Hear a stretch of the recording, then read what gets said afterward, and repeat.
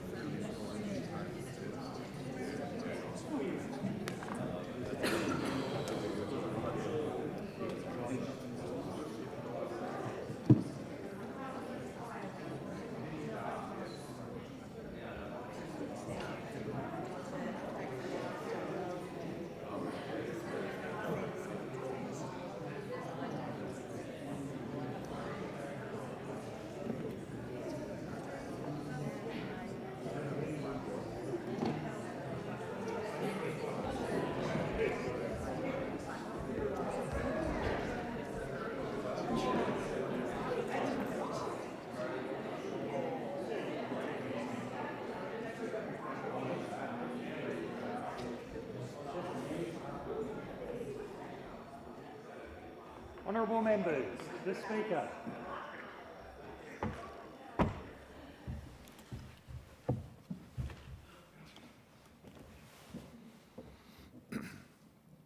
I acknowledge the Ngunnawal and Ngambri peoples who are the traditional custodians of the Canberra area and pay respects to the elders, past and present, of all Australia's Indigenous peoples. Almighty God, we humbly beseech Thee to vouchsafe Thy blessing upon this Parliament. Direct and prosper our deliberations to the advancement of Thy glory and the true welfare of the people of Australia. Our Father, which art in heaven, hallowed be Thy name. Thy kingdom come, Thy will be done in earth as it is in heaven. Give us this day our daily bread, and forgive us our trespasses, as we forgive them that trespass against us. And lead us not into temptation, but deliver us from evil. For Thine is the kingdom, and the power, and the glory, for ever and ever. Amen. The call to the Leader of the House. Mr Speaker, just to provide information for members on arrangements for the day, we are in a situation where there may well be legislation coming back from the Senate where transmission will not occur until once we've started question time. So there is a likelihood that there will be divisions required after the MPI. I'm not sure at this point how many. I've put on the notice paper, which is there as notice number 7, to suspend Standing Order 31. That's a standard suspension we use when we may have to sit late.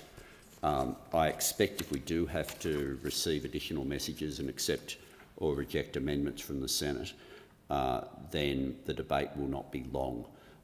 So I would be surprised if members still aren't out of here by 5 p.m, but there is a likelihood that after the MPI we will be dealing with messages from the Senate. Thank the Leader of the House. And I call the Clerk. Government business, notice number 1, statements on the significant matter of National Skills Week. Give a call to the Minister for Skills. Thank you, Speaker. This week is National Skills Week, a week that celebrates the vocational education and training sector. The theme this year is VET. It's a game changer. VET is front and centre when it comes to solving big national challenges in the labour market, like what it means for the transition to net zero emissions or supporting growth in early education and in aged care. The Albanese government is restoring and revitalising the VET sector to meet the significant workforce challenges we face, while also shining a light on gender equity and on closing the gap. Unfortunately, there was a wasted decade of neglect that preceded us, characterised by a failure to work with others, like state and territory governments, and looking the other way when it came to promoting quality training. Our work started by putting TAFE back at the heart of Australia's vocational education and training sector. TAFE is vital for the next generation of skilled workers. For too long, students studied courses or undertook training that did not lead to a secure job or to skills that employers needed. Jobs and Skills Australia, the body established by this government to provide independent advice on workforce skills and training needs, quickly identified that we must address the disconnect between what students are studying now and where the jobs and skills of the future will be. Their research in workforce capacity studies and employment projections show us the plain facts of the challenge that is before us. 90% of jobs growth in the next 10 years will require post-secondary education. 44% of these jobs will require a VET qualification, nearly half.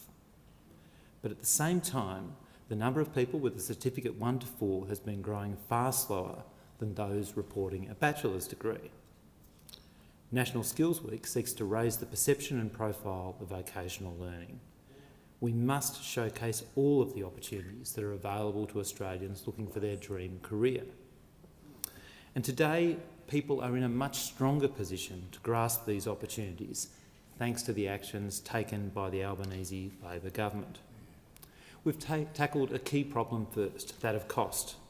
Fee-free TAFE, Speaker, is critical to removing the cost barriers to people undertaking training across the country. In partnership with states and territories, fee-free TAFE has exceeded all expectations. Over 500,000 Australians have enrolled in courses of high skills demand since 1 January last year. And a few weeks ago, I met a young woman on her 3rd day studying to be an early childhood educator at Melbourne Polytechnic. Being fee-free, she can look after herself at the same time as studying to get a job in one of the most important industries in the country, caring and educating our children.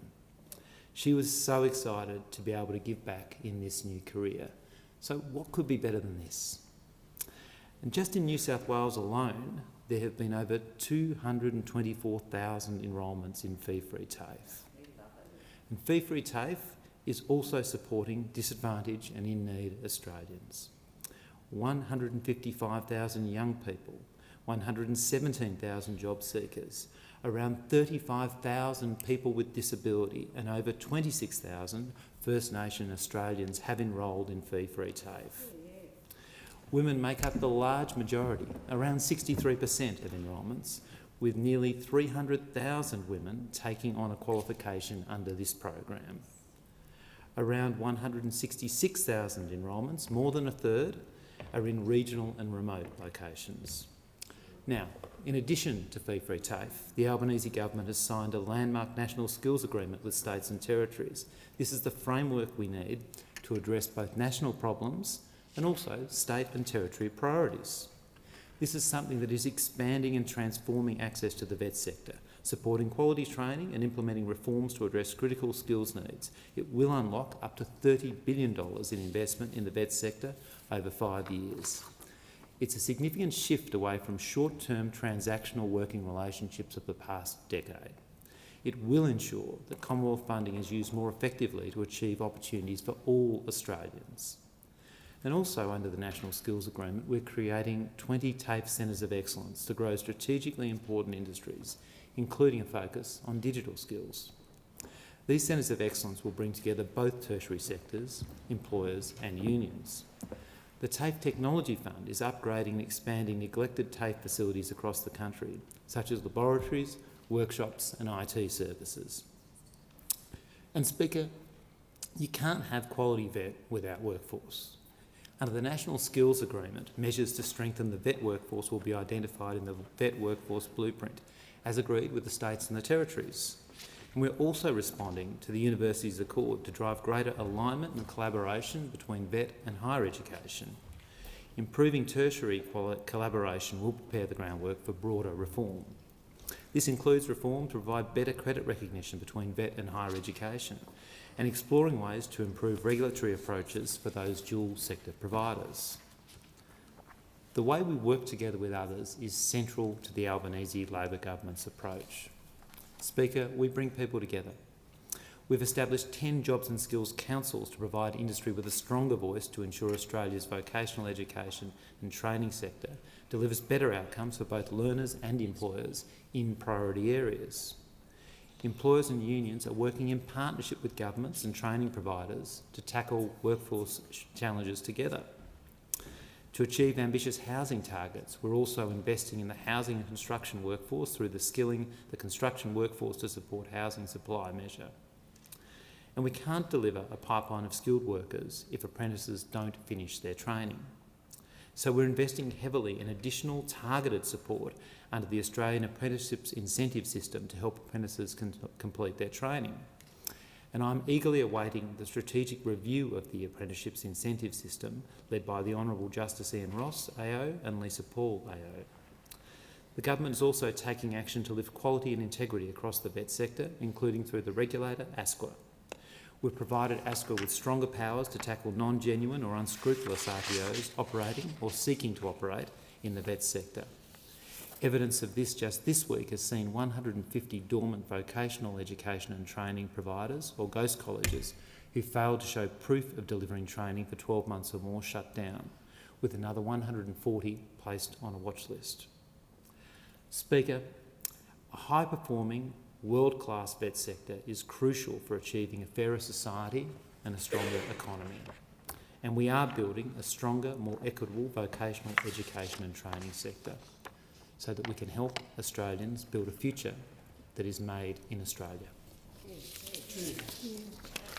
I give the call to the Honourable the Deputy Leader of the Opposition to speak in response to the Minister's statement. Thank you, Mr Speaker, and it is a real privilege to be standing here as the Shadow Minister for Skills and Training. Now, some may know that as Deputy Leader of the Opposition, I get to pick my portfolio, and I picked skills because I understand that skills is a critical area of policy for the future of our nation and for the future of our young people. Speaker, when I finished school, I couldn't think of anything worse than sitting in an office, so I went to my local training provider and pursued a vocational qualification in flying. It changed my life.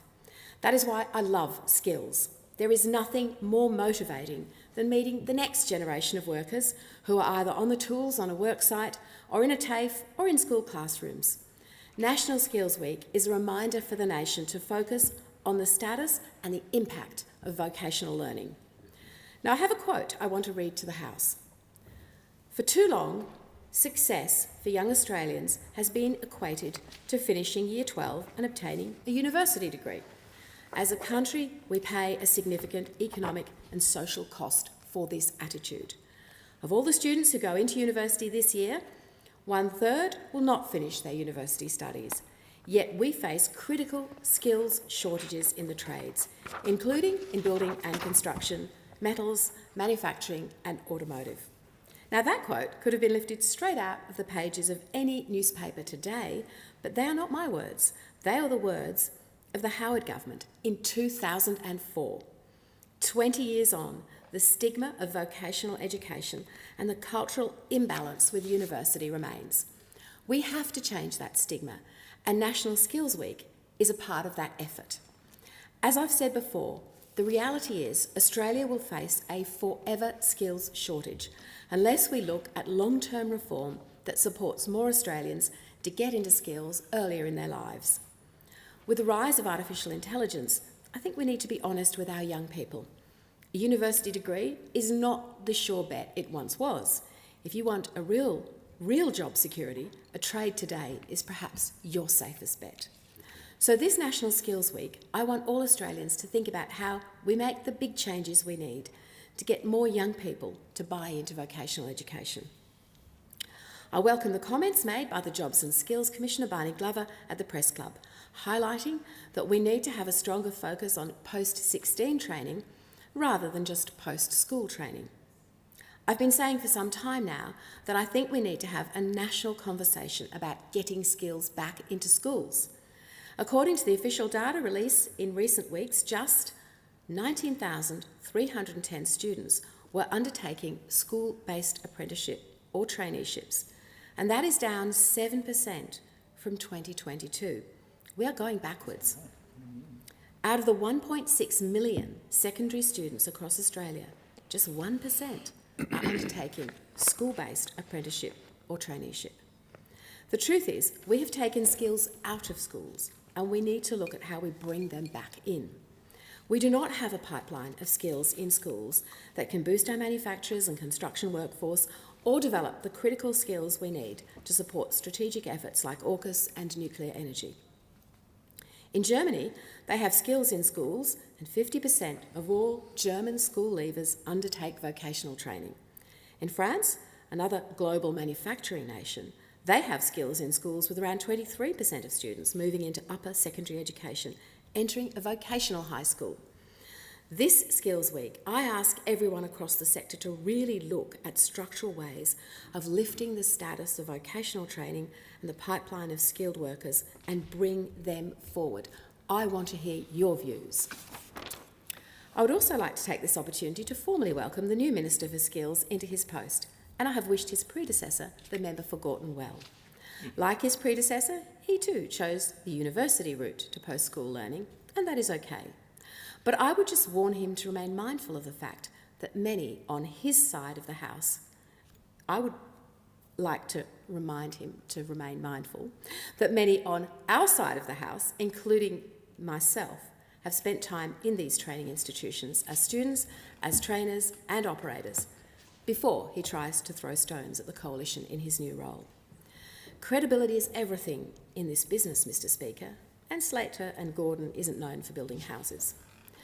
Now, I've made a fair bit of commentary about the new Minister for Skills, and I'm pushing him because I want him to lift his game. I'm not going to allow underperformance in this vital portfolio. So this National Skills Week, the new Minister has some serious questions to answer. Now, I note he hasn't fronted the media yet, just a few controlled speeches like today. I would urge him to stick his head up out of the talking points and front some journalists soon. And when he does, the test for this minister is to explain exactly how many of those fee-free TAFE courses have actually resulted in a qualification. Labor likes to claim they've delivered 500,000 fee-free TAFE places, but how many have delivered a skilled worker? Estimates of TAFE completions indicate the failure or non-completion rate could be as high as 55 to 60% across these courses. Wow. And some in the training sector have indicated some courses could have rates as high as 70 to 90% of non-completion. In Victoria, just 1% of those who registered for a free Certificate 4 in plumbing successfully completed their training. 1%. So I call on the Minister to confirm exactly how many of Labor's 500,000 fee-free TAFE courses have resulted in a real qualification being completed and delivered to a newly qualified worker. I do not make these requests to talk down TAFE. I am a big supporter of TAFE, but I do it because we have invested a great deal of money into this program and Australians expect results.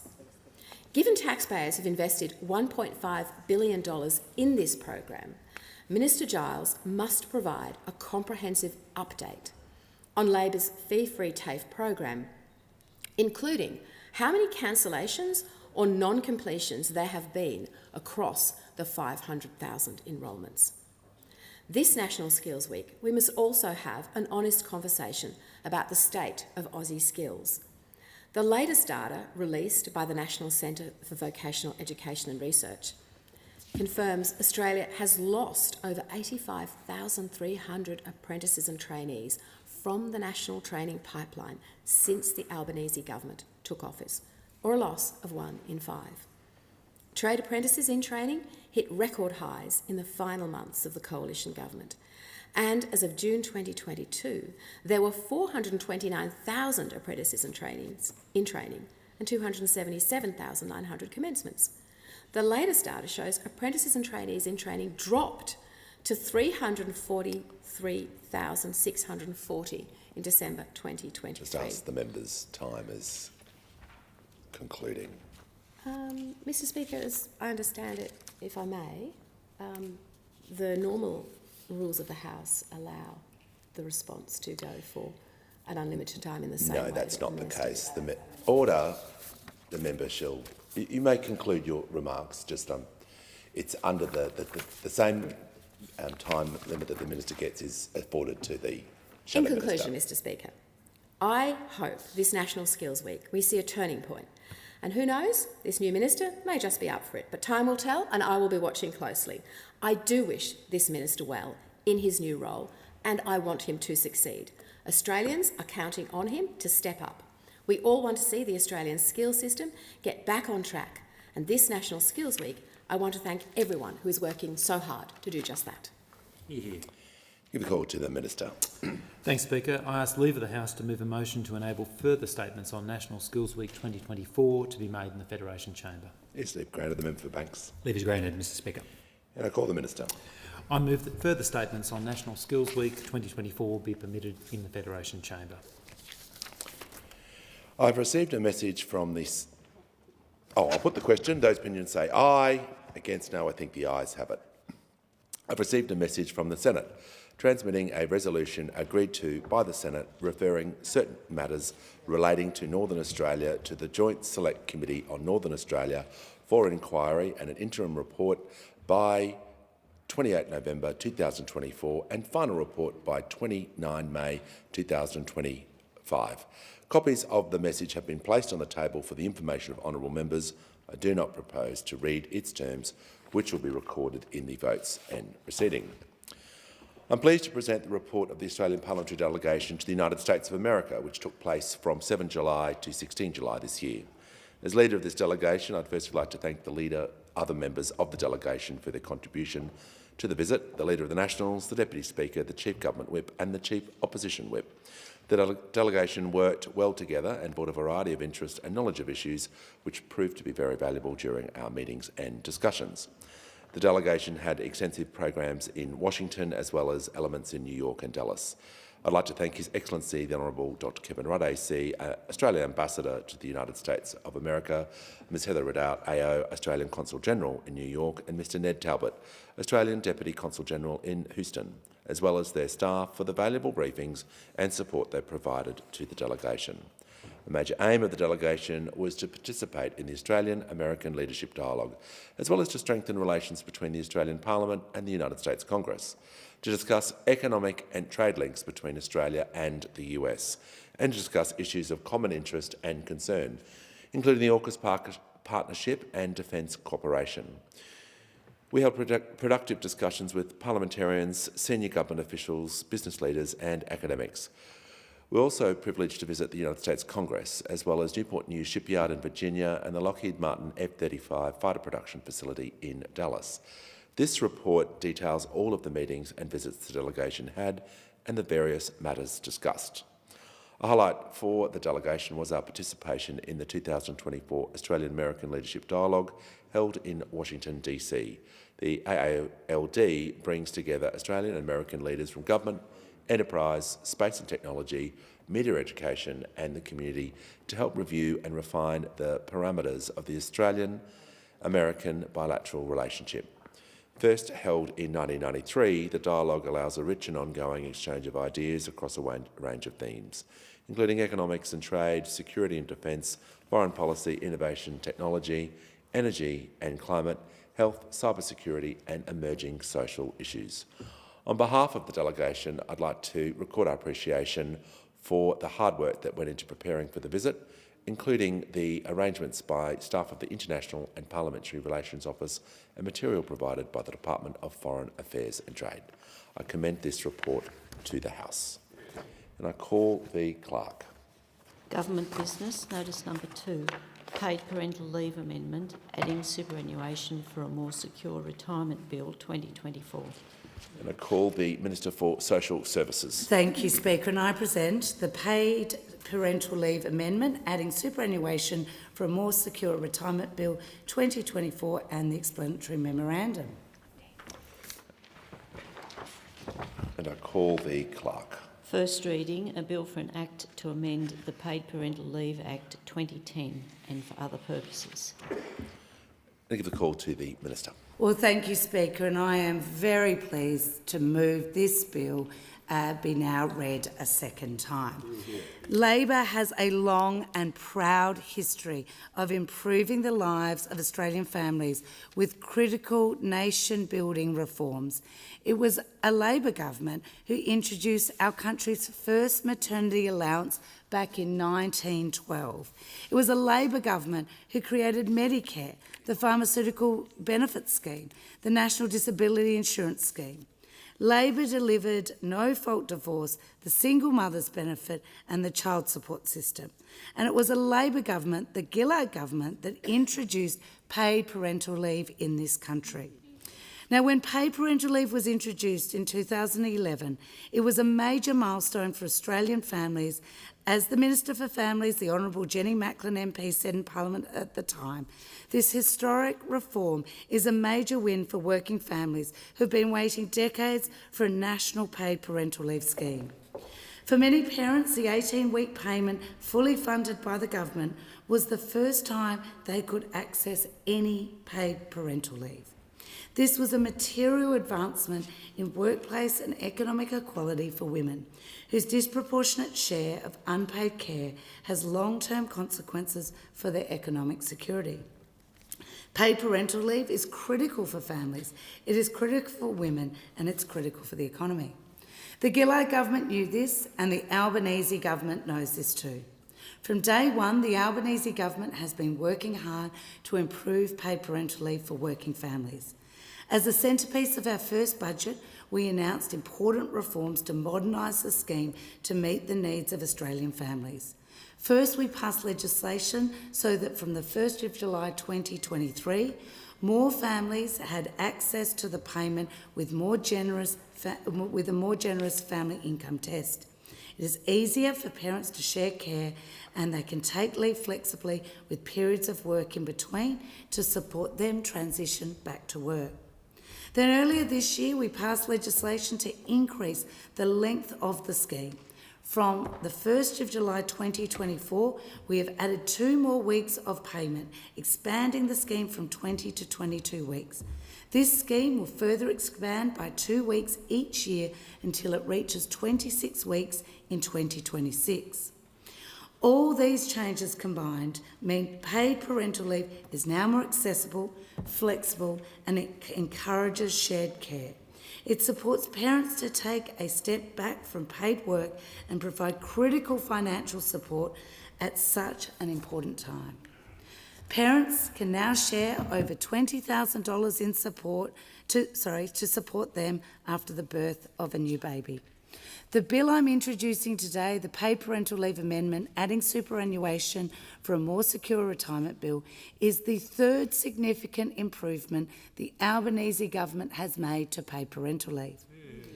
Through paid parental leave, the government supports parents take time off work after the birth or adoption of a child. Through this bill, we are taking action to support them in retirement as well.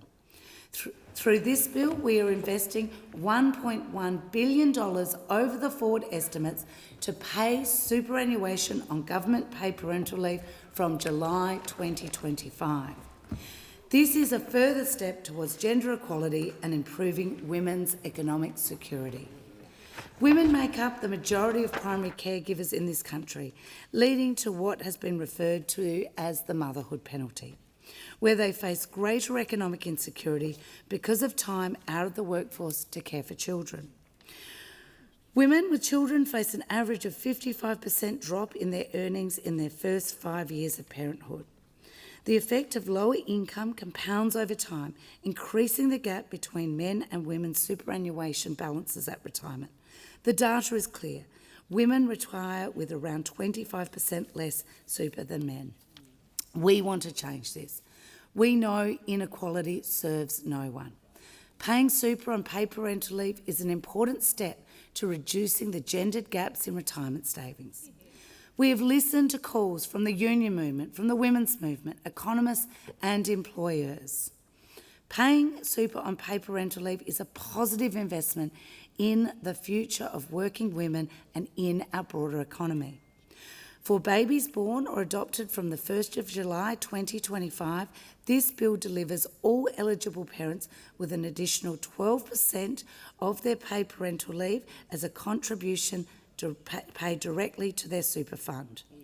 This super contribution will match the superannuation guarantee rate as at the 1st of July of the financial year the PPL is taken. It will rise with any future increases to the legislated superannuation guarantee. The contribution will be made annually to the Australian Tax Office after the end of each financial year. It will include an additional interest component to address any foregone superannuation fund earnings as of the result of the payment not being paid more regularly. Most parents won't need to do anything further to receive their superannuation payment, and the claim process for paid parental leave will not change. Around 180,000 families will benefit from the change. Once the paid parental leave scheme reaches 26 weeks in 2026, and based on the superannuation guarantee rate of 12%, the maximum amount a family would receive in superannuation contributions is around $3,000. This bill and our two other paid parental leave bills before it send a clear message that the government is committed to a stronger paid parental leave scheme, and we want to see this reinforced throughout workplaces. The government payment is a minimum entitlement designed to complement employer-provided leave. Paying super on government-funded paid parental leave will continue to normalise paid parental leave as a workplace entitlement like annual and sick leave.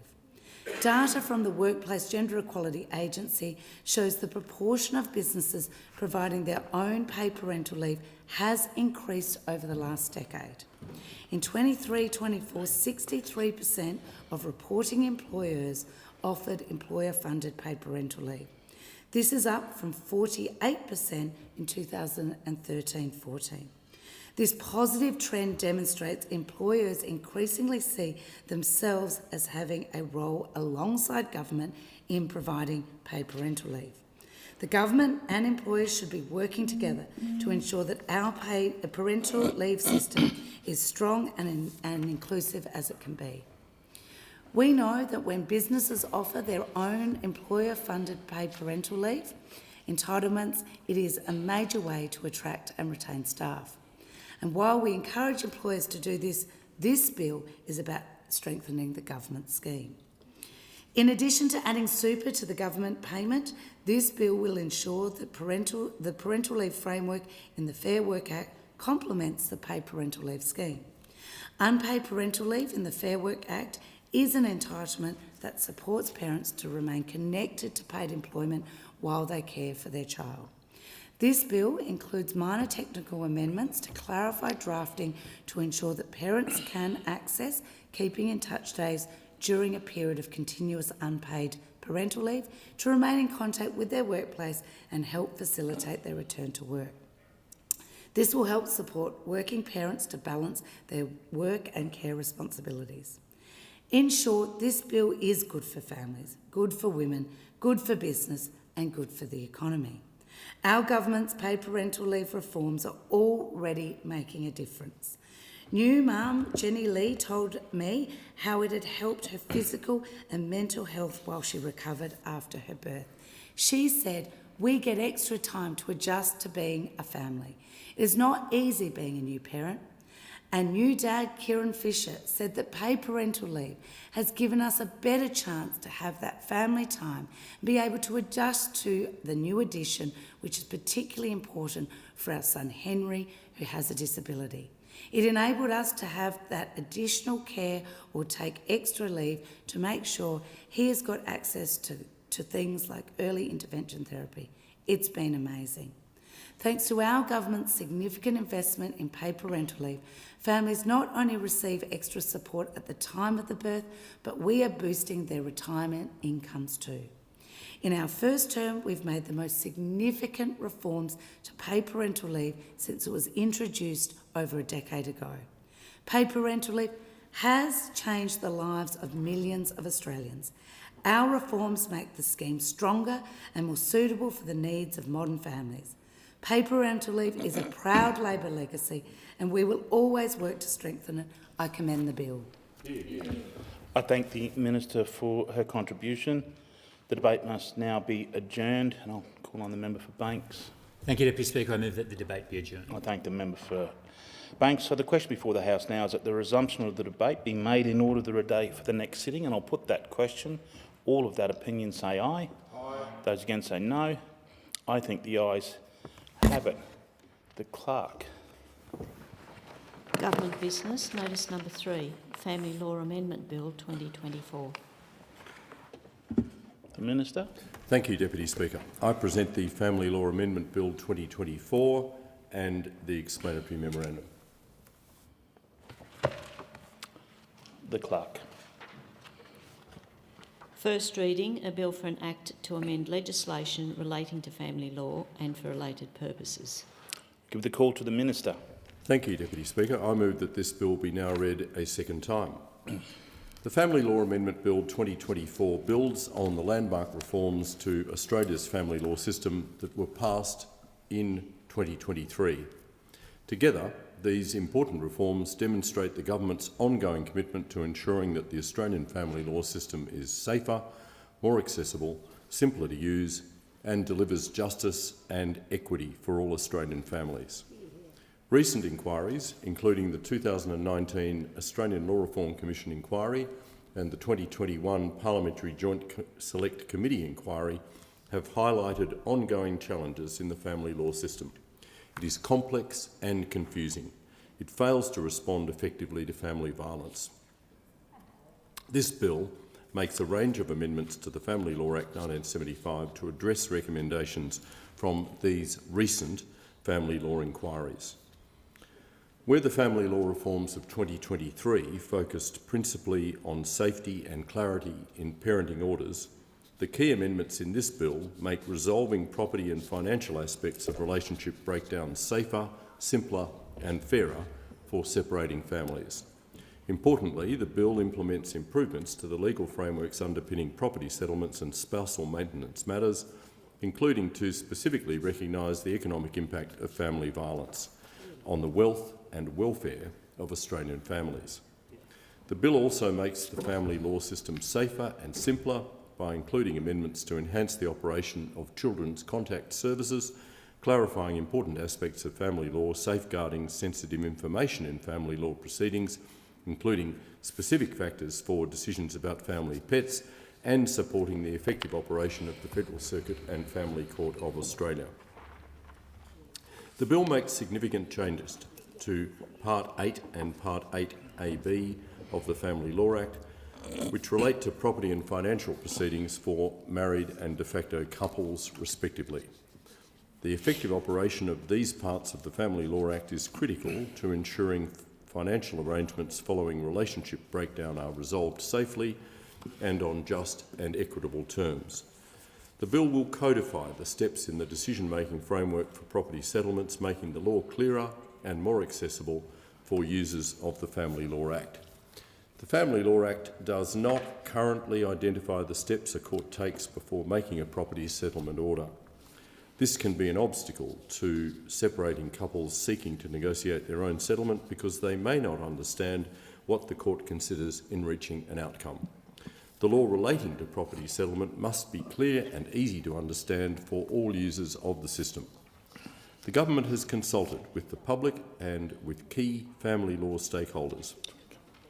In response, this bill will amend the Family Law Act to ensure that it operates in a way that assists separating couples to better understand and more easily and safely navigate the division of their property, both within and outside the court system. The bill will ensure the economic impact of family violence on the wealth and welfare of Australian families is considered in property settlements where relevant. The government considers that all forms of family violence are unacceptable and is committed to addressing the economic consequences of family violence on separated families. Family violence is a critical and far too common issue in the community. Women are victims of family violence from a current or former partner at significantly higher rates than men. First Nations women in particular are disproportionately impacted by family violence. They are 33 times more likely to be hospitalised due to violence than non-Indigenous women, and 6 times more likely to die as a result of family violence. Women are also more likely to experience financial difficulties after separation and face a higher risk of poverty than men. This is particularly the case where there is family violence involved, with research indicating that victims of family violence struggle to achieve a fair division of property under the Family Law Act and may suffer long-term financial disadvantage. For any children involved, in addition to the trauma of exposure to family violence, they may also then face financial insecurity and housing instability as a result of an inequitable outcome for their primary carer in a property settlement. The Family Law Act does not currently identify family violence as a relevant matter for the court to consider in a property settlement. This has been left to common law principles in case law, which are difficult to find, understand and keep up with. There has been a high evidentiary threshold for establishing the relevance and impact of the violence, and limited evidence that the principles result in a meaningful adjustment to the distribution of property in a victim survivor's favour. The bill makes amendments to explicitly allow the court to consider the effect of family violence on the parties' ability to contribute to the property pool of a relationship, and to consider the effect of family violence on their future needs. This may be considered by the court, along with a range of other factors, to inform its decision about dividing property and finances. The effect of family violence can also be considered by the court in determining an application for spousal maintenance. This bill sends a strong message to the community that property settlement outcomes should recognise the effect of family violence on individuals and on the wealth and welfare of the family, where this is relevant. It makes clear to the family law courts and parties negotiating outside court that the economic consequences of family violence are relevant to resolving property and financial aspects of relationship breakdown. The bill will encourage separating couples to understand and comply with their financial disclosure obligations, supporting fair outcomes in property divisions by ensuring all relevant financial information is shared. The bill will introduce a duty of disclosure for property and financial matters into the Family Law Act. While the duty currently exists in court rules, the Australian Law Reform Commission recommended that the duty to disclose be elevated from the rules and codified in the Family Law Act to support the transparent disclosure of separating couples' financial circumstances. This will encourage increased awareness of and compliance with the duty of disclosure and promote the early resolution of disputes by ensuring separated couples' financial information is disclosed at the earliest opportunity. The bill will also amend the Family Law Act to provide a regulatory framework for children's contact services, providing additional safety, reassurance and predictability for families as they navigate the sometimes uncertain time following separation. This measure will enable regulations to be made that encourage the provision of child-focused and high-quality contact services for children whose families are unable to safely manage contact arrangements on their own. The bill will make the less adversarial trial approach available in property and other non-child-related proceedings. The less adversarial trial enables the court to actively manage the conduct of the proceedings, including directing how and on what issues evidence is brought forward and dealt with. Extending this beyond child-focused proceedings will support parties to raise family violence risks in property and other proceedings, ensuring they are safe and these issues are managed effectively throughout the proceedings. It will also support those seeking to raise the economic effect of family violence as a factor relevant to determining their property or spousal maintenance matter to bring forward evidence of family violence and its effects. Pets have an important place in many Australian families. It's a terrible reality that pets are too often used and abused in cycles of family violence. The bill proposes amendments that will apply particular considerations to pets, defined as companion animals in determining the ownership of the pet as part of a property settlement. This will allow a court to make orders giving ownership of a pet to one party following a relationship breakdown. In making such an order, the court will be able to consider factors such as any history of family violence during the relationship, the extent to which each party has cared for the animal, any history of cruelty to the pet by a party, and the relationships of a party or a child with the pet. This will help recognise pets as a unique type of property that deserves special consideration. The bill will provide the courts with the ability to provide records and other evidence generated from a child or party's engagement with health and other specialist domestic and family violence services from being viewed by the other party or used as evidence, where the harm in doing so outweighs the need for the evidence. While these records will often contain information relevant to the proceedings, the experience of having private medical records or counselling notes made available to the other party is traumatic and distressing for many litigants. Seeking to have sensitive information disclosed and deduced in family law proceedings is also a method that can be employed by perpetrators to exploit legal systems to continue their abuse of an ex-partner. Providing a safeguard against unnecessary access to this sensitive information is critical to reducing harm to families and children and to ensuring that people can feel safe to engage with therapeutic and support services. This measure advances the efforts made in this bill to combat family violence and supports families to safely access the family law system. Finally, the bill makes a range of amendments that will clarify and simplify how the Family Law Act will operate. A consistent theme through the reforms of this government is to aid usability of the Family Law Act for family law system users, including parties, unrepresented litigants, legal advisors and the courts.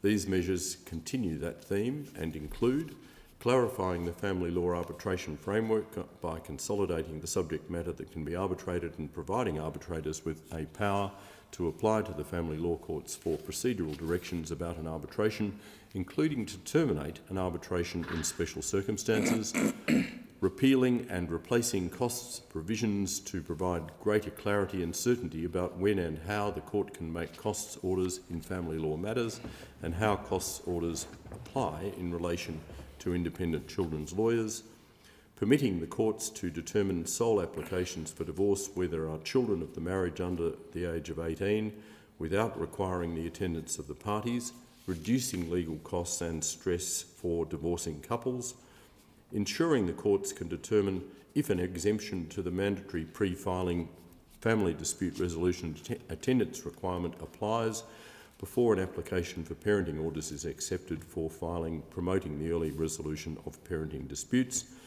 clarifying the Commonwealth Information Orders provisions to ensure the timely and accurate disclosure of information about the location of a child, and improving safety by expanding the category of family members and persons about which information of actual or threatened violence must be provided under a Commonwealth Information Order, providing a power to make regulations requiring superannuation trustees to review the actuarial formulas used to value superannuation interests for family law property matters, and empowering a family court of a state to make rules of court that apply when it exercises federal family law jurisdiction. This will support the efficient administration of the Family Court of Western Australia.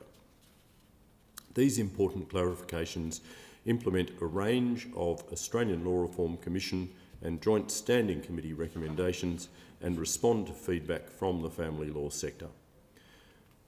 The bill finally provides for a statutory review of the reforms made to the Family Law Act 3 years after these amendments commence. This is important to ensure the reforms operate effectively and prioritise the safe and fair resolution of family law property matters. In closing, this bill is a further significant step towards a safer, more accessible, just and fair family law system, especially for separating families seeking to divide their property or resolve their finances. It builds on the government's landmark reforms of 2023, which primarily focused on ensuring the safety and best interests of children in parenting matters. The government has listened and responded to broad-ranging feedback from the public, from users of the family law system, and from the detailed reviews into the family law system. In proposing these measures, the Government thanks all who have contributed to relevant inquiries and the consultation process on this bill.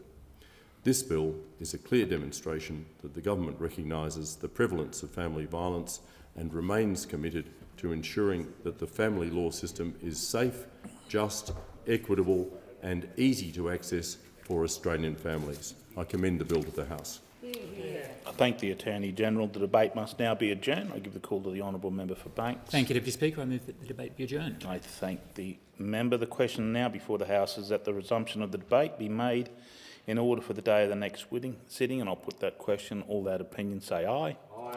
Those against say no. I think the ayes have it. The Clerk. Government business, notice number 4. Department of Defence, Submarine Rotational Force West Priority Works, HMAS Stirling, Western Australia, for approval of work.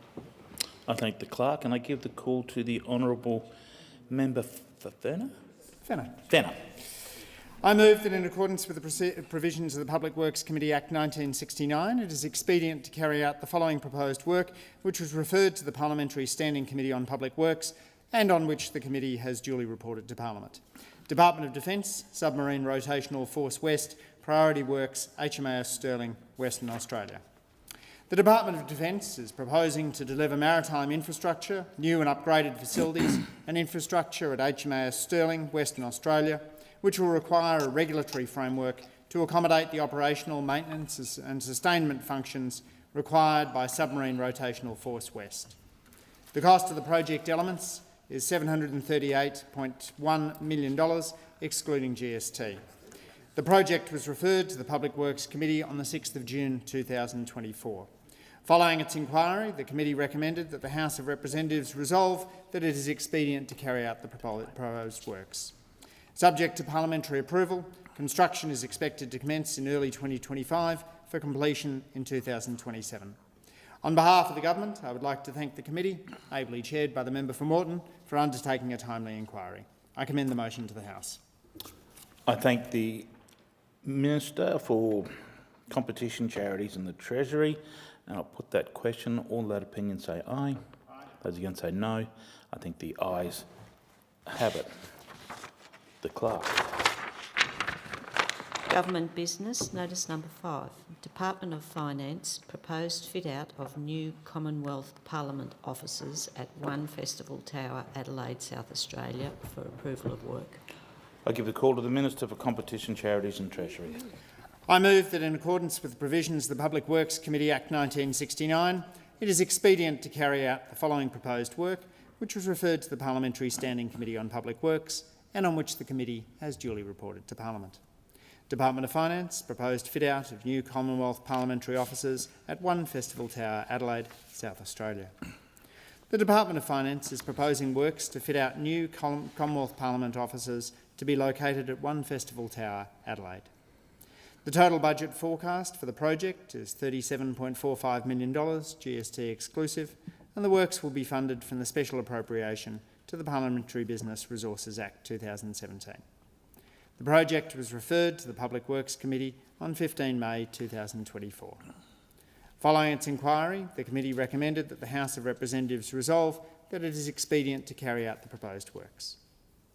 The committee also recommended that the Department of Finance consult with the Australian Federal Police immediately regarding the security aspects of the fit-out design for the proposed works, and at a much earlier stage for any Commonwealth Parliament office fit-out works in the future.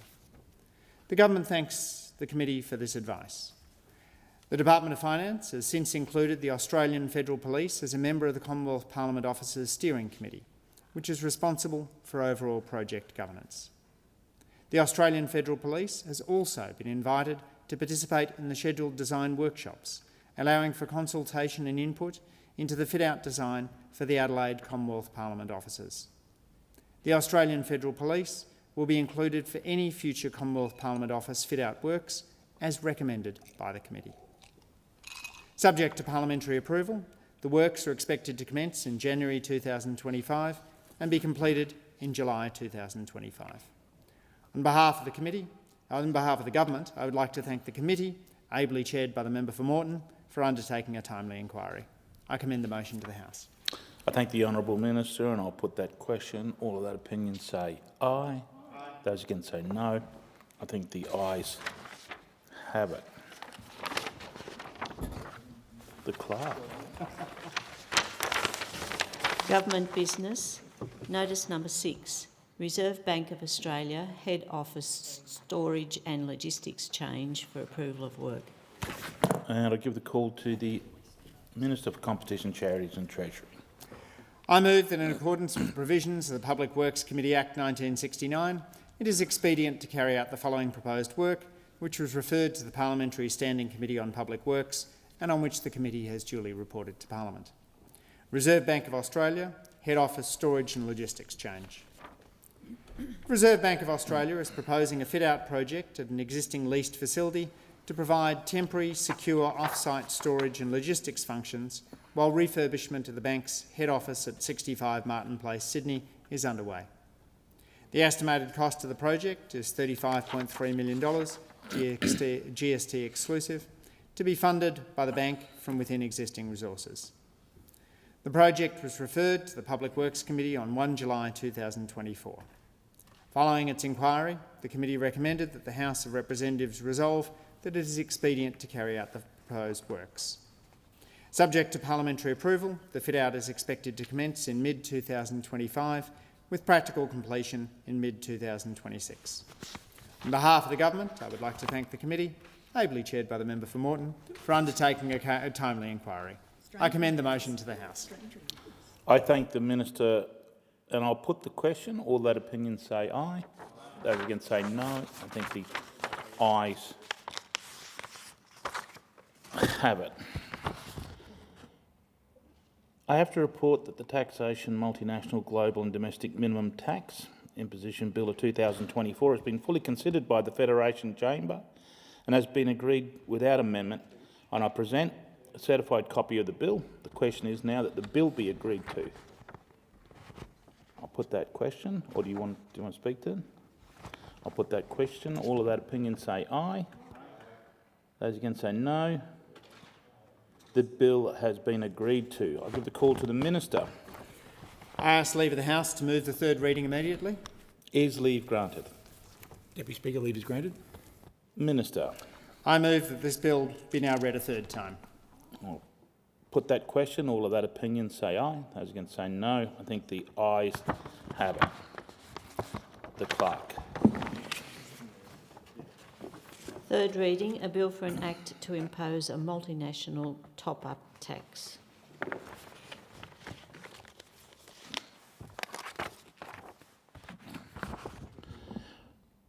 I have to report that the Treasury Laws Amendments Multinational, Global and Domestic Minimum Tax Consequential Bill of 2024 has been fully considered by the Federation Chamber and has been agreed to without amendment, and I present a copy of the certified bill. The question is now that the bill be agreed to. I'll put that question. All that opinion say aye. Those against say no. The bill's been agreed to. The Minister. I ask leave of the House to move the third reading immediately. Is leave granted? Leave is granted. The Minister.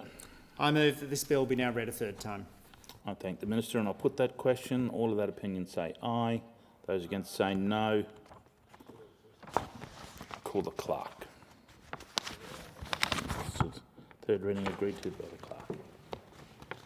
Bill for an act to make amendments consequent on the enactment of the Taxation, Multinational, Global and Domestic Minimum Tax Act 2024 and for related purposes. I have to report that the Federation Chamber has been unable to complete its consideration of the Taxation, Multi-Global and Domestic Minimum Tax Bill and has returned the bill to the House with an unresolved question. I present a certified copy of the bill together with a schedule of the questions which the Federation Chamber was unable to resolve. Copies have been circulated. I understand that it's the wish of the House to consider the bill immediately. The unresolved question is that the amendment moved by the member for Hume be agreed to, and the question is that the amendment be agreed to. Does anyone want to speak to that? No? We'll put the question. All of that opinion say aye. Those against say no. The ayes have it. Division required. Could we ring the bells for 4 minutes, please? Of course, sir.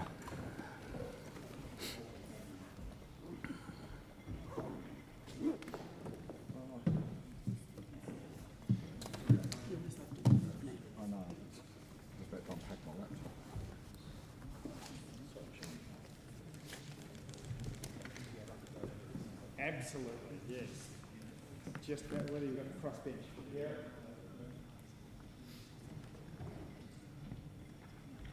I might choose one of the many chairs I've sat in over this time as I moved around the town.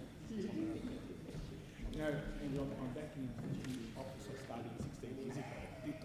I said, you're on your RG24. What a real curve. He said, should I RG24? Did you? I said, that's my first time.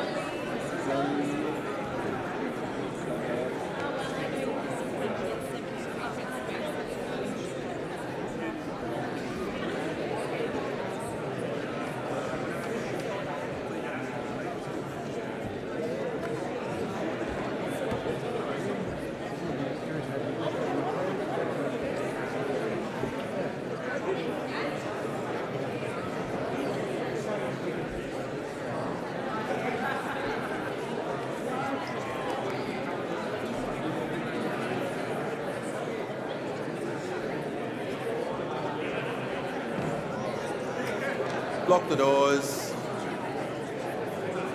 Lock the doors.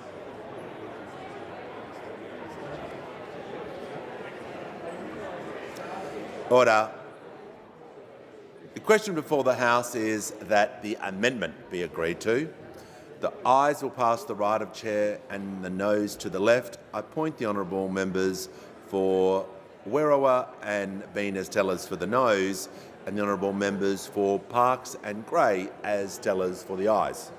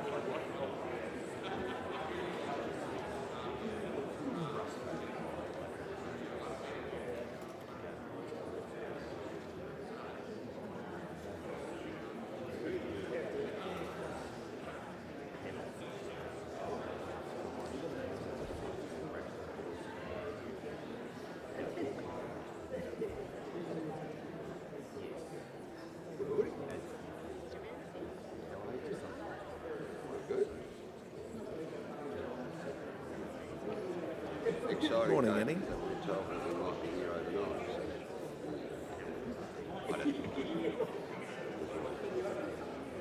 You never know.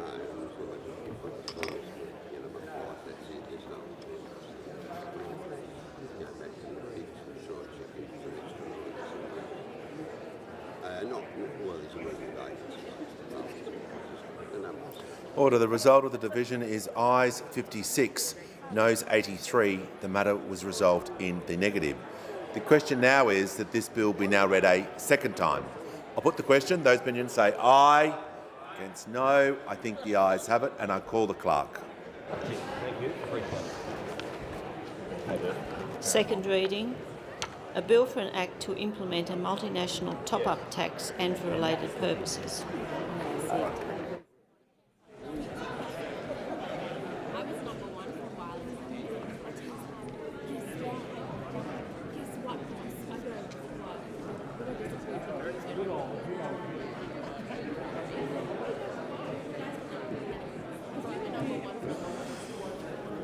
Order.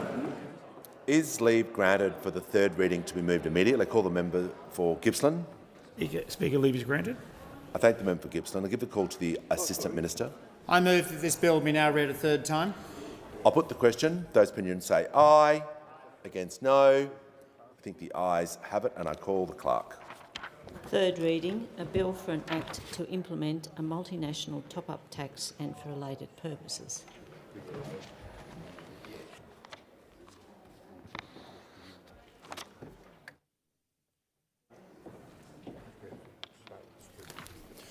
I give the call to the Minister for Climate Change and Energy. Thanks, Mr Speaker. I move that notice number 7, government business, be postponed until a later hour this day.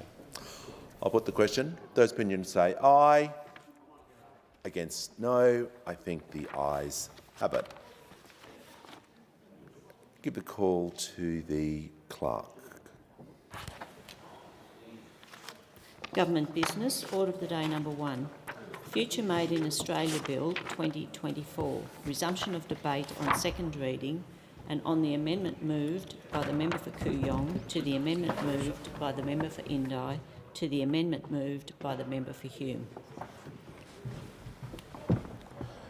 The original question was that the bill now be read a second time. To this, the honourable member for Hume moved as an amendment that all words after that be admitted with a view to substituting other words. The honourable member for Indi has moved an amendment to that amendment and that all words after the House be admitted with a view to substituting other words. And then the honourable member for Kooyong has moved a further amendment. So the question now is that the amendment moved by the honourable member for Kooyong be agreed to.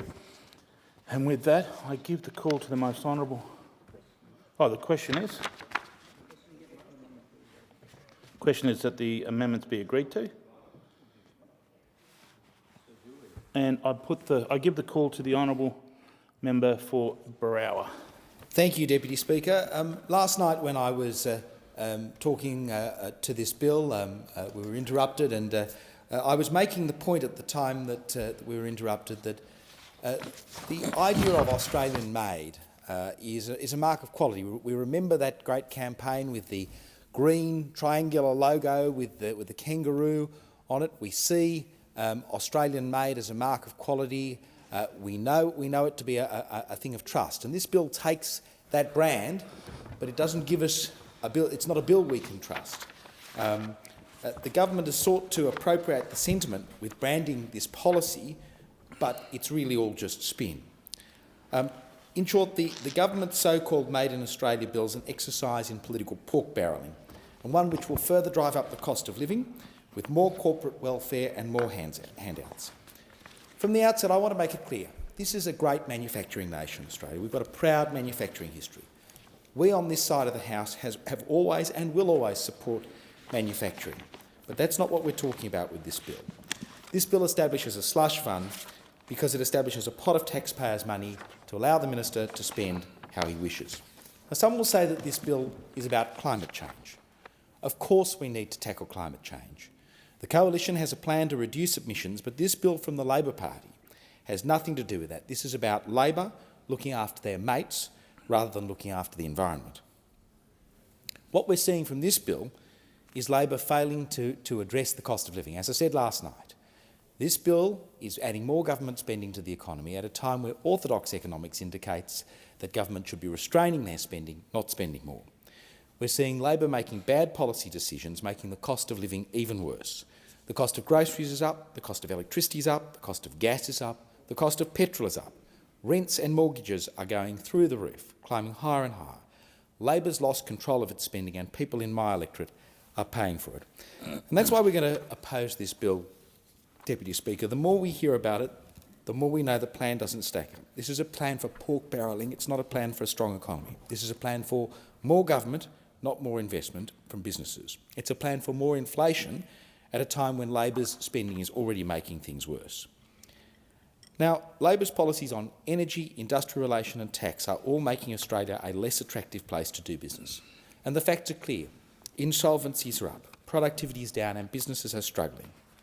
Economist after economist has criticised this policy, and when you get someone of the standing of Danielle Wood, who's the government's own hand-picked head of the Productivity Commission, an economist of great standing, who has been so critical of this bill, and I'll come back to Danielle Wood in a moment, it should be a red light and a red flag that this bill shouldn't proceed. This is a slogan in search of a policy. It is really about the Prime Minister trying to pick winners. It's not about orthodox economic policy, and in the end, Australian families will lose out. Australia's at the back end of the pack when it comes to fighting inflation compared to so many of the countries across the G10. We are in an entrenched GDP per capita recession with an anaemic economic growth which means households are going backwards. I mentioned insolvencies before.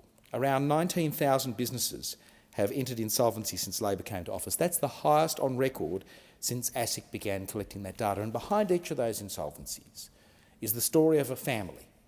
It's a story of somebody who's tried to have a go, who's put everything on the line, and yet their business has gone bust.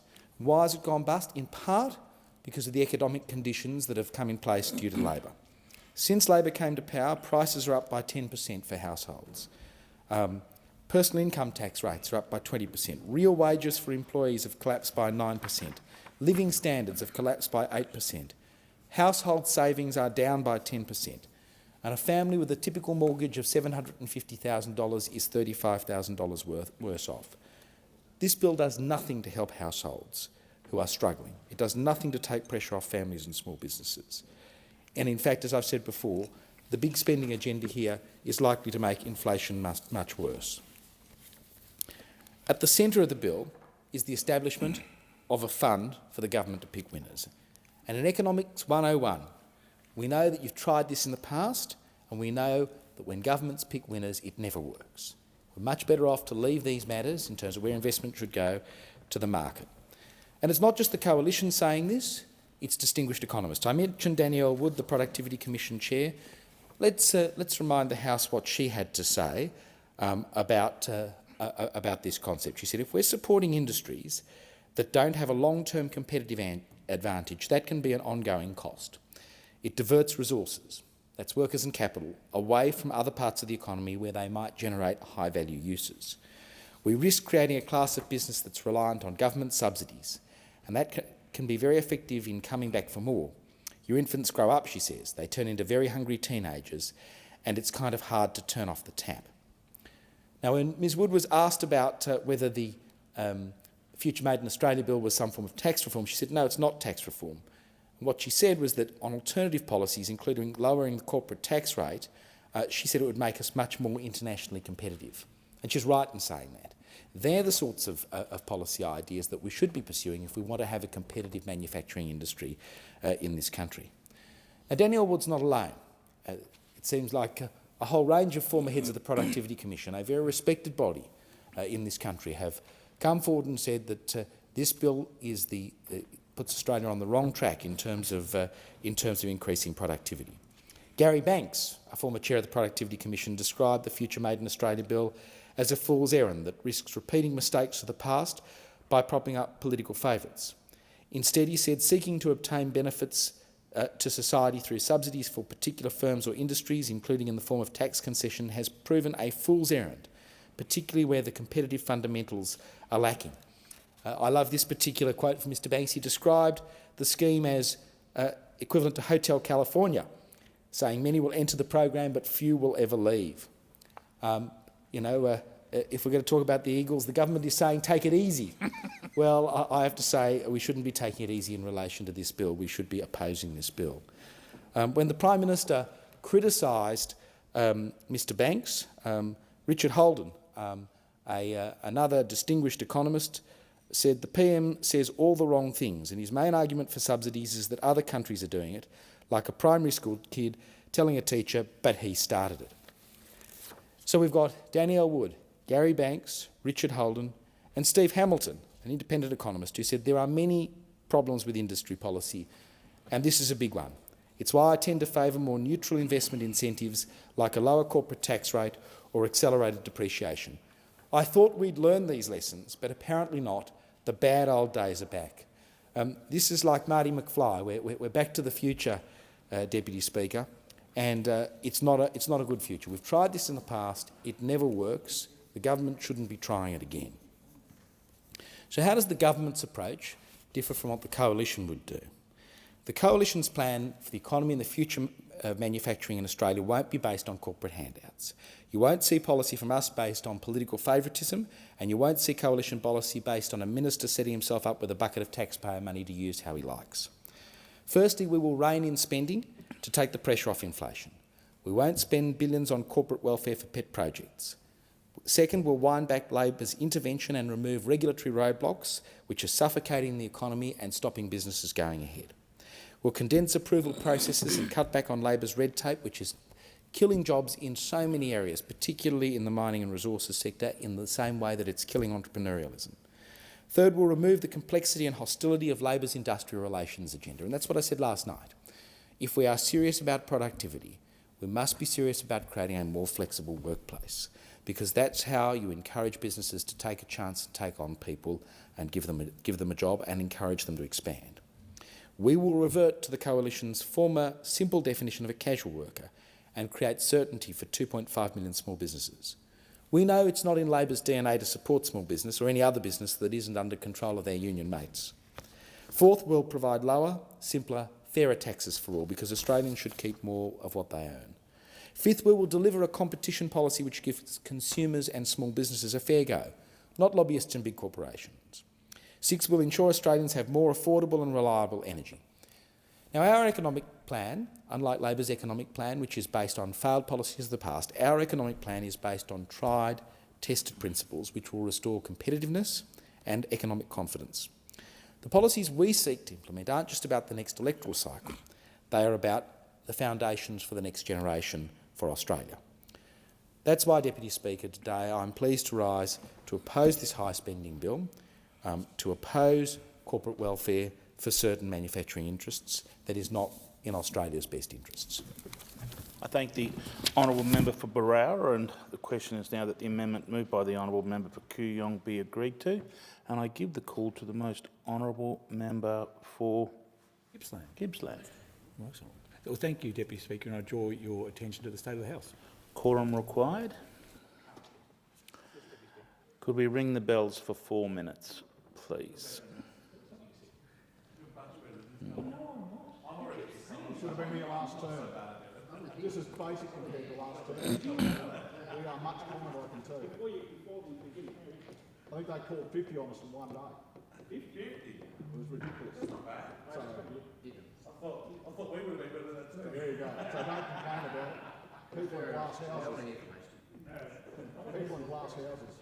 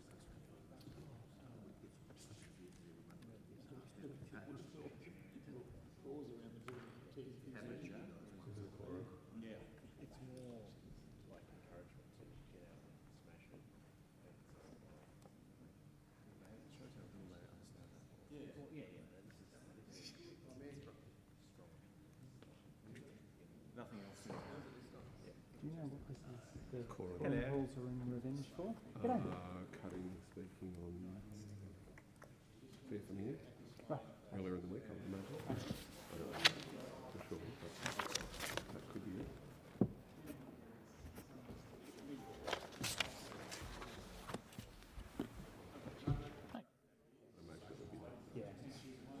We're going to get quorum. It's not a very long day.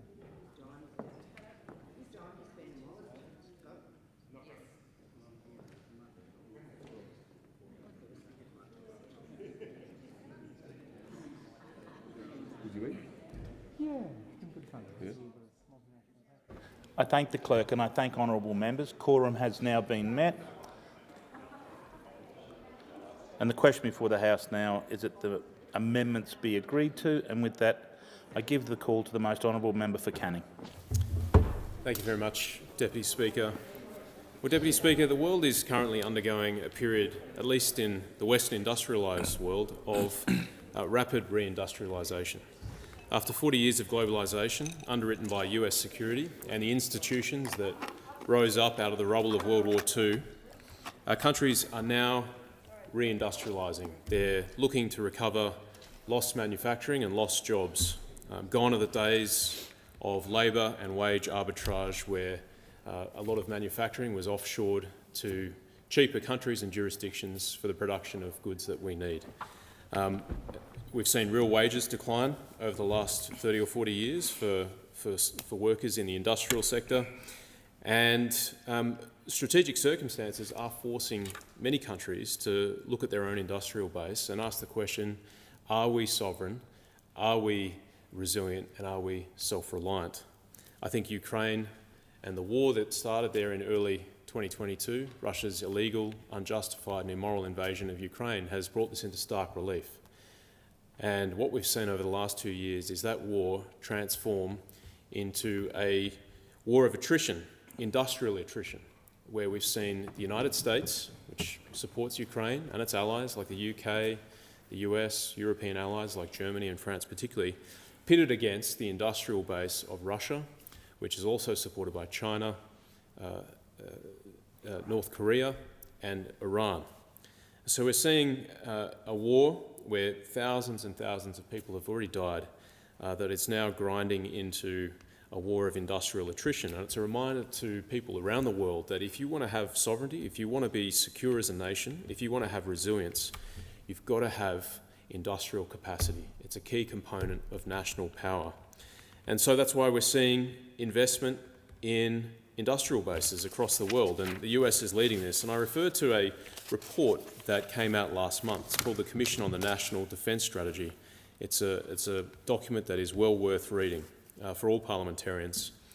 And in it, the authors, quite eminent national security people in the United States, they make some fairly stark judgments about the state of the US and its industrial production. And it says that the US industrial production is grossly inadequate to provide the equipment, technology and munitions needed today, let alone given the demands of great power conflict. There's reasons for that in the US. There's been insufficient defence budgets, there's been a decline of research and development, there's been insufficient access to strategic and critical minerals, and there's been an erosion of the broader US manufacturing ecosystem. We can trace that back to 1989 with the fall of the Berlin Wall. The US stood supreme as the global power with the collapse of the Soviet Union, and a lot of the investment that occurred during the Cold War ceased. And we've seen the US military decrease as well as the industrial base that supported it. And now what we're seeing a challenge to the US-led rules-based global order, if that's what you want to call it. That's what a lot of policy people refer to it as. And because that's being challenged, countries are now having to look to their own security needs, which includes a strong industrial base. The challenge is now for allies of the US who buy a lot of defence capabilities from the US is that there's a long queue, and the US can't even meet its own needs with its shrunk industrial base, and so we need to start thinking about how we recover our industrial capacity as well. And that's why AUKUS is such a huge opportunity for Australia. And I think if we're going to use any mechanism to recover Australian industrial strength, AUKUS is the best mechanism to do so. I was proud of the coalition government back in 2021 that struck the original arrangement with President Joe Biden and Prime Minister Boris Johnson, and we've since seen two changes of government, one here and one in the UK, and still AUKUS continues strongly. But there's a lot of work to be done, and the decline of the US industrial base is a real challenge for AUKUS. We need the US to uplift, we need the UK to uplift, and we ourselves need to uplift. So the bill before the House, the Future Made in Australia bill, really engages on this question. How do we recover a lot of our lost industrial capacity in this country? And our view, my view, is that this bill does not achieve what the Albanese government is setting out to achieve with this bill. Now, just to give some background on the bill, these bills expand the role of Export Finance Australia and the Australian Renewable Energy Agency. It establishes a national interest framework that retrospectively underpins the government's Future Made in Australia policy. The accompanying bill expands Export Finance Australia's remit to fund domestic industries, and it nominates the Minister for Finance as an additional responsible minister. The Omnibus Bill also expands ARENA's functions from a pure research and development and demonstration to support manufacturing, deployment and commercialisation. But, Deputy Speaker, the more we hear about this plan, the more we realise that Labor is misguided in this, and it just doesn't stack up. This is a plan for more government, not business investment partnering with government. And that makes it a weak plan. And in fact, we believe that this is a plan for more inflation at a time when Labor has already made homegrown inflation a lot worse. We know they've added $315 billion worth of spending to the budget over the last 2 years, and we're still leading the world in inflation. It hasn't come back under control towards the 2 to 3% target range, which is where we want to get it to. And again, the Australian people are suffering with high interest rates, with no relief in sight. I know markets are pricing in a cut somewhere around February or so, but there's no guarantee because we're seeing what the Queensland government is doing to save its skin up in prior to the election in October. They're spending a lot of money. You've got the Victorian government, you've got the WA government spending a lot of money. There's no guarantee that inflation is going to abate anytime soon. Now, the Coalition has always supported industry and manufacturing. I think back to Robert Menzies and the economy he inherited when he won government back in 1949. A great economy. It had been built up during World War II, and it was the basis of our prosperity for the next couple of decades until we opened ourselves up to the world under Prime Minister Bob Hawke. But Labor's policy here on energy and industrial relations and tax, it's a whole suite of policies. It's a whole range of things that have occurred under Prime Minister Anthony Albanese over the last 2 years. It's actually made Australia less competitive, less attractive for international investment, and they've also introduced an industrial relations reform package, which has also made it a lot more difficult for businesses to employ people and to make a profit and add to Australia's prosperity. That's why we are actually going backwards as a country in terms of productivity, in terms of GDP growth, and people are feeling it. Real wages are going backwards with inflation, and of course we're seeing households less well off now than they were 2 years ago under the Labor government. The facts are clear. Insolvencies are up, productivity is down, and businesses are struggling just to keep the doors open.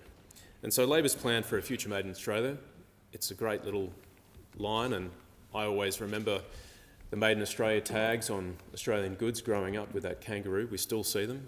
I get quite nostalgic about it. I'm proud of an Australia that can make things and sell them to the world. So they're tapping into nostalgia with a title, but when you actually examine the bills and the policy and the detail, it falls far short of the nostalgia that it seeks to evoke. Now, there are some challenges here. The arena changes. This is a slush fund for the Minister for Climate Change and Energy. This legislation changes the purpose, duties and roles of ARENA, which has always been a research and development agency. They're now expanding the remit of ARENA into deployment and manufacturing. And these changes give the Minister for Climate Change the ability to boost the funding of ARENA without parliamentary oversight or scrutiny, which has been a habit of the Labor government over the last 2 years. They like to get things through, they like to guillotine debate, and they like to empower the ministers to make decisions that avoid the parliamentary oversight or scrutiny. And you just look at the sitting calendar this year, it's been reduced significantly. All that does is allow for less accountability. And that's not in the best interests of the Australian people nor our country over the long term. Australian families are paying the price. We've already seen the 12 interest rate hikes, and we've got some of the most stubborn core inflation in the developed world and higher taxes that come with it. Bracket creep is hurting a lot of families out there, particularly in my seat of Canning, and again, this has all happened under the Albanese government. There's also a new national interest framework. And this legislation puts the Treasurer and his department in a position to decide whether a sector of the Australian economy deserves investment. This is less a market-led solution. Instead, it's a command economy style solution. And when you run a command style economy, you assume that those running it have all the knowledge required to make good investment decisions. And as we know, you just look at the last 100 years, you'll see indeed that command economies aren't great at making investment decisions. There's a lot of inefficiencies, there's a lot of waste, there's a lot of preferment and nepotism, and all those sorts of problems that come with people making decisions without all the information and without the accountability that a market-led solution brings. So that is deeply problematic, and I expect bad decisions, not good decisions, with this framework. What we do in this place is we try and create incentives that will build the security and prosperity of our country, incentives that provide for human flourishing. And the incentives that this bill brings in, I think, fall far short of those aspirations. But don't take my word for it. The Business Council of Australia have warned that these procurement rules risk subsidising businesses Australia would never have a comparative advantage in. We are a nation that is blessed with an abundance of resources. That's why we lead the world in exports in coal and liquefied natural gas. I represent a seat which used to be Kim Beazley's seat 25, 30 years ago, which tells you everything you need to know about the realignment happening in Australia and elsewhere. We produce about 10 to 11% of the world's bauxite. 2 bauxite mines, 2 alumina refineries. I represent a lot of FIFO workers who leave their families and go to our mine sites, and they're the backbone of this country's prosperity, and I'm very proud to represent them. I'm proud that we have a good number of them who are keen to see us become more productive. And I acknowledge that many are unionised members with the AWU, and one of the things I've really worked on is having a good relationship with those people, because they are the backbone of this country, and they do the heavy lifting that provides for a lot of the revenue that is used to fund essential services in this country. I'm really excited, though, about the investment that the former coalition government took in AUKUS. And I acknowledge the work that this government has done in building on that work with the announcement of the optimal pathway for a nuclear submarine, the Virginia-class submarine, and also SSN AUKUS.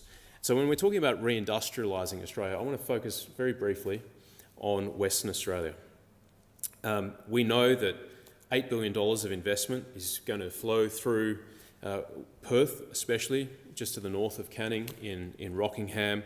$8 billion to expand HMAS Stirling over the next decade, 3,000 direct jobs created. There'll be an additional $83 million for infrastructure works, which will create more than 150 jobs. And this isn't just once off. We're going to see a huge naval base at Stirling, which will run our nuclear submarines. We'll also have US and UK submarines. We'll have the supply chains, the maintenance facilities to keep those running. We're going to see a big footprint, and I think one of the toughest things any country can do is own, operate and build their own submarines.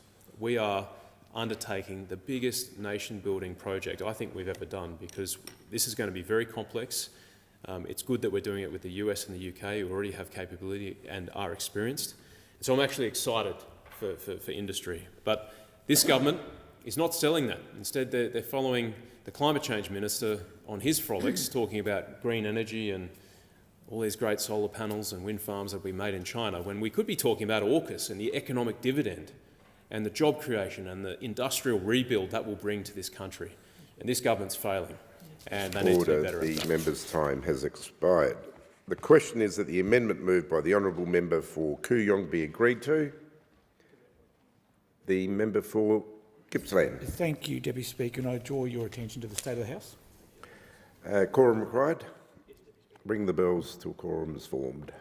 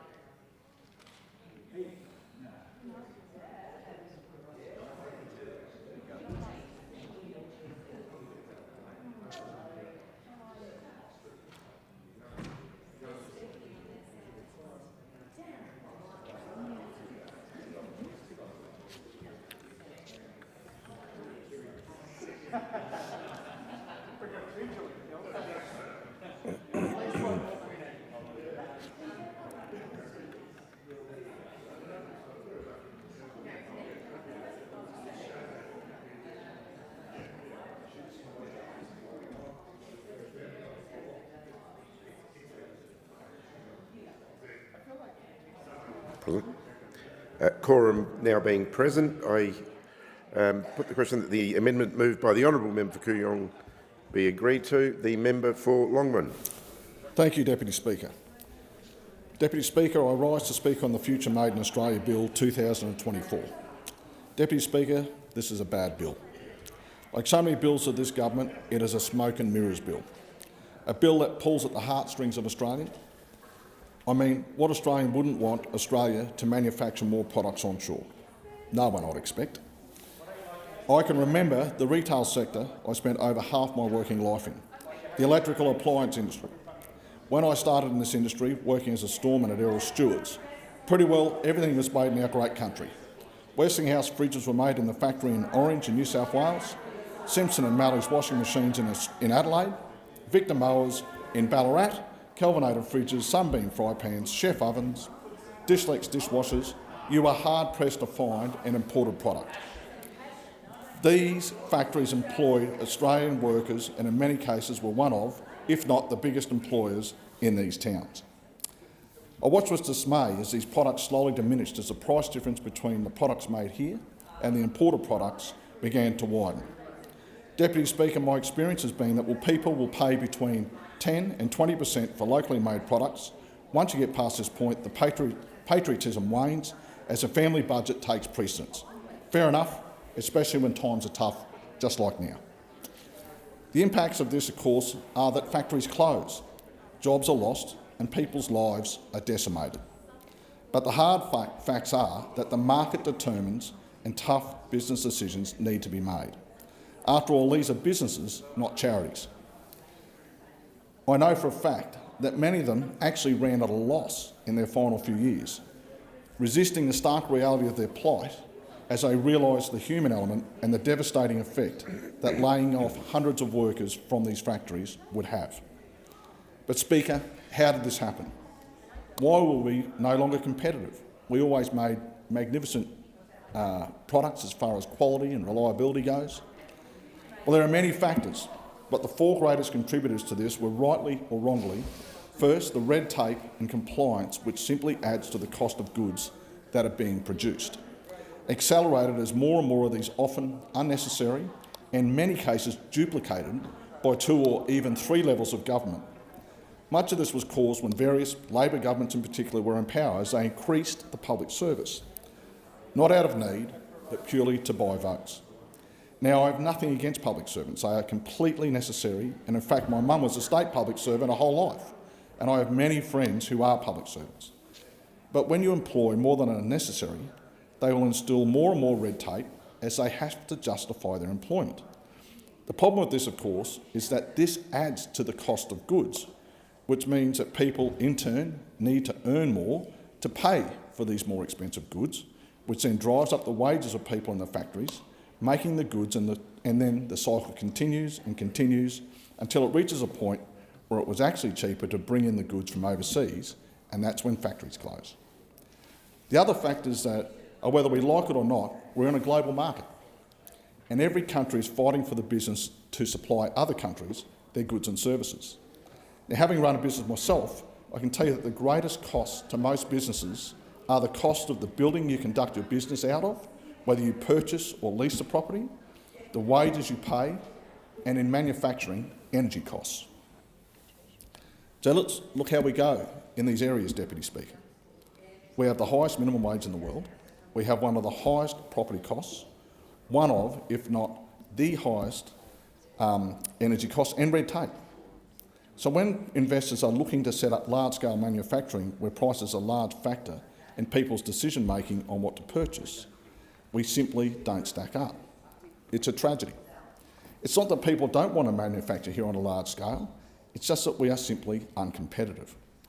So they go to another country where all these costs are lower. It's not personal, it's just a business decision.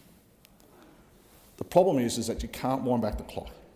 You can't cut wages because people wouldn't be able to survive.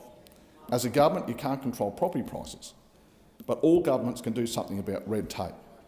But sadly, that on its own will only help a little bit, and it won't be enough. Energy is somewhere where you can help, with the right policy. Energy expectations have changed dramatically in the last decade. Globally, most countries have made the decision to go to cleaner energy. Like most new technologies, these new technologies are initially more expensive than previous and current technologies such as coal.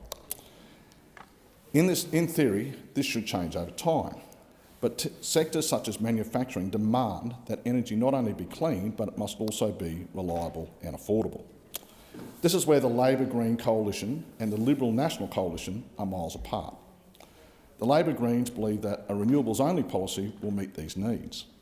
But the evidence and advice from experts and observations from other countries' experiences clearly shows that renewables will not supply the reliability or the affordability required by industry, particularly manufacturing, where the energy needs are enormous. I've not even touched on the energy that will be required in the future for data centres as generative AI becomes more and more commonplace. The largest data centre in the world in Ohio, for example, uses around $850,000 in energy per day, as well as an enormous amount of water consumption. And this will only continue to grow. This is why 19 of the 20 countries in the OECD have nuclear energy in their mix. It is over the average 80-year lifespan of the reactor, less expensive than renewables such as wind and solar, where the infrastructure of panels and wind towers needs to be replaced on average every 20 years, so 4 times during the life of a nuclear power plant. Now, factoring in what the replacement costs will be in 20, 40 and 60 years of these panels and towers, it's a much more expensive form of energy. The waste disposal of renewables compared to nuclear waste disposal is incalculable. The amount of landfill that will need to be used for solar panels and wind towers compared to nuclear waste over that 80-year period would be like comparing the size of Tasmania to the entire surface area of the sun. The difference in land that is needed to be cleared to put in a solar or wind farm compared to a nuclear power station is also stark. A nuclear power plant will need about 4 hectares, and these, under the Coalition's plan, generally go where existing coal-fired power stations are, so will need little to no land clearing. In comparison, a solar farm to generate the same amount of power as one of these power stations will need around 4,000 hectares of land cleared, not to mention the long-term damage it will cause to the land that they sit on. Deputy Speaker, part of the renewables-only Labor policy will require batteries to store energy when the sun is not shining and the wind is not blowing.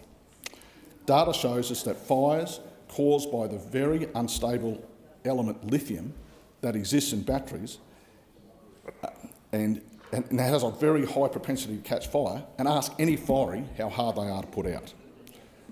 I know myself, in a previous business that I had, we used to sell little golf buggies with lithium batteries, and 1 o'clock in the afternoon there was a smell of smoke, and a buggy that had never even been taken out of the box was suddenly on fire, sitting on 6 other boxes containing the same lithium batteries. Fire extinguisher was produced, tried to put it out, to no avail, and then the fire department was called. They went, "Oh my God, a lithium battery," dragged it out into the driveway, and in about another 10 minutes were able to put it out. Now, in Brendale, in the Leader of the Opposition's electorate actually, in Moreton Bay Shire, where we both are, there is a battery facility that's about to put in 240 batteries that are, each one is the size of a 20-foot shipping container. And this is not out in the bush, this is in residential north side of Brisbane. The shipping companies have been told, as part of the tender to take in these goods, that they have to make sure that they are stored either with air conditioning or water cooling. This is before they're even plugged in and used. This is how volatile this equipment is, Speaker. So when people talk about the safety issues of nuclear, I would say compared to the safety issues of lithium batteries, it would be insignificant. So again, nuclear has it over in that element as well. But, Mr Speaker, Deputy Speaker, all this bill goes to do is subsidise large, and in the main it will be renewables companies, which is driving this. They can't let it stand on its own 2 feet without government subsidy because they know it won't stack up. It's no different to the energy now, where they're using taxpayers' money in Queensland to subsidise energy costs by $1,000 from the state government and from the federal government $300. It's because it doesn't stack up without the subsidy. The fact is that the raw energy costs have gone up under this government. You can't use taxpayers' money to subsidise taxpayers' bills. It sort of doesn't make any sense. It's like, they break your leg and then they pay for the plaster and the doctor and they expect thanks for it. It doesn't work. We need to incentivise smaller businesses. We can compete in the smaller manufacturing. Even though those fast-moving goods manufacturers where it's lots of stuff on scale, we just can't compete with these other countries that have lower energy costs, lower wages, all those things are outlined. At the end of the day, these smaller, innovative companies such as NLT Technologies and My Electric of Longman and Caboolture are a great company that employ around 20 to 30 people. They've managed to come up with a Wi-Fi system that works underground in coal mines. I've got a small manufacturer down in Narangba that makes mower parts and mower blades. They bought an old stamping machine from the Mitsubishi car factory, which unfortunately, again, because of the reasons I outlined, just became uncompetitive, so they stopped making cars in this country. They were able to buy that stamping machine, and to their credit, they're making it. Now, these people are in a market where they don't have to compete against these big guys in China, and that's where we should be looking at, because we want manufacturing in this country, and we should be focusing on these smaller manufacturers. But, Mr Speaker, even for those smaller manufacturers, I know one of the companies that was making the mower blades, they'd actually like to make a mower here, which would be awesome, because I can remember selling Victor mowers and they were proudly made here. But he said the problem is that I've done the maths, and if I'm going to manufacture the mower here to compete with the Chinese import that Bunnings sell for $300, to make it here it would have to be retailed at $600. And people just won't pay double the price because it's got an Australian-made tag on it. So we could help these people out. We need some sensible industrial relations and reforms that takes into consideration both the conditions and the pay of workers, but also the realistic needs of employers. We need to make sure that we cut back on this red tape, particularly red tape where it's duplicated. We need to make sure that, again, these manufacturers have certainty, reliability and affordability in their energy needs. That is absolutely what's needed. There's also a matter of trust, Mr Speaker. And Australians I speak to, particularly business owners, simply don't trust the government. This government at the moment, they just don't trust them. They've seen that they believe that the priorities have been all wrong. They spent the first 18 months of their government completely ignoring the Australian people and cost of livings and interest rate rises, and focused completely on something that was driven by the Prime Minister's personal agenda in the voice to Parliament. They saw $500 million completely wasted on something that was never going to get up, and they're frustrated. But like so many bills introduced here, Mr Speaker, the headline is appealing. It's exciting, it gets people's blood flowing. Particularly during COVID, we saw an enormous amount of patriotism come back, and because of necessity, we had to see some manufacturing happen locally because we just couldn't get things in from overseas because of COVID, and people got really excited about Australian-made again, and I loved it. But again, once all that wore off, the stark reality of all these things about the high energy costs and the high wage costs and the industrial relations laws that are hamstringing businesses and the red tape, all that stuff has come back to roost, and it makes it just simply impossible for these companies to do it on a large scale. So we're back to reality now after the little COVID period that we had, and that's all hit home. And like these bills, the headline is so good and it's exciting, but when you go into the detail, that's where the disappointment begins. And it's a headline that promises so much, only to be let down by the detail. And I really hope that there can be some common sense put into this, and I really hope that the Labor government, for Australia's sake, will go back and maybe take on some of the ideas of the coalition. Let's work together at making sure that we can get it there. But I can tell you now that this bill and the way it's currently set up and operating will not achieve a future made in Australia. And for me, that's very sad.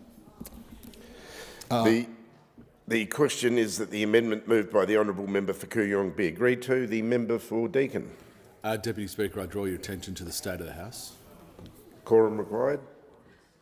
Ring the bells until quorum is formed.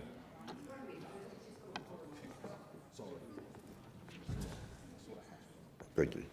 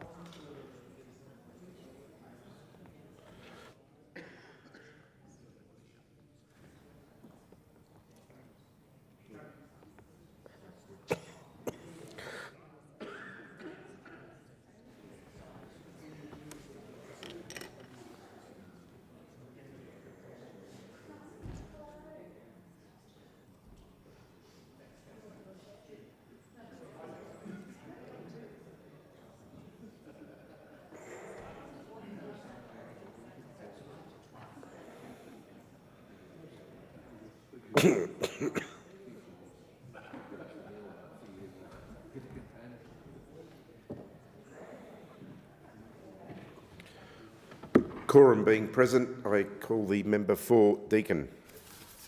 Thanks very much, Mr Deputy Speaker.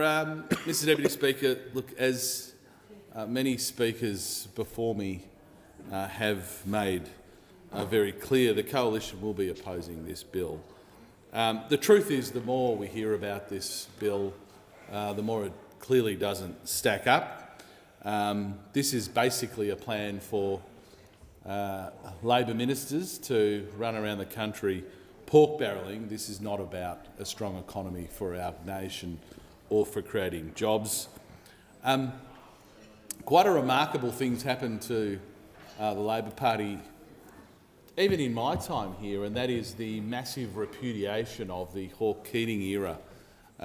This new generation of Labor MPs and Labor leaders who think that, or certainly haven't learnt the lessons of the past, and are repudiating so much of what Hawke and Keating stood for. And in essence, this reversion back to a centralised economy, where the ministers will, the very clever ministers here will determine.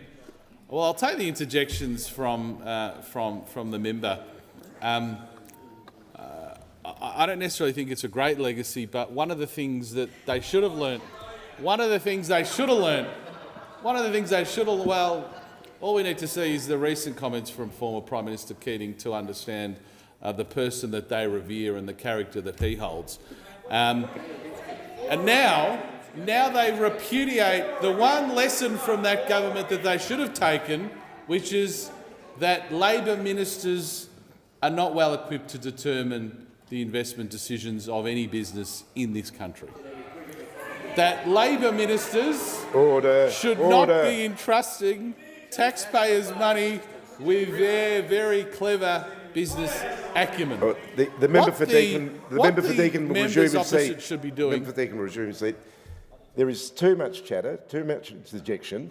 If you're going to be in this chamber, please keep calm, and you've got your opportunity to speak at any time later on in the day.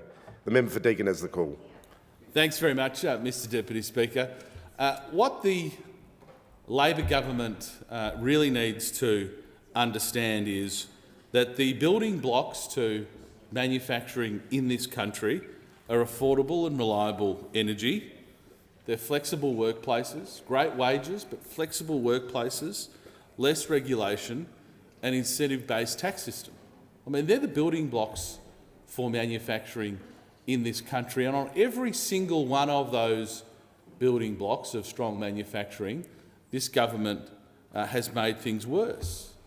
I mean, affordable and reliable energy is a component into every single aspect of manufacturing throughout the supply chain in this country, and yet we see the costs of energy rising throughout the nation, notwithstanding the fact that there was commitments from every single one of those opposite that electricity prices would drop if they were elected.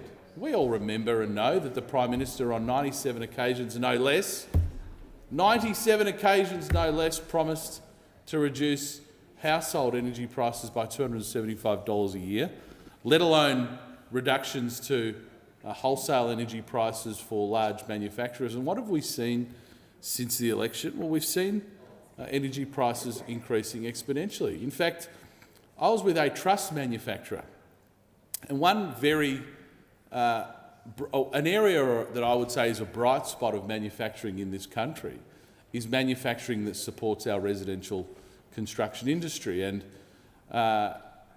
truss manufacturing in this nation, utilising in most cases Australian timber, is a bright spot.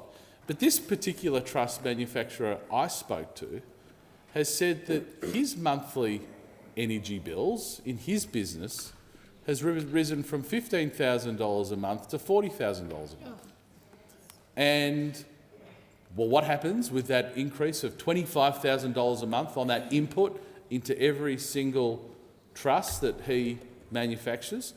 Well, that just finds its way into the price of that product. That product then finds its way into the home, and guess who bears that cost in the end? Well, who bears that cost in the end is the buyer or the purchaser of that home. In many cases, first home buyers who will ultimately bear the cost. Now, it's not just the additional input costs of that truss that first home buyer in many cases is bearing, but it'll be the increased energy costs in the bricks, the increased energy costs in the tiles for the roof, the increased input and energy costs into every single component of that home. So you don't assist manufacturing in this country by increasing energy prices on every single step of manufacturing in this country and then playing a two-card trick and saying, but we'll support some hand-picked businesses here and there. We were speaking about it, Mr Deputy Speaker, in this chamber, the CFMEU tax on housing. The CFMEU tax, aided and abetted by every single member sitting opposite me. Every single member sitting opposite me has personally benefited from the CFMEU in one way, shape or form, whether it's through their pre-selection, whether it's through donations to the Labor Party. Where do those donations come from? Well, ultimately they're extorted by the CFMEU. They're extorted by the CFMEU out of law-abiding individuals and businesses, and ultimately by, in many cases, first home buyers who have to pay more for that home, and that money then goes into the pocket of CFMEU officials or the organisation and then gets donated to members opposite. That's another area where a lack of flexibility in the workplace Order the member for Deakin will resume his seat. Member for Hunter. Thank you, Speaker. Speaker, I ask whether the member speaking is willing to give way. Sorry, can you just repeat that? I didn't quite. I ask whether the member speaking is willing to give way. Under 66A, Speaker. Order the member for Deakin just resume his seat.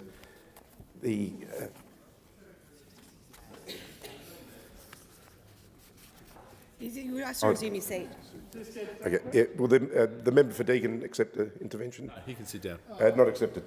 He can speak on the bill if he wants to speak, and it's very instructive. The member to resume his seat. It's very instructive that Labor members are very happy to have their conversations and talk quietly amongst themselves, and until the connection between them and the CFMEU is drawn to the House's attention. The minute that happens, great offence is taken, and we get this sort of clownish behaviour with someone who's probably never opened that book before in his life. So running a protection racket for the CFMEU is ingrained in what they do because every single one of them benefits from the CFMEU. But to the decent people in the Labor Party, of which I know there are many, to the decent people in the Labor Party, I'd say the money that you take from the CFMEU is money that's taken out of the pockets of first home buyers in this country. And that is the eternal shame to the Labor Party. And it's a disgrace that you would aid and abet the CFMEU for so many years. You've been called out now, and Deirdre Chambers, you're all very surprised about the CFMEU, like it's some huge shock, some massive shock to each and every one of you when you watched the Channel 9 reporting on the CFMEU. Order. Can I ask the member for Deakin to go back to the bill? We're very close to the parameters. No, Mr Deputy Speaker. When we're talking about manufacturing in this country and the input costs into manufacturing, flexible workplaces are very important, so it's entirely relevant to this bill. It is wholly relevant to this bill. The member for Deakin will resume his seat. The Assistant Minister.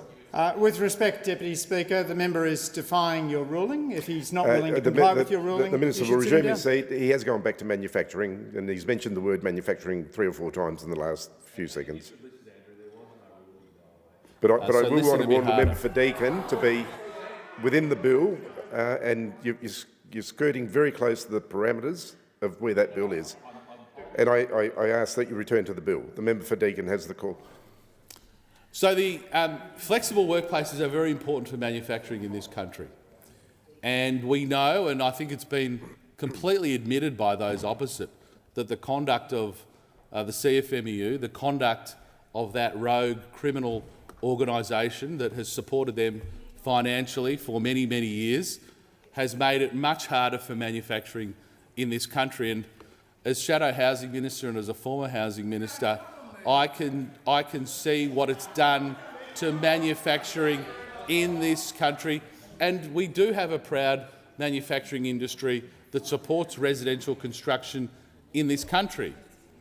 And the truth is that the Labor Party has turned a blind eye to the CFMEU for years, and one can only infer that's because of the support that they have provided, the material financial support provided to the Labor Party for many, many years. And it's also, again, instructive that the Labor Party only takes huge offence when the connection between themselves and the CFMEU is drawn to the House.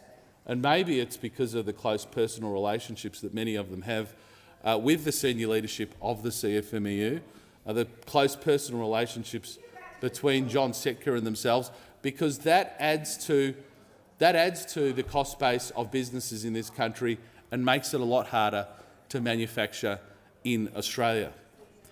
So we've got inflexibility being driven by the government here. We've got a lack of an ability to deliver affordable and reliable energy. Well, we all know about businesses, whether that be in Victoria or South Australia, who are ordered at peak times of energy need to turn off their plant because we don't have an energy system that can support that sort of manufacturing 24/7.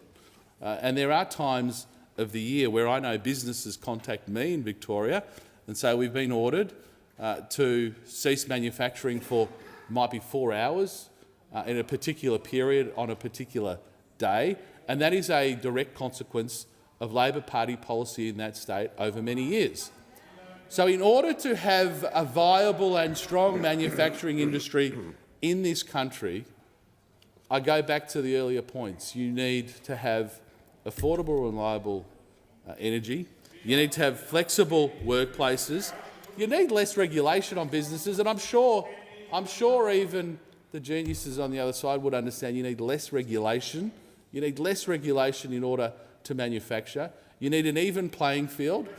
So there are products that are imported into this country that do not meet the standards that we require of our manufacturers, and that is exacerbated by this government. So, Mr Deputy Speaker, we won't be supporting, we will not be supporting this bill. We won't be supporting the pork barrelling of the government, and certainly a government that's in bed with the CFMEU has no credibility. The question is that the amendment moved by the honourable member for Kooyong be agreed to. The member for Kennedy. I think the previous speaker was quite right in praising Paul Keating, the architect of free markets, free trade in Australia. And to quote him, we will now remove all support levels. Well, Mr Keating, no one explained to you that sending your gladiator into the ring with no helmet and no shield, when the other gladiator has a helmet and a shield, and of course, you know the story, hey, I need a shield and a helmet. No, you fight with a shield and a helmet to make you tough. No, it won't. It'll make me dead. That's what it'll make me. So what did Mr Keating, taking away our shield, our protection, our support levels, that this gentleman on the Liberal Party was advocating and praising Paul Keating for, a free market? Well, no motor cars made in Australia, no electricity is going to come from Australia, no clothing comes from Australia, except for, God bless Andrew Twiggy Forrest, and the steel blues of this world. Almost all of our seafood and pork come from overseas. Almost all of our household appliances come from overseas. And we had the absolutely incredible decision to buy our army boots from overseas. Well, I happen to represent part of the garrison city Townsville. And in the annual march, 2,000 soldiers had the sole on their boots fall out during the Anzac Day march. They're big pictures of all the soles. And that same day I raced back to Charters Towers for the catapult party, and I said, Addison, is this right, that all the soles are falling off the shoes? And the Sergeant Major told the catapult, lift up his foot, and he had no sole on his shoe. He was doing it in his socks. I mean, you've taken free markets to the most extraordinary heights. And in the field of agriculture, our farmers get last time I looked, are on a 5% support level from the government. The OECD figure is around 40% support levels for all the farmers on earth, and ours are 5%. Well, they're asking us to race a 100-metre race and give our opponents 35-metre start. Mate, I could beat Linford Christie if they give me that sort of start, I can assure you.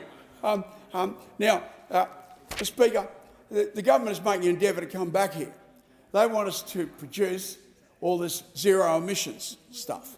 Now, I happen to be, unlike everyone else in this place, I happen to be a little bit of an expert in this field because I put the first standalone solar system in Australia in 1982, 1983, I would argue. Most of you weren't even born in 1982. Most of you weren't even born. But I had to have a very detailed knowledge. Now also, we have the best silicon deposits in the world. And I, unlike the people in this place, wanted all of our solar panels to be built from silicon that we got and upgraded here in Australia. I'll rephrase that.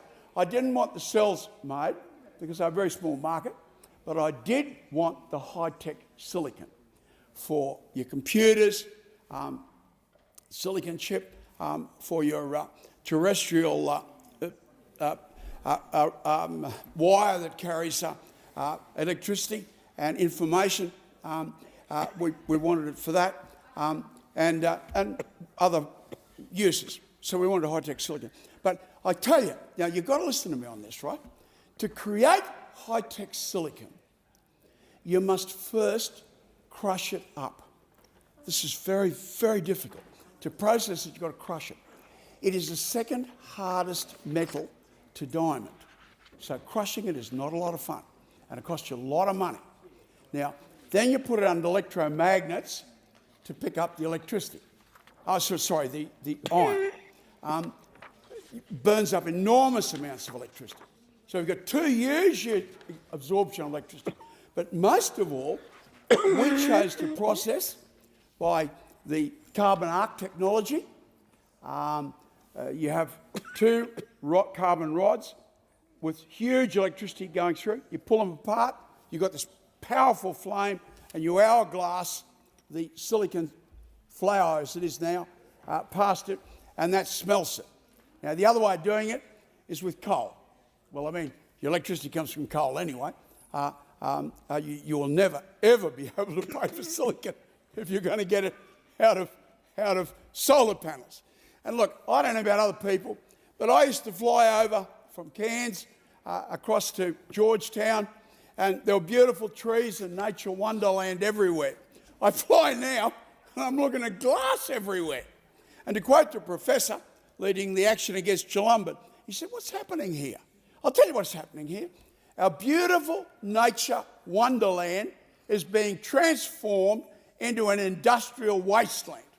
Now, is there any person in this place that's going to tell me that we are going to reprocess 10,000 square kilometres of glass in 20 years' time? That is not going to happen. Now, we have the technology, and the Honourable Minister, Plibersek, is well on top of the technology, by the way, for algae. So you want as much carbon dioxide as you can possibly produce for your algae farms. So carbon dioxide is valuable. I mean, Coca-Cola's made on carbon dioxide. It's very valuable. Trees grow on carbon dioxide. It's very valuable. But we can make a lot of money, overcome our problems with CO2 from coal mines. And no less a person that seems to be an expert in this field is Tanya Plibersek, the relevant minister. Whether they give her the money to do it or not, that's another story. Now, Mr. Speaker, Tom Long, this is the way it works at present moment. We've got NAIFs out there, we've got all sorts of special help assistance from government, and we're adding another one here. But I'll tell you how this works, because Tom Long has got a packaging. Now, 7% of Australia's fruit and vegetables comes out of far north Queensland, where he lives, and where my electorate is. 7% of Australia's fruit and vegetables. We have to box it and send it to the Woolworths and Coles in Sydney and Melbourne and Brisbane and everywhere. Right? It has to be boxed. It's boxed in polystyrene. Now, polystyrene uses a lot of carbon dioxide to produce polystyrene. You can only use it once. You can only use it once. Tom Long's product is used 28 times and then can be recycled again, so it goes back into the marketplace again.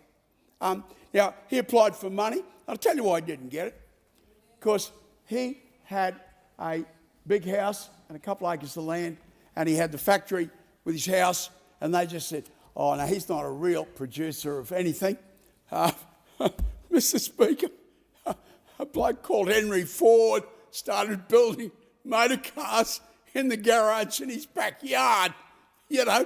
But these morons that live here, fifth-generation public servants, inbred as all hell, they make these decisions. Oh, Tommy Long couldn't possibly produce anything of value because he's doing it, you know, sort of like in his backyard, like Henry Ford did.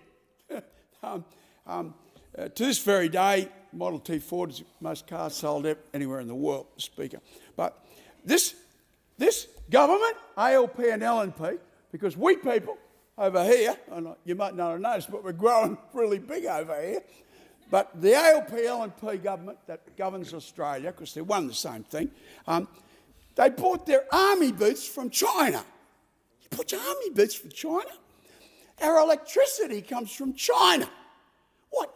You have to turn on a light at the discretion of Chinese people who make the solar panels, and you want all the electricity to come from solar panels? So your electricity comes from China. The fuel in your motor car, because you want all EVs, will come from solar panels from China. So the fuel in your motor car is going to come from China. But they're very reliable people, a very decent government over there. They're people to look up to, aren't they? And we could trust them, of course. Now, the serious economies on earth, the BRIC economies, and they call them the BRIC economies, Brazil, Russia, India, China, and I would add the United States, they're spitting on this idea of going all solar and all that rubbish. That's the old world. That's Europe. That's the old world. That's Europe. The new world has absolutely no interest in it. Have a look at who's up on the Galilee Basin, half our coal's in the Galilee Basin. Who's up there? I'll tell you who's up there. The Indians and the Chinese. And you have some sort of idea that those poor people, 600 million of them without electricity in India, are going to let you stop them from having power stations. What? Who the hell do you think you are?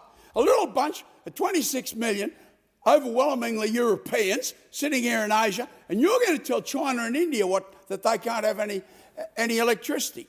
You're walking on very dangerous ground, that's all I could say.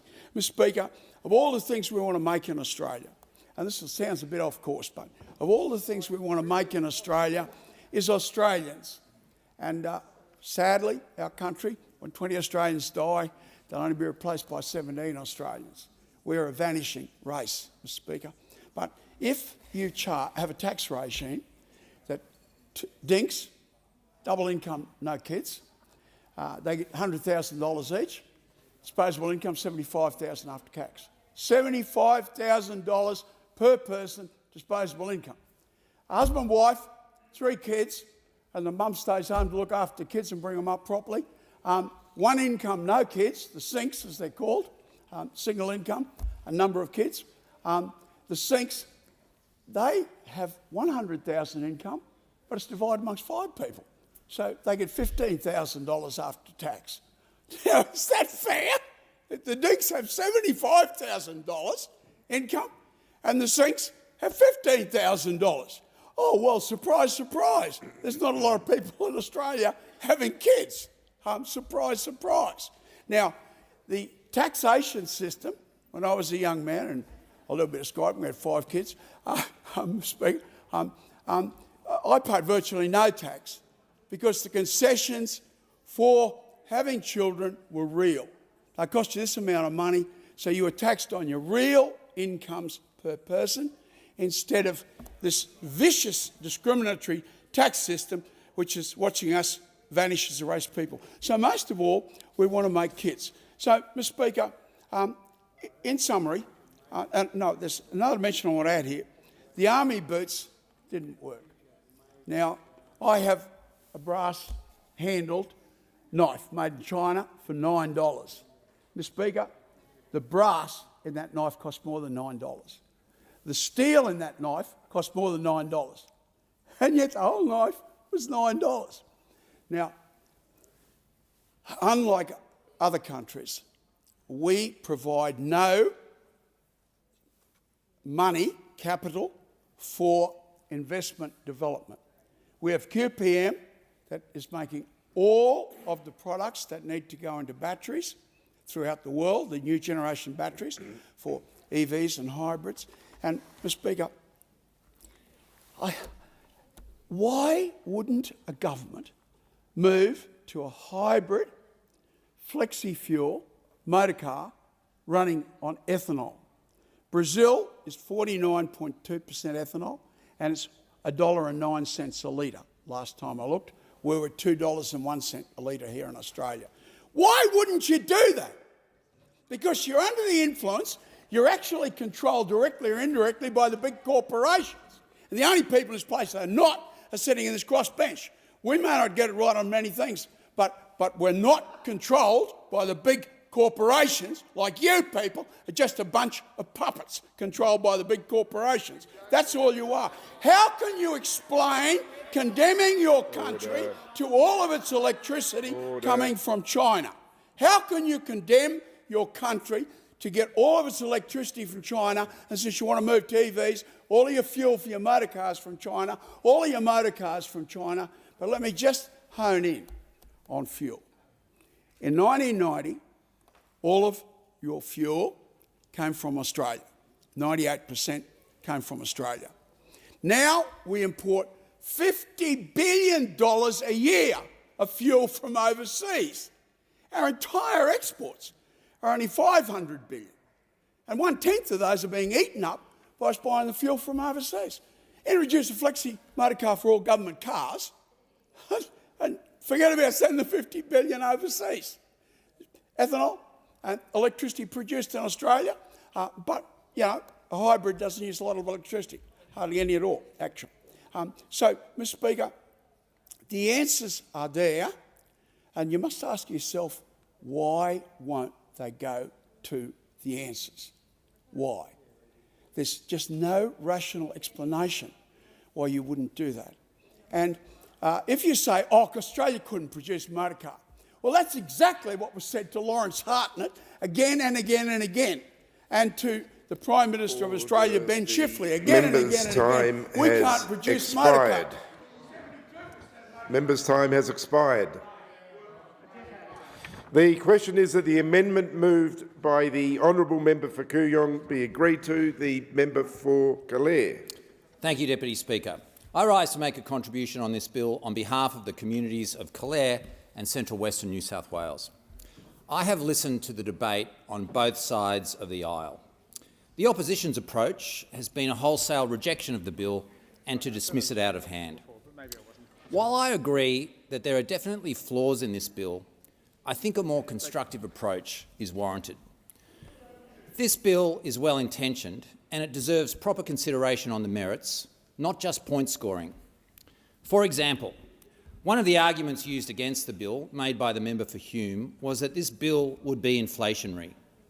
Deputy Speaker, I had to smile when I heard those words. Let's get one thing straight.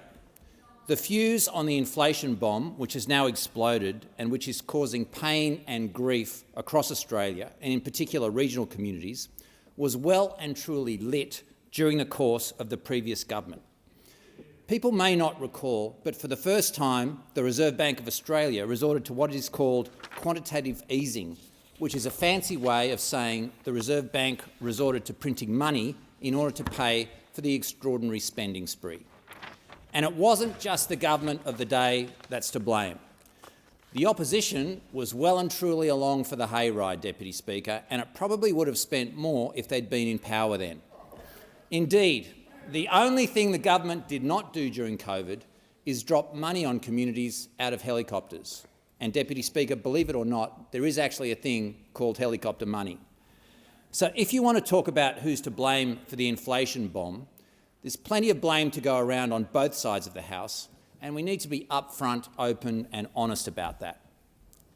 Leaving aside the political argy-bargy between the major parties, it has to be acknowledged that there are positive aspects to this bill. 5 priority industries or sectors have been developed, including critical minerals processing and renewable hydrogen. Here is my concern. I'm looking at this bill through the looking glass of regional Australia and attempting to determine what benefit there could be. Critical minerals processing is obviously an important one. There may be benefit in Central Western New South Wales in this. Boosting critical minerals, take the interjection from the member for Kennedy, he's a very tough act to follow, Deputy Speaker. Boosting critical minerals processing and production is an issue of national importance and security. And given the deposits of critical minerals in Central Western New South Wales, it is possible that this bill could bring benefits to our area that will result in employment and business opportunities. Against this is the fact that the areas of priority are far too restrictive. This bill could be of much greater benefit to our nation, and in particular country Australia, if areas of priority were expanded to include food processing and agriculture. We saw during COVID how vulnerable nations were when their supply chains are cut or threatened. Food security, Deputy Speaker, must be a key priority of our nation. Food processing is one area in which Australia does have a strong advantage. Our processing plants are in close proximity to our primary producers, and it's one area of our economy which requires strong support. If you look at the food processing operations in the Calare electorate, it includes such powerhouses as Ferrero, which makes Australia's Nutella and Tic Tacs at Lithgow. It includes Simplot, which produces the iconic Chico roll, and as we know, Deputy Speaker, the undeniable and undisputed home of the Chico roll, is in Bathurst. We have 2 pet food processing plants in the Mars plant at Bathurst and the Nestlé Purina factory at Blaney. We also have Devro in Bathurst, which makes sausage casings. And in our smaller communities, we also have very vibrant food processing businesses such as the Manildra Mill at Manildra, which is a flour mill, and also canola, which is being processed through the MSM milling plant, also at Manildra. It is of great concern to me that this sector has inexplicably been overlooked in this legislation. Those industries need all the support they can get. They're a huge employer in our area, and it really surprises me that food processing has not been identified as a key area of national priority and support. This package will deliver tens of billions of dollars, but how much of it will actually flow to the regions? And at the moment, it doesn't look like any is flowing to food security and the future generations of Australians that are employed in agriculture and food processing. It's a glaring oversight of this bill. Another glaring oversight is the lack of support for agriculture in this bill. Australia has the best produce in the world. The food basket of our country is located in regional Australia and in particular central western New South Wales. And it defies belief that the agriculture sector has not been identified as an area of priority for this bill. The gross value of agricultural production has increased by 51% in the last 20 years to $94.3 billion in 2022-23. If you look back to the global financial crisis and then the crisis brought on by the pandemic, one of the key sectors which carried Australia through was agriculture. Agriculture has been a vital plank in Australia's economic prosperity and through the generations that have sustained our nation. We need to support it. If you want to support food security and production and protect against supply chain disruptions, if you want to boost regional employment, then you've got to support agriculture. So let's funnel some of this money to agriculture. We can also support agriculture by cutting red tape for ag businesses. We can support their export markets and not destroy them. I'm talking about keeping the sheep. We can funnel some of this funding to support ag startups. Let's support jobs in agriculture. And if you want to talk about the environment, Deputy Speaker, there are some very promising developments in agriculture that benefit both the farmers and environment, including the conversion of atmospheric CO2 to soil carbon, which increases yields and also allows farmers to turn a badly needed dollar or two. It really is highly surprising that agriculture has not been a part of the conversation surrounding this bill. Our farmers and food processors deserve much better, as do the supply chains that support them. I therefore flag that I will be moving amendments to include food processing and agriculture as areas of priority for this bill and for the billions of dollars of funding that this bill will deliver. I do so wanting to draw the government's attention to the fact that these key sectors have been overlooked and they must be supported. If you want this bill to be effective, we need it to support agriculture, food processing and to bolster Australia's food security. As my amendments make clear, I have concerns whether this bill will deliver tangible benefits to our regional communities. I share the concerns of the member for Indi, who refers to a giant question mark over the integrity and transparency aspects of this bill. It is right to ask whether the public has a clear line of sight on where the $22.7 billion of our country's wealth will be spent. I'm just not convinced that this bill, as it stands at the moment, will deliver and see enough benefits flowing to central western New South Wales. So I would urge all members in this House at this time, including the member for Kennedy and the member for Wide Bay. I know the member for Wide Bay has crossed the aisle and indeed sat on the crossbench before, and I would encourage all members to support this bill. I would urge the government to back my amendment supporting food processing and agriculture and all of the hard-working men and women in regional Australia who are employed in those sectors. I thank the member for Clare, and I call the member for Mitchell. Thank you, Deputy Speaker, and I rise to oppose this bill. Clearly, we've just heard from the member for Calare, who has spent 10 minutes outlining why the bill is quite a bad bill and why this kind of government spending doesn't meet the scrutiny test for effective spending by government. And yet, like all agrarian socialists, his complaint about this bill is simply that he hasn't allocated the government spending, that he hasn't decided which sector it goes to, that if it was his preferred sector by amendment, then somehow the spending would become good. I approach this bill from a different perspective, and that is that in an inflationary crisis that we're in, this additional government spending is going to cause more trouble for the economy in terms of inflation, the hidden tax that we all wear, inflation, but also the tax that comes from more government spending through our debt and through the other financing that the government uses. And while the title sounds good, we've gone back to the Rudd era of these Orwellian title names, A Future Made in Australia. Nobody could oppose A Future Made in Australia. But of course, this money will not lead to a future made in Australia. It's simply more misallocated government spending. And this time, uniquely through this bill, at the discretion of the executive, as if a government minister has the capacity to allocate capital in a way that will be most efficient inside our economy and produce the best results for a future made in Australia. That the bureaucrats that advise him, who are inexpert at understanding the demand and supply of the economy and aren't integrally involved in that process day to day, will somehow provide some magical form of advice to the executive where a government minister will allocate borrowed money in a way that will produce efficient results. I think we all know where this is going. This money will be spent, but it will not be spent efficiently. It will not be spent in a way that produces a future made in Australia. It will just simply be spent at the cost of more inflation, higher taxes and higher government debt. That's why I oppose this bill fundamentally.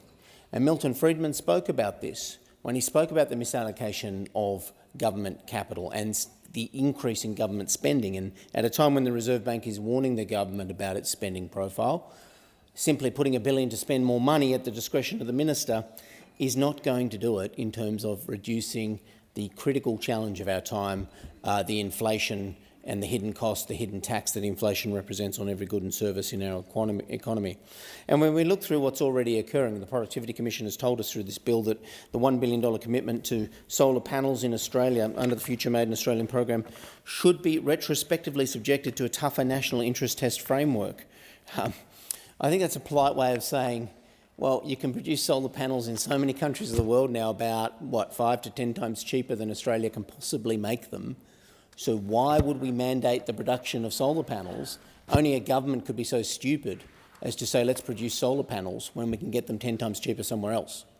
Only a government could misallocate that capital in a way so badly. The Productivity Commission very politely says we should retrospectively subject this $1 billion solar panel program to a national interest framework test. That's very polite language, but what it says is this is a barking disaster.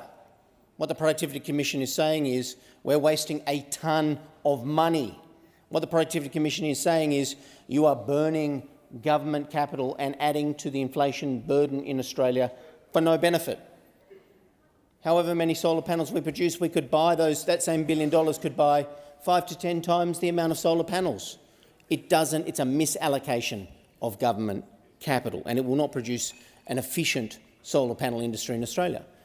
What could this money be better done with tax credits, even tax production credits, which I don't hesitate to say are not a bad idea in many sectors? What could this capital do if it was instead allocated efficiently? These are the questions the Productivity Commission have raised about the manufacture of solar panels. And what kind of projects will we see? I mean, the government has said that a quantum computer, a quantum computing, it might be a virtue, it might be something our economy needs, but why does the government need to allocate $1 billion to a billion of public money to a new technology that is actually going to be potentially one of the most revolutionary and profitable in the world's history if it gets going? There's no answer to these questions. The Productivity Commission has been absolutely damning about this kind of government spending and the use of government and government bureaucracy to try and allocate this money in an efficient way. And is this the time when we have demands on our school system, demands on our health system, plenty of calls on government spending as it is, and the Treasurer is under pressure right now from education ministers, Labor education ministers around the state, from health ministers, and yet here we are allocating $1 billion inefficiently that will not produce a future made in Australia. The critical problem for manufacturing, you can go anywhere in the country, Australian manufacturing, is the input costs that they face, their energy costs, the cost of production, their labour costs. The government says higher wages, higher wages. We do have the highest wages in the world, but we don't compete on those wage costs internationally. We can't compete. So it's factored in that we have the highest wages in the world. Factored in, but it doesn't mean we can compete internationally with our manufacturing sector. So what can we compete on? We now have energy prices moving to the highest in the world. Well, manufacturing can't compete on energy costs, input costs. So what can manufacturing compete on in Australia if none of these things? These are the questions that the government is not answering.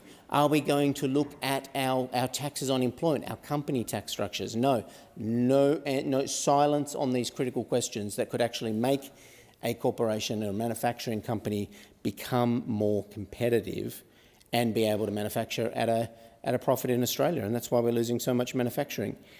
Even advanced manufacturing, even the modern challenges of advanced manufacturing, where advanced manufacturers in Australia will tell you they can innovate, produce advanced manufacturing products within our Australia, even under all this weight of wages, energy costs, other input costs, taxes, regulation, still come up with a competitive advantage, which is then stolen internationally, replicated and produced back to Australia, which cripples the innovation and the upfront investment from those corporations. Even if the government was spending this $1 billion in a way to protect our advanced manufacturing sector from this stealing and replicating that has been going on for many years, that would be a better allocation of the capital. But instead, we're going to have this basically 1950s model of a government minister advised by bureaucrats where to spend $1 billion, and this is going to produce efficient manufacturing. I just hate to say this is not going to work, and it's going to be a complete waste of government capital. And up front, it's apparent in the design, the very design within this bill. We know that Treasury wasn't consulted prior to the investment in the solar manufacturing. And again, I go back to it because it's $1 billion allocated to solar panels that can be produced. They can be produced like 5 or 10 times cheaper in other countries. Why would we do this? Why would we allocate to solar? Everybody here, the Productivity Commission, the Treasury, everybody is saying this solar program is misallocated capital at the wrong time. Nothing against solar panels at all. But there is a global production glut of solar panels at the moment. But of course, the Australian government says now's the time for us to spend government capital instead of allowing that capital to be used by the private sector, instead of allowing it to be used in the form of other pro-manufacturing industry policies that might actually make it easier to manufacture in Australia. So there are many, many good reasons why we oppose this bill. The arena changes in particular, I have to point out, are quite egregious. And again, the crossbench has been so polite in not calling them out, but the arena changes really do highlight, and it's clear in the explanatory memorandum and the second reading speech from the minister that that changing the operation of arena. Why is the CEFC even now needed if industries are commercially viable? Once they get to a certain point of government investment, why are these changes needed once they are viable, and why do they need government funding anymore? The minister will now have the power at the stroke of a pen to boost funding, but without any scrutiny and not subject to any real test. I find these changes from the arena changes, when you go through them, and obviously there's some difficulties in understanding how every element will operate, but no parliamentary oversight, no scrutiny. The crossbench has been talking about transparency, but delegated legislation, the government can roll out up to $3.98 billion by our estimates, obviously with an election approaching. But even if there was an election approaching, government spending of $3.98 billion done in this way isn't a good idea for any government, and will be subject to a lot of waste, a lot of dead weight in its service delivery, a lot of dead weight in its bureaucracy and administration costs, but also a lot of dead weight in its outcome, especially when you look at some of the ways this capital is being allocated. Given how much we are facing in terms of challenges for manufacturing in Australia, government, state and federal, are not tackling the input cost issue. In fact, all input costs are rising. So at the same time we have rising input costs, at the same time that government is doing nothing for manufacturing in relation to its energy costs, and energy costs continue to be one of the biggest factors in manufacturing. It's true that, with the exception of perhaps Queensland, we've had no new investment in gas being one of the prime necessities for manufacturing in Australia for maybe a decade or more, even in a big state like New South Wales. 15 years of no new gas projects, gas bans in big states like Victoria, not fracking or unconventional gas, conventional gas bans in a state like Victoria. So therefore our energy costs have continued to rise, and this bill doesn't do anything to address those issues. The biggest booster of green hydrogen, for example, is scaling back their ambitions for green hydrogen. And green hydrogen is completely unproven when we have conventional gas available now and lots of gas under us in every part of Australia that we can be using now to provide cheap energy for manufacturing, which would actually sustain an Australian manufacturing sector, but we're not allowed to use the conventional gas. We have to then use government subsidies and money to subsidise green hydrogen, which is still unproven and has not yet been tested. And so again, we are seeing that their own investments don't meet the standards already to actually provide for a future made in Australia. So they can say, we want a future made in Australia all they like. Everybody wants a future made in Australia. We love manufacturing. It'd be great to have more Australian manufacturing. But it isn't just saying it. I mean, you've got to understand the practical issues that manufacturing actually faces, and government is there to do that.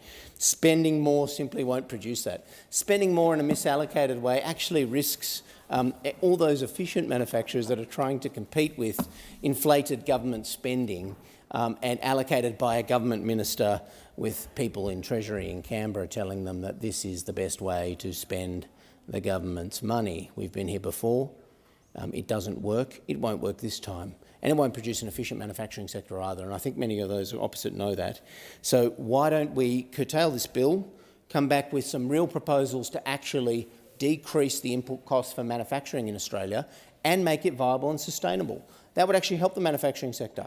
And that's what they're calling out for. Whether we can do something about their energy costs, whether we can do something about their regulatory and tax environments, actually sustain the economy and make sure that it would actually go better.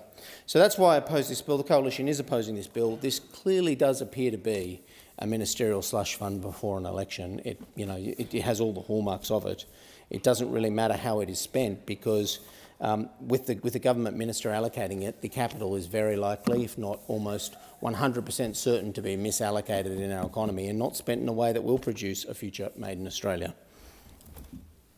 I thank the member for Mitchell. The question is that the amendment moved by the honourable member for Kooyong be agreed to, and I call the Treasurer.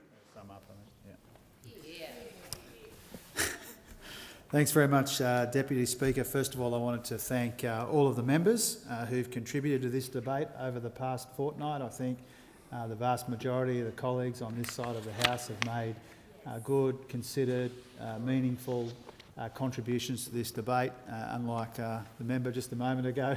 But I appreciate all of the contributions that have been made over the past fortnight or so, and I'm grateful for the opportunity to sum up that debate for the Future Made in Australia Bill 2024 and the Future Made in Australia Omnibus Amendments No. 1 Bill 2024 that the Minister for Energy introduced a couple of weeks ago.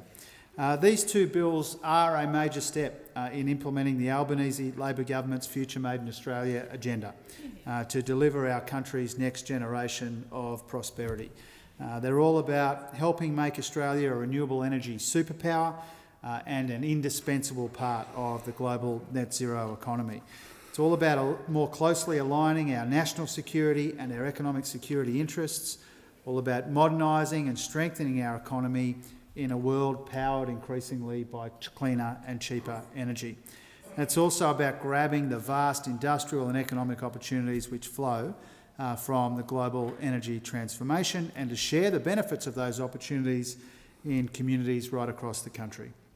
The Future Made in Australia Bill 2024 embeds into law the strict criteria and robust processes that will guide our decision-making and set us up for success. The legislation is built on three main pillars. Firstly, a national interest framework, which will help us identify sectors where we have a sustained comparative advantage in the new net zero economy or an economic resilience and security imperative to invest. Secondly, a robust sector assessment process to help us better understand and break down barriers to private investment in key areas of our economy. And thirdly, a set of community benefit principles that will help ensure that public investment and the private investment that it generates and leverages leads to strong returns and stronger communities. The Future Made in Australia Omnibus Amendments Bill, the second bill, steps out how we will put that discipline and rigour into practice by expanding the roles of Export Finance Australia and the Australian Renewable Energy Agency so they can make investments consistent with our national interest framework. Together, the two bills recognise the world is changing as the planet moves to that future powered by cheaper and cleaner energy. And amidst this change, Australia has been dealt the most incredible set of cards. And we need to play those cards to make ourselves the primary beneficiaries of this new net zero economy. We've got a unique combination, a very advantageous combination of geological, meteorological, geographical and geopolitical advantages, and we know that it would be an egregious breach of our generational responsibilities as a government if we didn't play this winning hand. So, Speaker, we welcome and acknowledge the discussion and debate and public scrutiny of these bills that has occurred in the House over the past 2 weeks. I might also say how grateful I am to crossbench members for the opportunity to meet and discuss elements of these bills with them, particularly this week as well. The debate has shown, I think, that many members of this House understand these bills will help Australia grasp the jobs and opportunities of the energy transformation. And I think members understand that they will help give investors the clarity and the certainty they need to invest and unlock growth in our economy, and understand that these bills will ensure the benefits of that investment flows to our people and communities. During the debate, many members on this side of the House, but also on the crossbench, acknowledged how important it was for Australia's prosperity to get this legislation right. We have listened to the points made about transparency and rigour around investment decisions, and this is precisely why we are enshrining the framework and processes underpinning the Future Made in Australia into the law which is before us. It's why the National Interest Framework will be supported by transparent Treasury-led analysis of the extent that sectors align with the framework, and these assessments will be tabled in Parliament. A number of amendments have been moved in relation to the Future Made in Australia Bill 2024. Again, we thank members for their engagement with the bill, and we will consider the amendments, the detailed amendments put to us in good faith. We have also, unfortunately, heard some pretty bizarre and unhinged contributions from those opposite. One said that prioritising local communities, secure jobs and skills is Orwellian. The same joker said that putting national security and economics together is ideological. The same person described the Australian Renewable Energy Agency as a slush fund, which is surprising because that was the Shadow Treasurer who said that, who oversaw the Australian Renewable Energy Agency for about 4 years as the minister responsible for it. And he described it as a slush fund. The Speaker a moment ago talked in similar terms. It hasn't dawned on them. They haven't taken the time to understand that of the $22.7 billion allocated in the budget for this Future Made in Australia plan, around $22 billion is a combination of tax breaks determined by production or investments determined by independent arm's-length bodies, ARENA, NZEA and others. And that is a point which has either been lost on those opposite or they are being deliberately dishonest about it. Mr Speaker, the opposition's arguments in the debate reaffirmed what we already knew. This is a contest between the Maddies over there and the mainstream over here. We are part of a new global orthodoxy.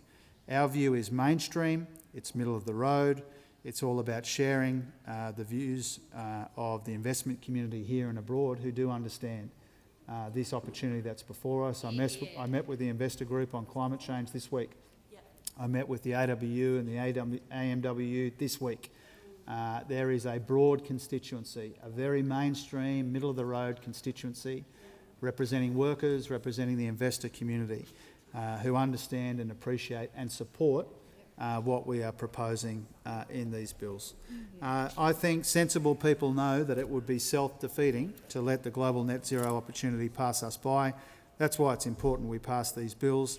The time to act on this is now. The world is changing, with or without Australia, and the golden opportunity in front of us will disappear if we take too long. And if we get stuck in the past, our people will be poorer, our economy will be weaker, and our country more vulnerable. That's why we need to progress this legislation that is before the House, and why I'm proud to commend these bills to the House. Yeah, I thank the Treasurer, but I might just remind him that mad is not the correct way to describe those opposite. The original question was that this bill be now read a second time, to which the Honourable Member for Hume moved as an amendment that all words after that be omitted with a view to substituting other words. Subsequent amendments have been moved by honourable members. The immediate question is that the amendment moved by the honourable member for Kooyong be agreed to. All those in favour say aye. Opposed say no.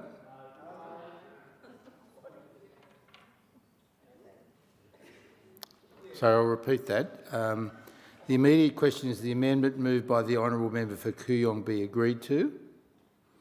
All those who agree say aye.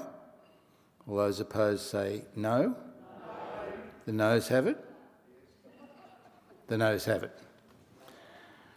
The question now is that the amendment moved by the honourable member for Indi be agreed to. All those in favour say aye. All those opposed say no. The noes have it. Noes have it. The question now is that the amendment moved by the honourable member for Hume be agreed to. All those in favour say aye. Opposed say no. I think the noes have it. Division required. Ring the bells for 4 minutes.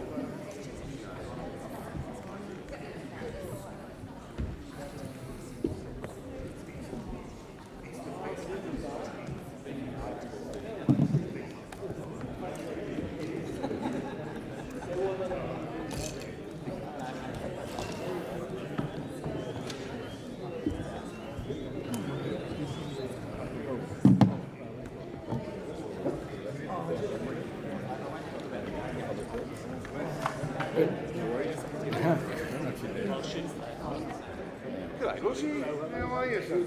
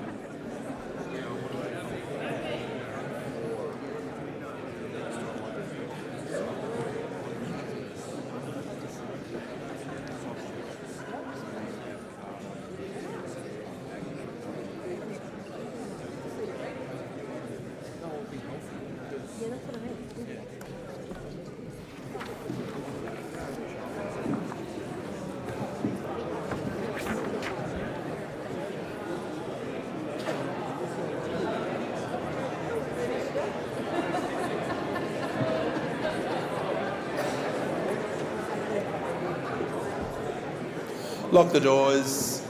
The question before the House is the amendment moved by the honourable member for Hume be agreed to.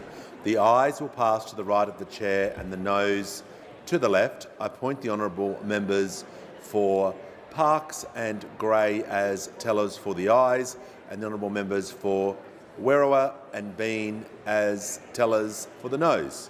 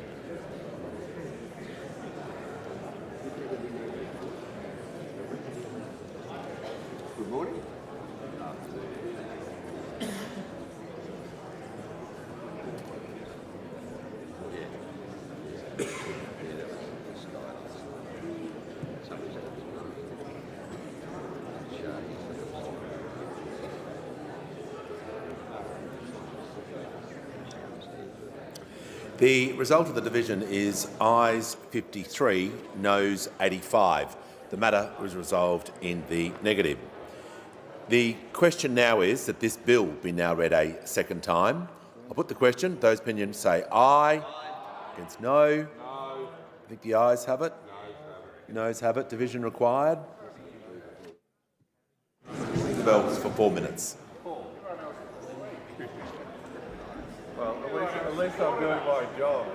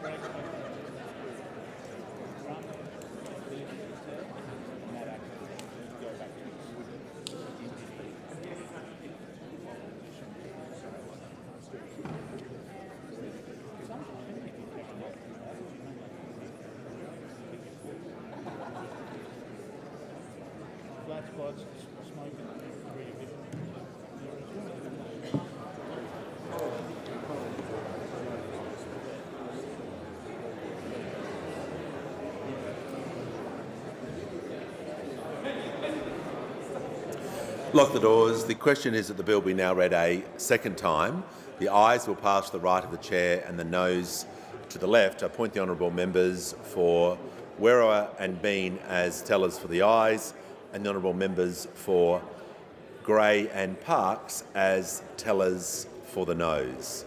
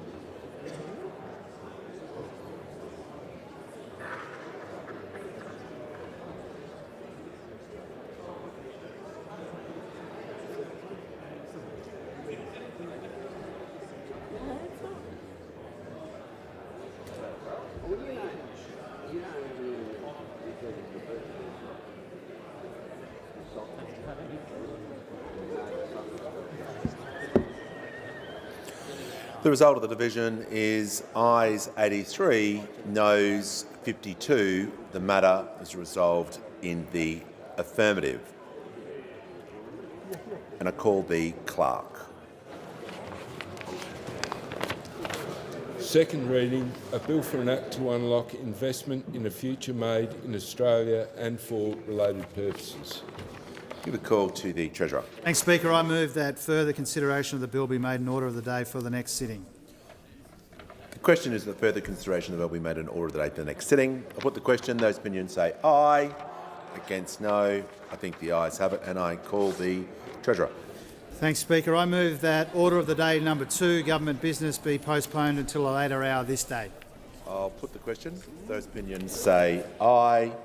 Against no. I think the ayes have it, and I call the clerk. Government business, order of the day number 3, Universities Accord Student Support and Other Measures Bill 2024, resumption of debate on the second reading and on the amendment, moved by the member for Bradfield. The original question was that this bill be now read a second time. To this, the honourable member for Bradfield has moved as an amendment that all words after that be admitted with a view to substituting other words.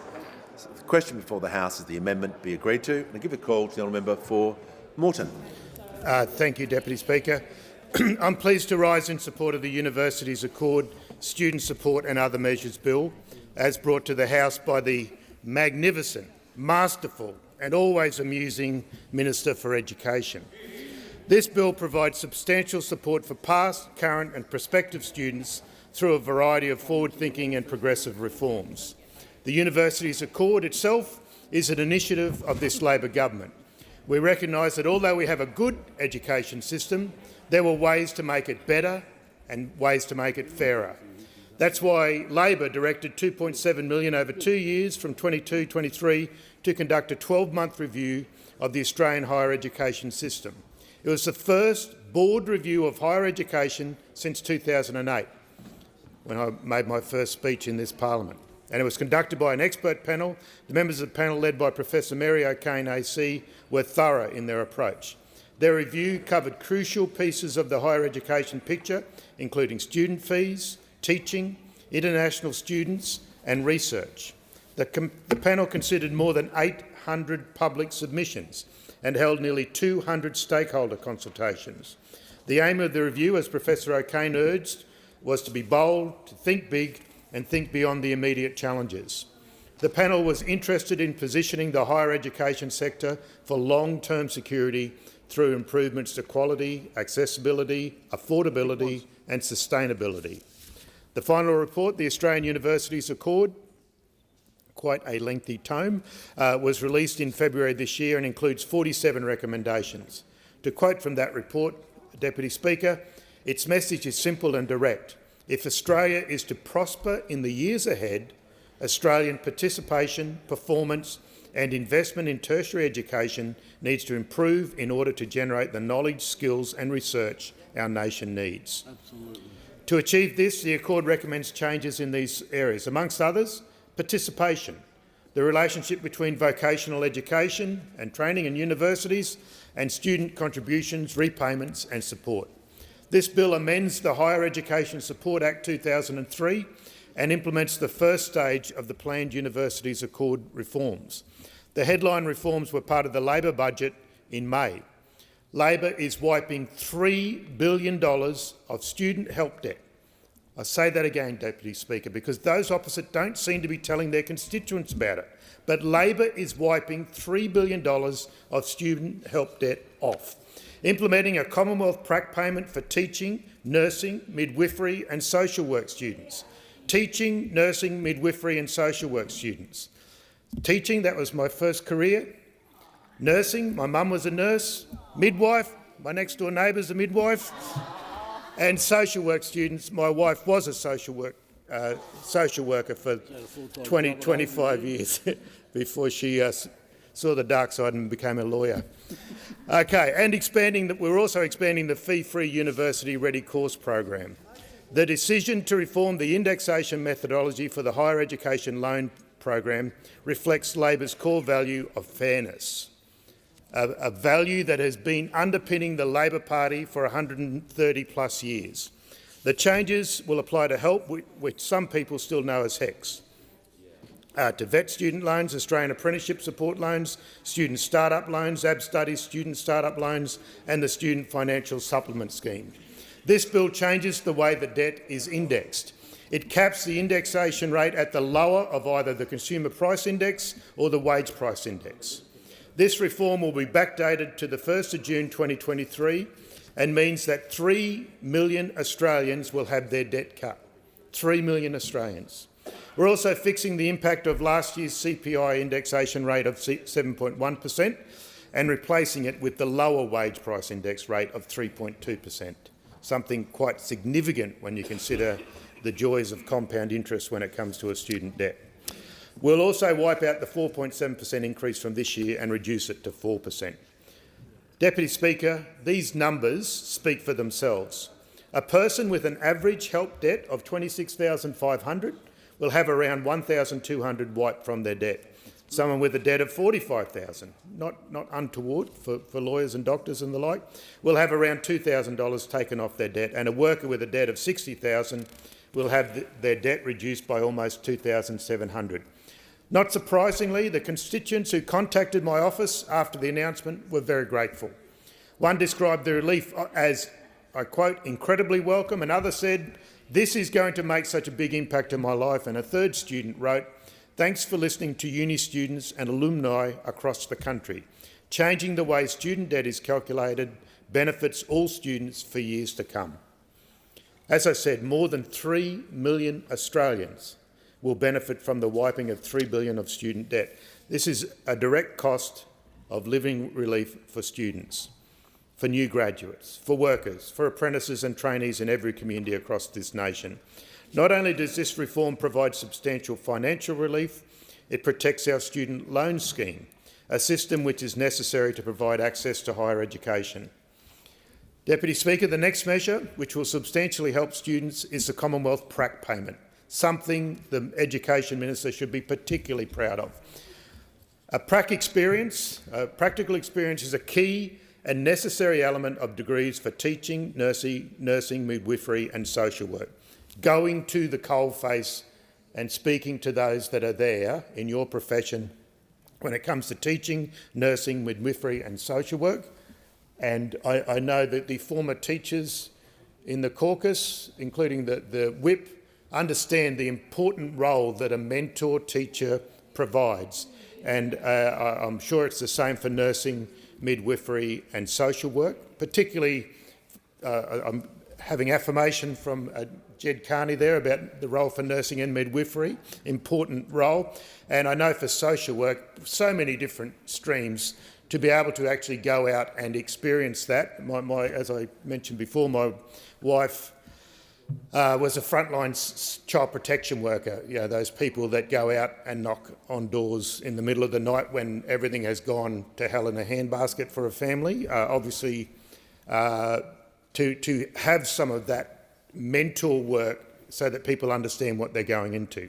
Because you don't want people to complete a degree and then step into the workplace and say, this is not for me. Practicums are a part of that, saying this is a tough job, because we know that teaching, nursing, midwifery and social work are tough jobs. No one turns up at an ED to say everything's good in my life. Social work often involves people having a very, very bad time in their life. So for many students, prac placements are the highlight of their studies. It's where they get to put the theory that they've learned into practice and experience firsthand how the studies they have chosen can positively impact people, because all of those professions are the caring professions. For too long, students in these fields have been left to work out how they can make their pracs happen while trying to minimise the detrimental impact on their lives. Many students have been negatively impacted by having to move away from home to complete their mandatory placements. This means paying out of pocket for transport to and from the prac location, paying for accommodation while there, and often buying the required uniform for the prac. And remember, sometimes these students have to still pay their own rent in the place that they're holding for the university. So many students have to give up the part-time or casual jobs that they help support them at home in order to meet the requirements of their degrees. For some, it is not a choice. They simply cannot afford to undertake the prac component of their degrees, the so-called placement poverty. This can result in a delay to completing the degree or not finishing it at all. A first-year nurse told me that she had the opportunity to do 2 rural and remote placements during her degree. This is a young woman that I've known since she was a little girl, now at university. I have obviously been here a long time. These placements often inspire graduates to move to these areas where they're always crying out for more staff. As we know, there are lots of bush hospitals calling out for staff. Whether they be nurses or teachers or social workers, plenty of work in the bush at the moment. Due to the lack of any financial support to undertake a placement away from home, but with the desire to experience a Western Queensland setting, this nurse self-funded her 4-week prac in Charleville. She said a prac placement payment would have made a huge difference to her. She's optimistic, however, she's optimistic that the new scheme will motivate and enable many more students to have the enriching training she received and go on to inspire them to move to the bush to work. So I'm sure the Nats will get behind this idea of sending people to the bush with a small payment. When you consider the number of weeks that students must do of unpaid mandatory placement, you can see how the costs add up. Student teachers must do 16 weeks of prac. Student nurses must do 20 weeks. And social work students must do 26 weeks. Australia cannot afford to let these students slip through the cracks. We desperately need teachers, we need nurses, we need midwives, and we need social workers. The new Commonwealth prac payment is designed to ease the financial pressures for eligible students to undertake pracs and support these students to finish their studies in their vital degrees. The payments will start in July next year and will be benchmarked to the Austudy rate of $319 per week. It will be means tested to ensure that those who need it most will have access. The new payment has been welcomed by higher education providers, and it will support more students to finish these degrees and move into these crucial fields of work. The third part of this bill's reforms concerns assisting more Australians to get into university. The bill establishes a new Commonwealth grant scheme for fee-free university-ready courses. These courses have been described as a bridge between school and university to give the students the skills that they will need at university. The Albanese Labor government is investing $350 million over 4 years from the 1st of January next year to deliver this new scheme. This includes funding for additional student places. It is estimated that the number of students participating will increase by 40% by 2030. This means that around 30,000 students will be studying in fee-free university-ready courses annually by 2030. The scheme will be targeted at students from underrepresented backgrounds. Speaker, to all these reforms, Deputy Speaker, to all these reforms, all of these reforms contribute to Labor's broader goal of increasing the proportion of our workforce who has completed higher education. It speaks to Labor's commitment to education and the transformative opportunities it brings. By 2050, our target is to have 80% of the workforce having completed university or TAFE studies. 80%. That's quite a goal. It's good for Australians and it will be good for our economy and productivity, and it feeds into a future made in Australia with the skills, training and opportunities for all Australians. As the Minister indicated, we also need to remove the artificial barrier that exists between vocational education and higher education. It benefits students and the economy if we align these sectors. This means measures such as recognition of prior learning at TAFE being counted towards a degree at the university. And I know the Minister at the table is very enthusiastic about these challenges and these opportunities. The May budget directed $27 million into developing a more aligned higher education sector, including recognition of prior learning and more efficient regulation for dual providers. And we're working with the states to develop up to 20 centres of excellence where students can work towards certificates, diplomas and degrees together. The Accord recommended oversight of the alignment of the university and TAFE sectors with the establishment of an Australian Tertiary Education Commission. We are consulting with the sector as to how this will look and how it will operate. Deputy Speaker, there's a lot of action taking place to set the Australian higher education system and the students of the future up for success. We're looking at a revised funding system that better meets the needs of people from disadvantaged backgrounds, enabling them to complete qualifications, and we're focusing on additional investment in public schools to ensure that more children finish high school. Labor understands that the pathway to better educational outcomes doesn't start at TAFE or uni. It starts with the 1.8 million Australian children who are aged from 0 to 5, the crucial years, those crucial years for brain, language and social development. These years are the building blocks for good health, for good education and for well-being later in life. And Labor is supporting the educators who work with this age group with a richly deserved 15% wage increase over the next 2 years, something that I know will transform so many lives for people who were full-time workers who had no chance of getting into the housing market. Now we could at least set some on that pathway to being able to put a roof over their head. The Labor government, the Albanese government, knows that making our education system better and fairer for all needs initiatives, funding and programs across all ages. I've always seen education as a great transformational policy in this multicultural egalitarian society. It's about kindergarten, primary school, secondary school and tertiary education. It's about breaking down barriers to entry and removing blocks to completing qualifications. With this bill, we're tackling some of these barriers and creating more opportunities for young Australians, for all Australians, in the cities, in the towns and in the bush. And I commend the bill to the House.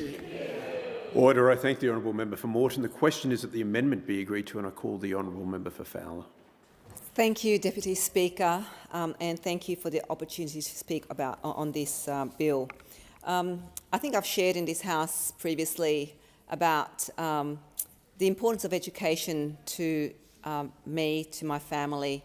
My mother, my beloved late mother, when we were in refugee camps in Hong Kong, and as she applied for resettlement, she told me, she said she wanted to apply for resettlement in this country called Uk Dai Loi, which means Australia back then.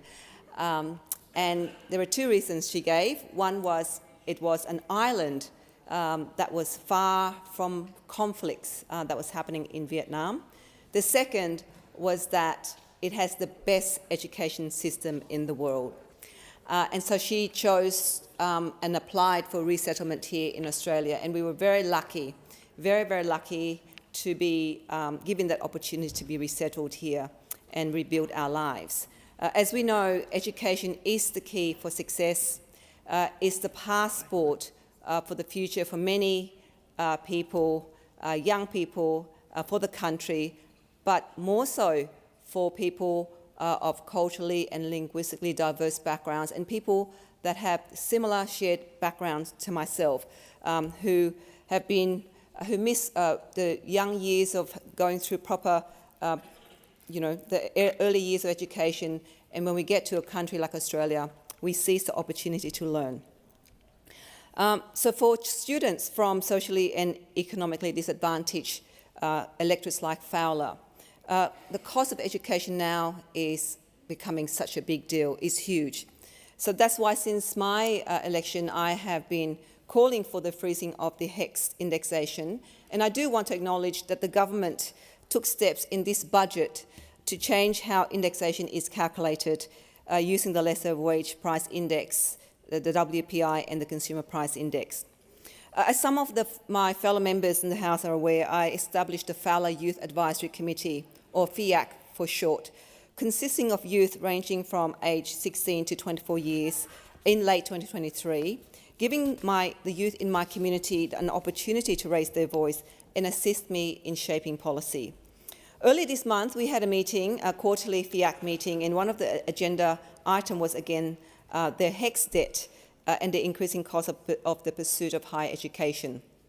So I asked the FIAC group, what do you and your friends think about the changes to the HELP HECS indexation calculation, and that's being backdated to the 1st of June 2023.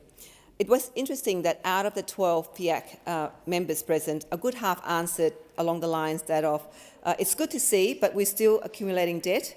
Another FIAC member said, wouldn't it be nice if we could revert back to the Gough Whitlam days when education was free? Now, we all know that it probably wasn't totally free, but the concern was primarily on how expensive the degrees were becoming and the indexation that they were expected to pay in the future. So I can appreciate their comments. I suppose we had it easier back then with no upfront costs, but Gough Whitlam days are, of course, now very well behind us. In the past year, as I mentioned, I have relentlessly called on the government to address the spikes in HECS, and I know that some of my crossbench colleagues have done this similarly. And I'm pleased, and we're all pleased to see that the government has taken some sensible steps towards this, address this.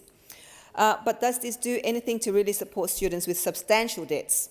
And so, not only do they face the HECS debt, but I have been door knocking in my electorate, and I know that many young students are sharing with me the cost of living crisis that they're experiencing in particular in Western Sydney, where students have to travel far to study, and they have to also, the cost in transport has increased, and those who have to drive, the cost in petrol have increased, and those who are renting, the cost of rent has also increased. So the poor, these young people who are struggling to study, to get ahead in life so that they can have a proper professional job and build a better future, are struggling with many other cost of living pressures. The findings from the Universities Accord final report prove that there is a lot of work to be done in the education space, so hence the government is now putting this bill to implement the recommendations. Deputy Speaker, as well as the indexation, this bill addresses student services and amenities fees, fee-free unit-ready courses and the Commonwealth prac payments. In my Fowler electorate, over 15% of constituents attend university, around 7% are studying for a diploma, and around 22% of students are currently in the high school system. So I understand how important the reform of the higher education system is for the future of the youth in my electorate. The proposed legislative requirement that higher education providers allocate a minimum of 40% of their student services and amenities fee revenue to student-led organisation is a positive approach. For socially and economically disadvantaged students, student-led organisations may be able to offer support measures that allow them to have a more fulfilling tertiary education experience by providing student services support. But what assurances can the government give that this support will be targeted at the most disadvantaged students? What students want is more affordable higher education, but the current cost of living, as I mentioned, is not making their situation any better. A lot of students in Fowler are working part-time jobs while struggling to pay the rent, food, travel and other expenses. Students are now thinking twice and maybe even 3 times as to which degrees to enrol on or whether to bother at all. There's nothing inherently wrong with such consideration, but I fear that we are going to lose a generation of talented artists and creative people with the way things stand. I am disappointed that this bill makes no changes to the Morrison government's job-ready graduates, the JRG package, which used financial manipulation to incentivise students to study in areas of national priority. I don't know whoever made that decisions, must be have a crystal ball, which has deterred students from studying arts courses by doubling the cost of their arts degree subjects. So to be frank, this is a death sentence for students who are talented in the arts and humanities, and it condemns them to a choice of a big debt or walking away because they cannot afford it. This is clear discrimination. Arts and humanities students are not less important than those pursuing a STEM degree, and I understand the need to push for STEM. It's very important and it's something that I support, but I think the arts and humanities students are also critical for the cultural growth of Australia. Along with the majority of the members of this House, I studied an arts degree, which enabled me to obtain a career in the creative industry, a writer, journalist, and to where I am today. Arts and humanities degrees create future political leaders and advisors, consultants, journalists, academics, poets, musicians, and the lists are endless. I've called on the government to consider the ramifications of the package on multiple occasions. Before the House today, I asked the government again to make the changes to the JRG package, ideally scrapping it altogether, and I will certainly support it. We cannot simply let this scheme continue to fail not only the generation of students facing this utilitarian discrimination, but Australia as a whole. I acknowledge the government's efforts to establish a new Commonwealth payment, the CPP, to support students in teaching, nursing, midwifery and social work during their mandatory placements. 68,000 eligible students can expect $319.50 per week during placement. It may not be much money, but it is still some money that students can use to sustain themselves while undertaking their placements. I also welcome the possibility of increasing the CPP for students to relieve their cost of living tensions while undertaking placements, particularly during the spiking inflation that we are currently experiencing. But what about other allied health fields and sciences? The psychology, veterinary, physiotherapy and podiatry. What provisions are available for them? I have shared in previous speeches that Fowler students in physiotherapy and podiatry feel like they're just being left out. They too must undertake practical placements as part of their course.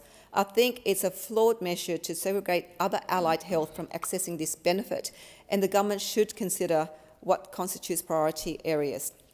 I understand that the payments will be means-tested and available only to priority areas, but this may unintentionally cause inequality like the JRG package.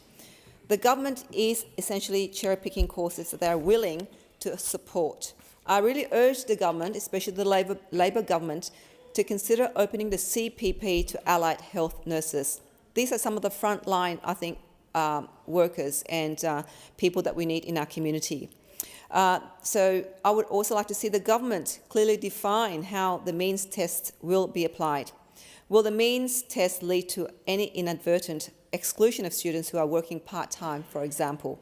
Many students from Fowler rely on their part-time jobs to support themselves, as I mentioned earlier, through higher education.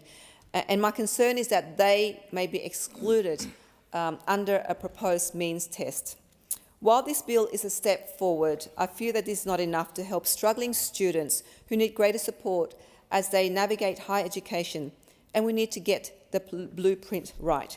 If arts students and allied health students are disincentivised to study, then this will place even more pressure on universities financially. The Fowler Youth Advisory Committee may not have the expertise or experience to assess all of the factors involved in the funding of higher education. But they do know that if the future offered to those who study arts degree is one of mounting debt and high interest payments, they will and could withdraw from higher education entirely. That is surely not the message that we want to send or the future that we want our students to aspire to. Thank you, Deputy Speaker.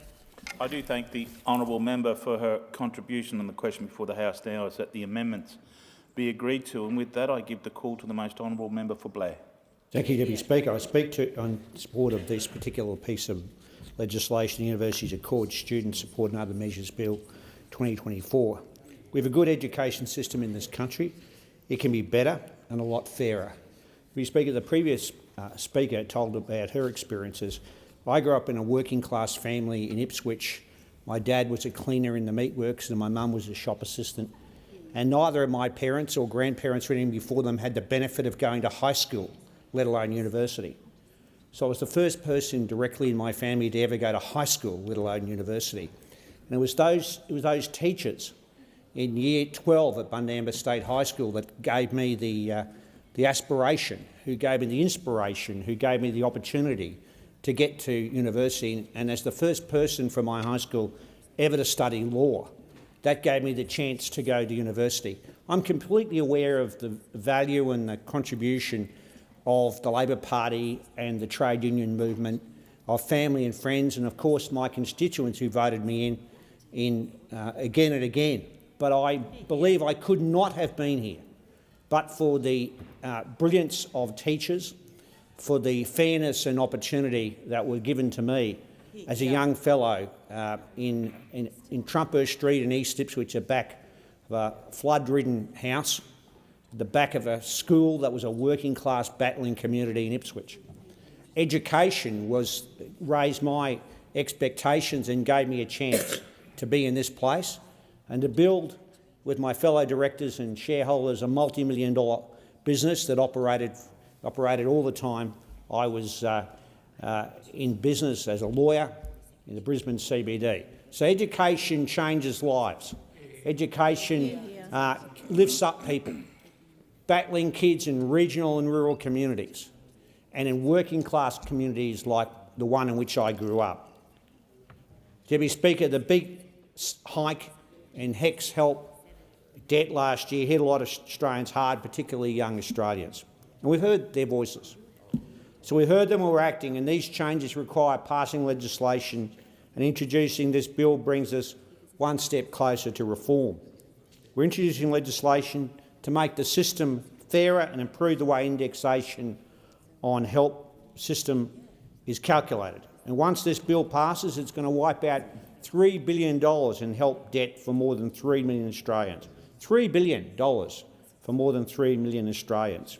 We're going a step further and backdating it to the 1st of June last year. The bill introduces a Commonwealth prac payment, which will give eligible people who signed up to do some of the most important jobs in our country a bit of extra help for the qualifications they need. And I can't describe how important this is for regional and rural communities. I've represented most of the country towns. I think the Deputy Speaker and I have represented a fair bit together at various times, him crossing over after me after redistributions. And I can say that in those rural communities and regional areas in South East Queensland that I've had the honour and privilege to represent, there are so many young people who would like to go to TAFE and like to go to university and like to study certain courses, but one of the barriers for them is the fact they have to do months and months of prac work. And that's good, because if you want to become a teacher or do social work or nursing or midwifery, early education teachers, it's crucial you do that prac work. But the challenges of geography are matched by the challenges of finance for them. And so this bill will massively expand the fee-free university-ready courses, which acts also as a bridge for students who aspire in those regional communities to go to university and help Australians get a crack at university. It amends the Higher Education Support Act to implement the first stage of the Universities Accord. And I've spoken to University of Southern Queensland. I've got the privilege of having 2 campuses in my electorate, one at Springfield and one in Ipswich. Now, that accord was led by Professor Mary O'Kane, AC, the University Accord, the biggest and broadest review for the higher education system we've seen in 15 years. The final report was released on the 25th of February this year. It's a blueprint for higher education reform, 47 recommendations, 29 of which we've agreed to implement in full or in part in this year's budget. Now, first, the bill makes help HECS system fairer by improving the way the indexation is calculated. Now, that'll impact 23,000 people in my electorate. Just imagine that, 23,000 people. That number sounds a lot, but if you put them in Suncorp Stadium, imagine how full Suncorp Stadium would be. About half the stadium would be filled. That's just my electorate alone, of the 151 electorates in this chamber. So this is going to help a lot of people and their families. That's just the individuals concerned. You add their families as well. It's going to be, well more than 50,000 people benefited from this change in my electorate alone. The new methodology is really critical and goes back to the 1st of June last year. Now, it's going to apply to all help loans, VET student loans, Australian apprenticeship support loans and other student support loans, as well as ensuring outstanding loans never grow faster than average wages. 68,000 people will benefit from that Commonwealth prac payment I've talked about, the nursing, the teaching and midwifery, social work students. That will make a big impact in regional Queensland. The third change, the bill establishes a new Commonwealth grant system, funding a cluster for free university courses acting as a bridge between school and university to provide foundational supports, and I'll come to that soon. The bill effectively uncaps fee-free university-ready courses across Australia to help more students get the jump to university. The fourth, the bill supports students by requiring higher education providers allocate a minimum of 40% of their student services and amenities fees revenue to student-led education organisations, ensuring the students have a significant role in how their services and amenities are spent. This is really crucial. The legislation is the first step in our reform agenda, and it's critical work that we're undertaking. As I said before, it's the most extensive changes we've seen.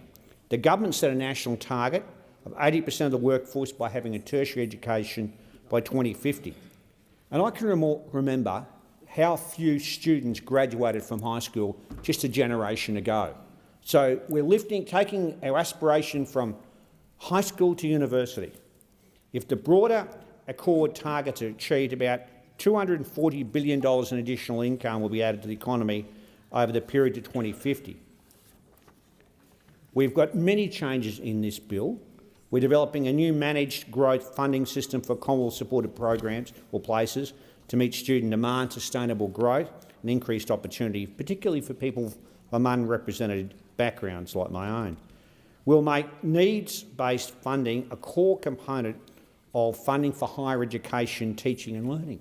I can remember when the Liberals and National Party linked funding to work choices under John Howard's reign and regime. I can remember they linked university funding, that they had to bring in those workplace agreements. The only way universities would get the funding they needed is if they put AWAs in.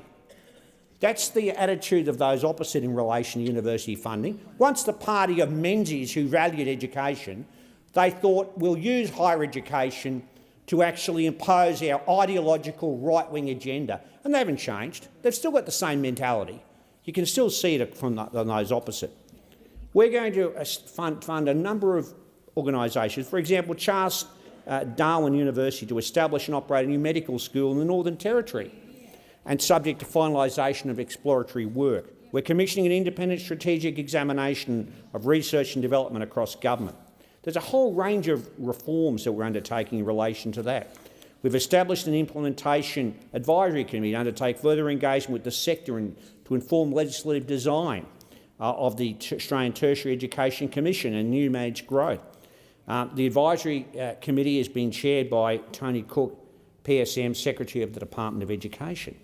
One of the proposals we're undertaking, which I think has got real benefit, and I've been speaking to the Minister's office and the Minister personally about that, is the proposal to establish a network of suburban university study hubs. And this is where it comes in, giving more people from the outer suburbs of major cities an opportunity for tertiary education. We're investing $66.9 million to double the number of university study hubs across the country and bring the hubs to the outer suburbs of our major cities for the very first time. This builds on the 34 existing regional university study hubs located across the country, which supports 4,000 students. And of those 10 regional university study hubs recently funded, that's in response, by the way, to the Australian Universities Accord interim report. Now, we're going to establish these suburban university study hubs in areas where there is a significant university campus, without one rather, and where the location has low rates of university qualification. So the hubs will provide safe spaces for students, including those from low socioeconomic backgrounds, First Nations students and people with disability, including also in multicultural communities. And this is where it's critical also for my electorate. They'll provide computer facilities, internet and study spaces, as well as in-person administrative and academic skill support for tertiary students. Now, applications have closed, and I know I've encouraged University of Southern Queensland to apply for a network of hubs across Ipswich, Logan and southwest Brisbane as part of this process. I've attended a number of roundtables with the University of Southern Queensland, Griffith University, as well as councils across southeast Queensland and other stakeholders to discuss this proposal. It's very exciting for southeast Queensland. Too often someone's postcode's a brick wall that stops them going to university. with the cost of moving closer to a campus a major disincentive to study. The postcode you live in shouldn't be a barrier to getting a degree. The opportunity to go to university is life-changing, particularly in regions like mine and particularly across Ipswich. Our suburban university study hubs will provide support close to home. The discussions I've been involved in with local stakeholders have identified a number of possible sites, including Redbank Plains in Ipswich, a very multicultural community, and the biggest suburb in Ipswich.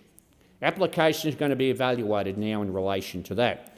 The need for TAFE or university qualifications is growing, and more people in the workforce would be required to upskill and reskill. Almost 1 in 2 young people in their 20s and 30s have university degrees, but not in my community, not in Blair. This has to change because in the decade ahead, more and more jobs will require a TAFE or university qualifications. Deputy Speaker, as I said before, I was the first person in my family to go to high school, let alone university, and I want to see more young people in Ipswich and the Somerset region get the opportunities that I did. This is one way to do it, by providing higher education services closer to home, closer to the students, and to provide that financial support for them when they are doing prac. It's bringing education and financial support to the students where they're located.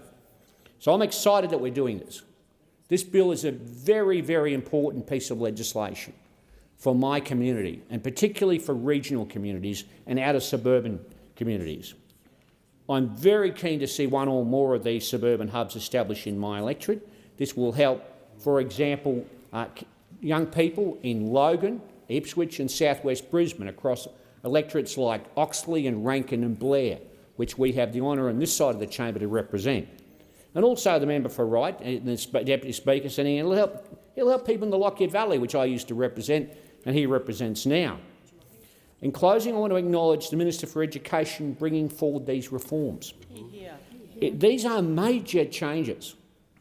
You know, we don't quite realise sometimes when we're debating legislation the kind of impact this will have. This is not legislation that will be forgotten. This legislation that we're debating today will have impacts for generations on people. People's lives will be changed by the bill that we're going to pass. They will be changed, their families will be changed, their generations will be changed. That's how important this legislation is. I want to thank our government officials and the public servants and those people working on this legislation. The whole Universities Accord team. I've read this report. It's an excellent report, and I commend anyone to read it. And I want to thank all the stakeholders for their valuable input in these reforms. This is about building a better, but also a fairer system. It's not just about supporting rich schools. It's about filling universities with kids from low socioeconomic backgrounds. The Bradley reforms, we used to call them years ago. This legislation will help with the cost of degrees, with the cost of living, and a lot of young people, and older people too, who would have missed out on opportunities in life, that ladder of opportunity we often talk about. So this legislation is absolutely vital, but it's the first step in what the Albanese Labor government's doing to assist young people in the outer suburbs and the regions. I thank the honourable member for his contribution, and the question before the House now is that the amendments be agreed to, and with that I give the call to the most honourable member for Brisbane. Thank you, Deputy Speaker. I move the amendments as circulated in my name. My electorate of Brisbane has one of the youngest populations in the entire country. We are home to many, many university campuses, including very large university campuses, thousands of students and countless young people starting out in the world post-graduation. At the same time, though, we are a community sitting with over $1 billion of student debt. Student debt is making the cost of living crisis worse and is damaging our economy in the now and over the long term. As the cost of going to university creeps higher and higher, people are concerned about their futures. Many constituents have told me that the soaring costs of going to university is making them question whether or not they should continue at uni, with some just writing it off as an option altogether. Education should be free at the point of use. It should be the same for early childhood, primary, secondary and higher education. to break cycles of poverty, to allow people to pursue their dreams, to improve our economy and allow people to specialise their skills or even retrain as our economy changes into the future. Education that is free at the point of use gives people economic freedom and social mobility. We need to make uni free again, and we need to wipe all student debt. The bill before us today seeks to do a few things, namely to tweak and amend the existing HECS debt system. Now, it retrospectively ties the student debt indexation rate to the lower of either CPI, the Consumer Price Index, or WPI, the Wage Price Index, and provides an indexation credit to reduce the 2023 and 2024 student debt indexation rates from 7.1% to 3.2% and 4.7% to 4%, respectively. So in short, someone with an average student debt of $26,500 will see a reduction of around $1,200 from their outstanding student debt as a result of these changes. But setting indexation to the lower of CPI or WPI is akin to rearranging deck chairs on the Titanic. WPI is usually higher than CPI, so this change will make little difference. In fact, in the last 25 years, the WPI has been lower than CPI indexation only 4 times, including in 2022 and 2023. Big student debt indexation hikes can still happen. Student debts will keep going up. In fact, even after these changes, student debt will have risen over 10% in Labor's first term in government. We keep hearing that Labor is wiping $3 billion of student debt, but when you put that up against the $78 billion of student debt that there is in this country, it really is just a drop in the ocean. Now, making university free once again and wiping student debt would forever change this country for the better. It would send a signal that we value education as a public good that everyone should have equal access to regardless of their financial standing. It would make us a more prosperous country. Universities Australia recently noted that university-educated workers make our economy $185 billion bigger and underpin a higher standard of living for all Australians. University courses that are free would boost our economy, reduce economic inequality, and give countless more people the opportunity to follow their passions. We wouldn't even be trying something new. University used to be free in this country, and it still is free in numerous countries around the world: France, Germany, Sweden, Norway, Denmark, the list goes on and on. But right now, we see university courses becoming more and more expensive. Student debt's growing larger and larger each year, and next year, punitive fee hikes, which were ushered in by the Morrison government, which Labor is refusing to change in this bill, I'll add, despite the recommendation in the University Accords panel, will kick in, and some degrees will cost more than $50,000. Allowing Australia to continue down this path is bad for our economy, and it is bad for our society.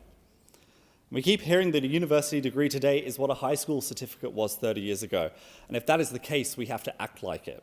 We need to make university free and wipe all student debt.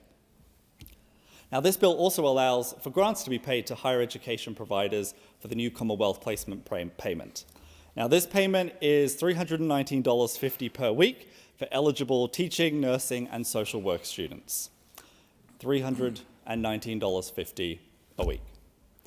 Students are expected to be studying full-time while doing placements up to full-time, while also paying for groceries, ever-increasing rent, and all their other bills. It is impossible. And I want to share the story of my sister, actually, Emily, who had to go through unpaid placement during her time studying to be a midwife. In her first few years of studying nursing and midwifery, she had to complete 2 8-hour days of placement, 1 8-hour day of uni, lectures, and 1 8-hour day of tutorials, totaling 32 hours of unpaid university-required learning and placement. This left her the ability to work 1 shift per week at her job, so that she also had enough time to study and complete assignments so that she could actually pass the course. Now, her final year of study saw her doing 32 hours a week of unpaid placement, including night shifts. On top of this were the continuity of care shifts, where students were required to follow expectant parents through their antenatal visits, births, and postnatal visits. Emily needed to complete 20 of these regardless of the day, regardless of the time. She was essentially on call 24/7, unpaid. Now, because of this, Emily did not have time to also work a job that actually paid her. So she couldn't afford a car, she couldn't afford a place to rent in Brisbane without our family helping her. And this was back in 2017. When you add in the current cost of living and housing crises, I genuinely do not know how we expect anyone to be able to make this work. Now, the government's proposal of $319.50 a week is not enough. It is $8 an hour if you are doing a full-time placement.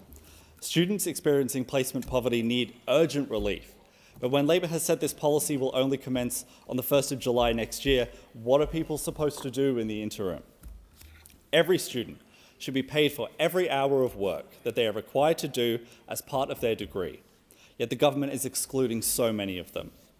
Students should be paid at least the minimum wage for work on their placement, not a lesser supplementary amount. So wiping 3 out of $78 billion of student debt is measly and does not address the systemic issues with charging people to receive an education. $319.50 per week for working in a full-time placement is woefully low. And so many students in key fields like medicine, psychology, they completely miss out. We need an overhaul of the way we do higher education in this country. We're left playing catch-up to so many economies who already experience the huge benefits of providing free university. But yet again, it comes down to a matter of priorities. It is a choice of this government, of both major parties, and the priorities of this place are out of touch with the people out there in the community. There is always money for tax handouts to the mega wealthy, and there's always money for the fossil fuel industry.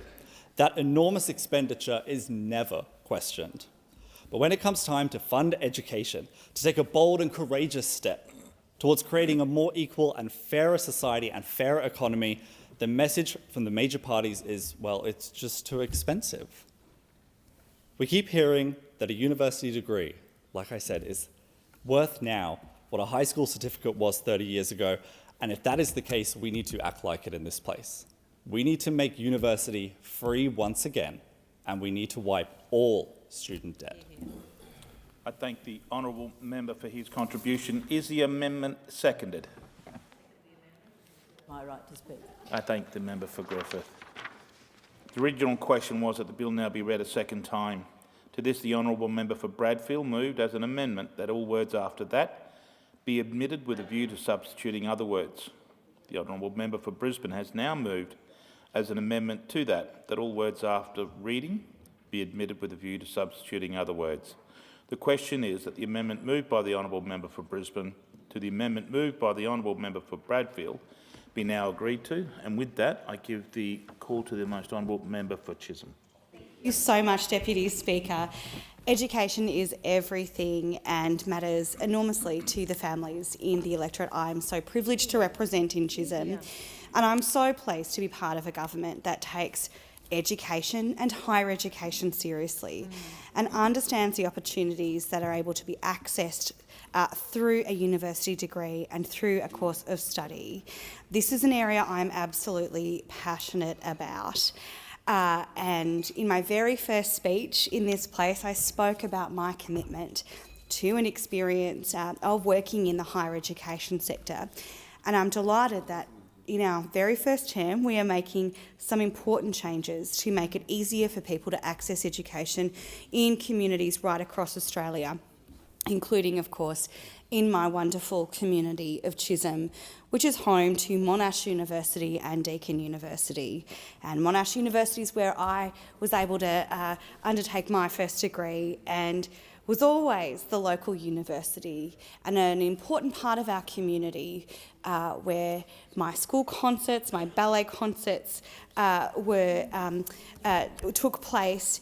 And I know that so many families move into the southeastern and eastern suburbs because of the connection to excellent schools and terrific higher education institutions. The reforms in this legislation really matter to my community of Chisholm. I undertook a survey throughout the Accord consultation process in my electorate, and I received hundreds and hundreds of responses.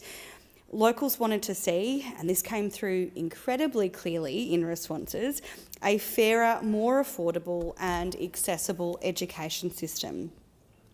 I made a submission on behalf of my electorate to the Accord expert panel, and I'm so pleased that the voices of the people of Chisholm have been heard with the reforms we are getting on with implementing, which are exactly the sorts of reforms my electorate wants to see from our government.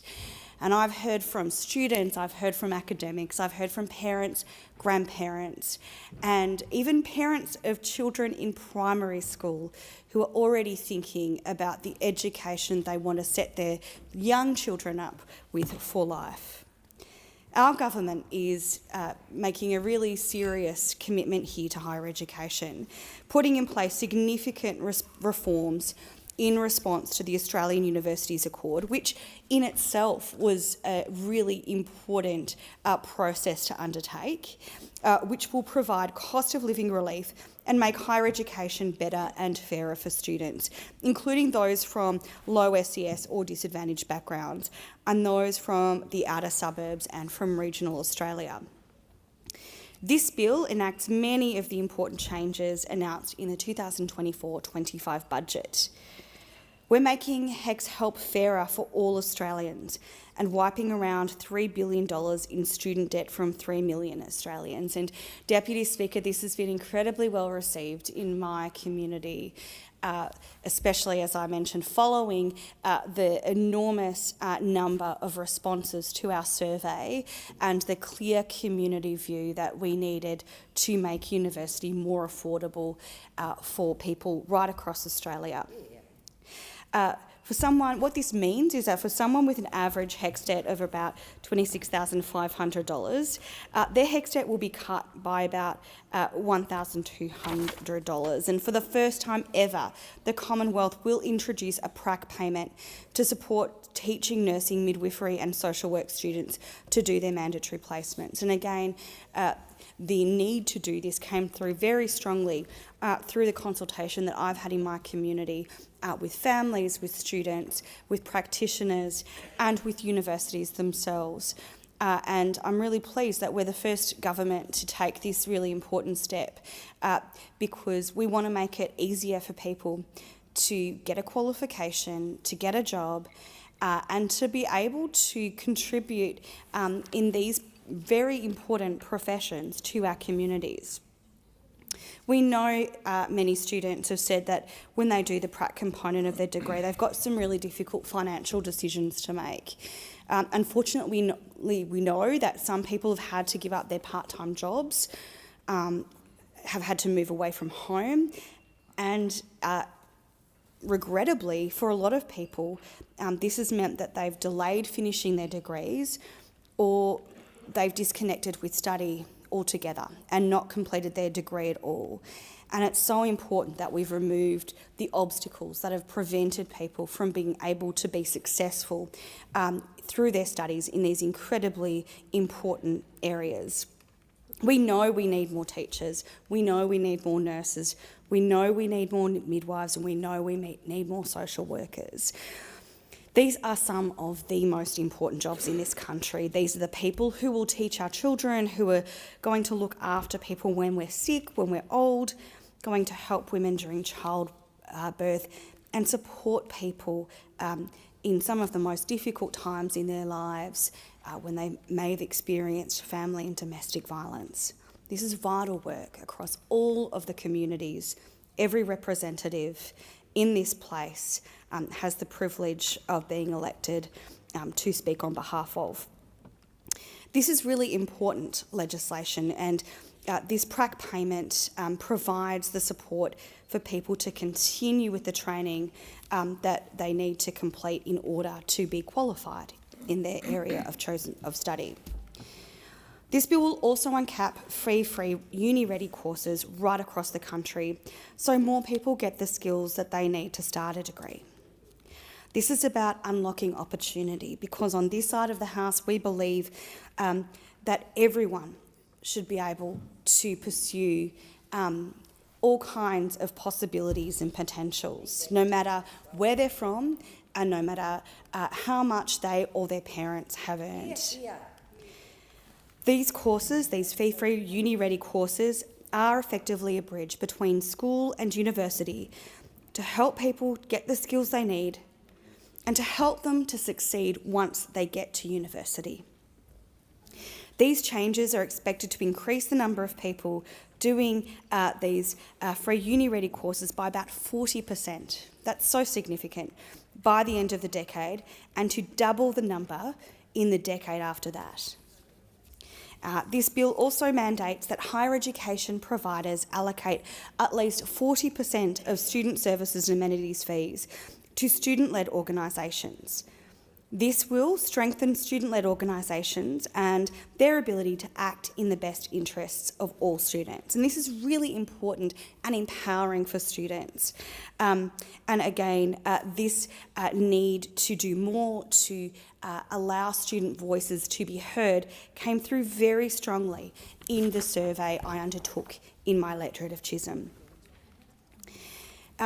Our government has been working really hard to ensure we address the issue of gender inequality in this country. And of course, we've seen that there has been a historic reduction in the gender pay gap recently. This bill also addresses gender inequality in this country. 61% of help debtors are women, which is around 1.8 million people. And they are going to benefit from the measures contained in this legislation. The Commonwealth prac payment primarily supports female-dominated occupations. Women make up 88% of people in nursing, 75% of people in teaching, and 85% of people in social work. And we know that in our fee-free uni-ready courses, over 60% of the people who will benefit are women and will benefit from the additional places and funding for delivery of these courses. So in this legislation, as across much of our legislation that we've introduced as a government, we see gender equality is at the heart of what we do. It is significant, of course, that we are wiping around $3 billion in student debt for more than 3 million Australians. This will ease pressure on workers and students right across the country, providing significant relief for students while continuing to protect the integrity and value of the help and other student loan systems, which have allowed governments to massively expand tertiary access for Australians and to allow more Australians, therefore, to go to university and to seize the opportunities that a university education and degree provides. This bill caps the help indexation rate to the lower of either the consumer price index of the wage price or the wage price index, and we backdate, importantly, these changes to the 1st of June 2023. Once this legislation passes, individuals will receive a credit to their outstanding student loan debt balance for the difference between the indexation rate under the current legislation and the new indexation rate. And these changes cover help, that student loan and Australian apprenticeship support loan and other student loan accounts that existed on the 1st of June last year.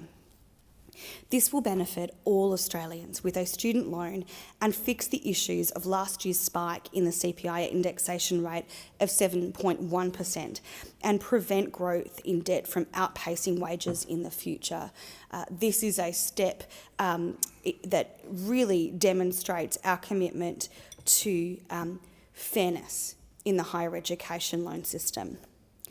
This change is going to provide important relief for students while continuing to protect the help system and continuing to enable people to defer their debt and study at university.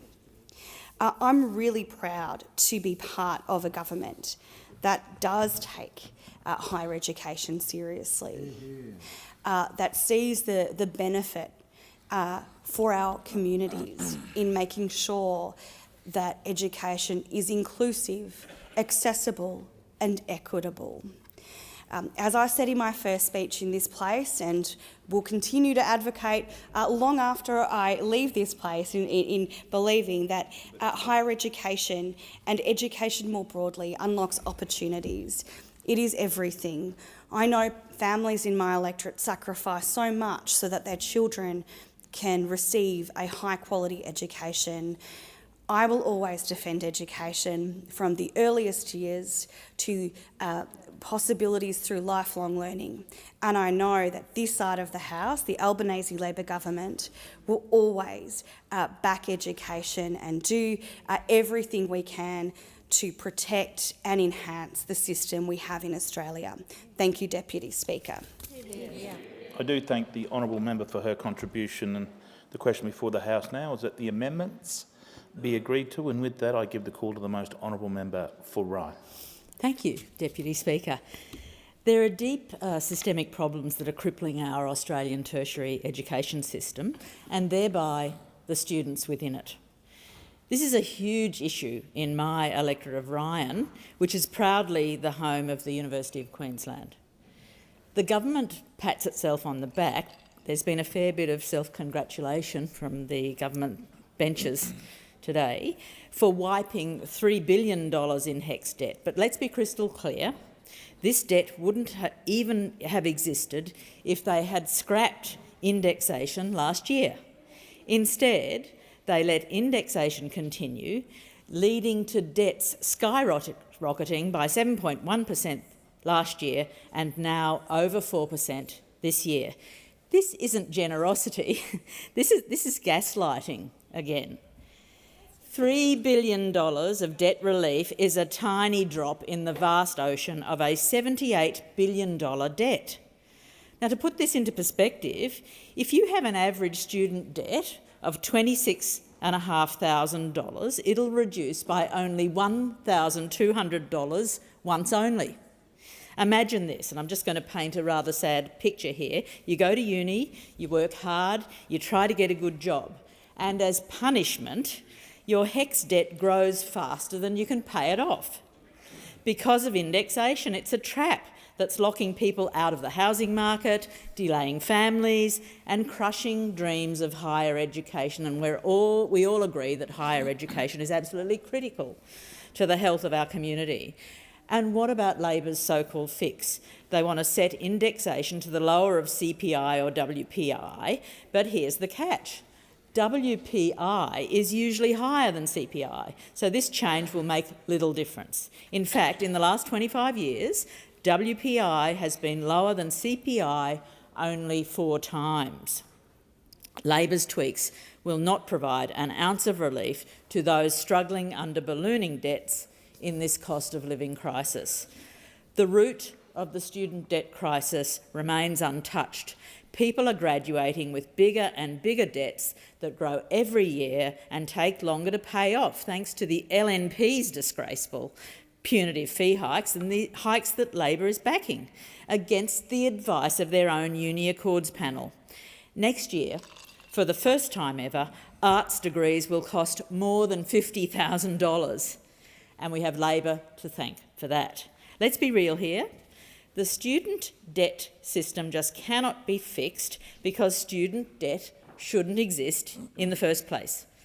Higher education, like all education, is an essential public good that should be free, it should be universal, and it should be provided by the government.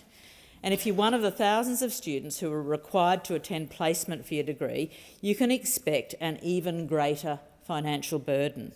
Tens of thousands of students across the country are working for free in unpaid placements, leaving them unable to work to support themselves. And this is nonsensical, it's cruel. You shouldn't have to choose between study and paying the rent.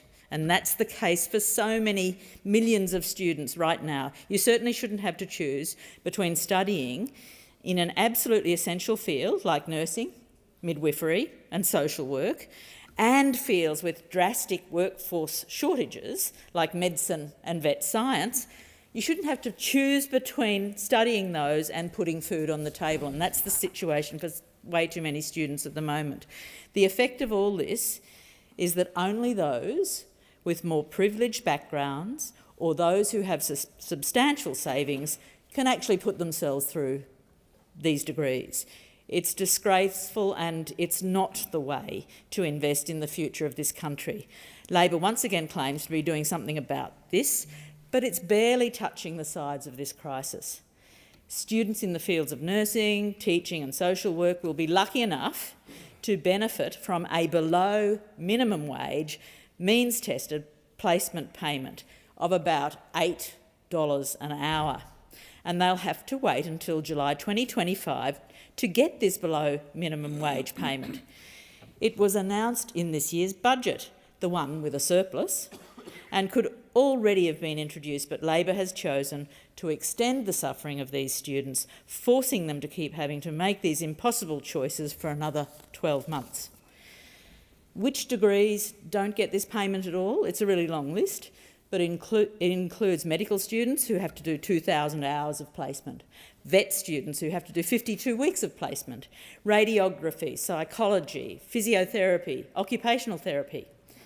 At $8 an hour for a 40-hour week, that's $320. That is, put simply, not enough to live on. I can guarantee you none of the MPs in this place would be able to live on that. But they're happy to condemn others to do it. $320 a week is well below the poverty line, as we know. It's certainly not enough to live on when students are staring down the barrel of yearly unlimited rent increases in most of the country. And to add insult to injury, Labor and the LNP have refused to rein in corporate price gouging, sending the cost of groceries through the roof. It's just cruel. The government is currently trumpeting its Future Made in Australia bill. For a truly thriving and viable future for everyone, made in Australia, we need to properly invest in the education of Australians. I urge Labor to make that good investment, which should not be regarded as a cost. That good investment would see huge returns for Australia and Australians for generations to come. Thank you, Deputy Speaker. I do thank the honourable member for the contribution, and the question before the House now is that the amendments before the House be agreed to, and with that I give the call to the most honourable member for Holt. Thank you, Deputy Speaker. Higher education is essential for our economy and the future of our nation. Golf Williams said it best in his 1969 election pitch. We are all diminished when any of us are denied proper education. The nation is the poorer, a poorer economy, a poorer civilization because of this human and national waste. Today, 36% of our workforce holds a university degree. Our education system is strong, but we can and must do more to make it even better. The future of Australia hinges on our ability to educate and empower the next generation. It is not just about filling classrooms. It is about equipping our people with skills and knowledge and also opportunity to thrive in a rapidly changing world. In 2022, the Minister for Education, Jason Clare, initiated a generational review of the higher education sector. This ambitious review, known as the Australian Universities Accord, involved extensive consultation with students, industry leaders, universities and staff across the sector. The goal was clear: to create a fairer and a more equitable higher education system. The Accord set an ambitious target to have 80% of the workforce achieve a tertiary qualification by 2050. This is not just a great aspiration, it is a practical and necessary goal that will help Australia remain competitive in a global economy. Achieving this target will add an estimated $240 billion to our economy by 2050, a significant boost that will benefit all Australians. Deputy Speaker, the Universities Accord, Student Support and Other Measures Bill 2024 is a crucial step forward realising this vision. This bill addresses 4 key priorities outlined in the Accord. 1, it will wipe out approximately $3 billion of HECS debt for over 3 million Australians. Education should be a pathway to opportunity, not a road to a lifetime of debt. This is why Labor is wiping out $3 billion in student debt and changing the indexation of loans so that student loans will never increase faster than wages. For someone with an average HECS debt of about $26,500, this change will mean a reduction of around $1,200. For someone with a debt of $45,000, it will mean a reduction of around $2,000. This is not just about numbers, it is about providing real relief to real people. In Holt alone, this change will benefit 19,600 people with student debt. This week, the manager of opposition business stated that the coalition welcomes an initiative to combat escalating student debt. While it's heartening to hear this support now, it is unfortunate that he did not show this concern when he voted with the previous government to support the Job Ready Graduates Package, which increased the cost of arts, business and commerce degrees. This was the peak of a series of attempts by the previous Liberal National Government to deregulate university fees and make students bear more of the cost. Every time Labor has been in government, we have pursued policies to support students. Every time the coalition has been in power, they have waged an ideological war against our higher education system, making it more expensive and less accessible for students. We believe that education is a public good, not a privilege reserved for the few. This is why Labor governments have always supported policies to enable more students to study and support them to complete their degree. Deputy Speaker, for the first time, the Commonwealth will introduce a prac payment to support teaching, nursing, midwifery and social work students during their placements. These are fields in high demand, fields that focus on caring for others, caring for our young Australians, caring for our mental health well-being, caring for our mothers during childbirth, and caring for the sick. These students are the future of our essential services, and it is our responsibility to support them as they prepare to take on these crucial roles. I have spoken to hundreds of students across Victoria about the need for this payment, from RMIT to Deakin, Monash to Melbourne, Swinburne to VU, La Trobe to Federation University students have shared their struggles to afford basic essentials like petrol and rent while trying to complete their studies. Many of these students must dip into their savings to undertake hundreds of hours of unpaid work, which is particularly challenging for those who live away from home and those from lower socioeconomic backgrounds. This is why we are making this change. From July 2025, these students will be paid $319 per week while undertaking their placements. This payment will not only provide much-needed financial support, but will also encourage more students to pursue these fulfilling and essential careers. Deputy Speaker, there is a significant jump between high school and university, and it is our duty to ensure that these students are adequately prepared for this transition. This bill uncaps fee-free university-ready courses. These courses serve as a bridge between school and university, helping students gain the skills they need to succeed in higher education. They teach students writing, communications, maths, and other foundational skills that they need to prosper at university, whether they do not achieve and enter, or are looking to upskill later in life. The Albanese Labor government is investing $350 million to expand these programs. This fund will allow 40% more students to undertake these courses by 2030 and will double the number of students by that time. These programs are especially important for the underrepresented and disadvantaged communities who may otherwise be locked out of our higher education system. Students know what is best for students, which is why our government is guaranteeing funding for student-led organisations. These organisations provide vital services on campus, including independent advocacy, training, financial aid, legal services, and wellbeing programs like food banks and mental health outreach. They are run by students for students. They are the best informed and equipped to represent the interests and needs of the student body.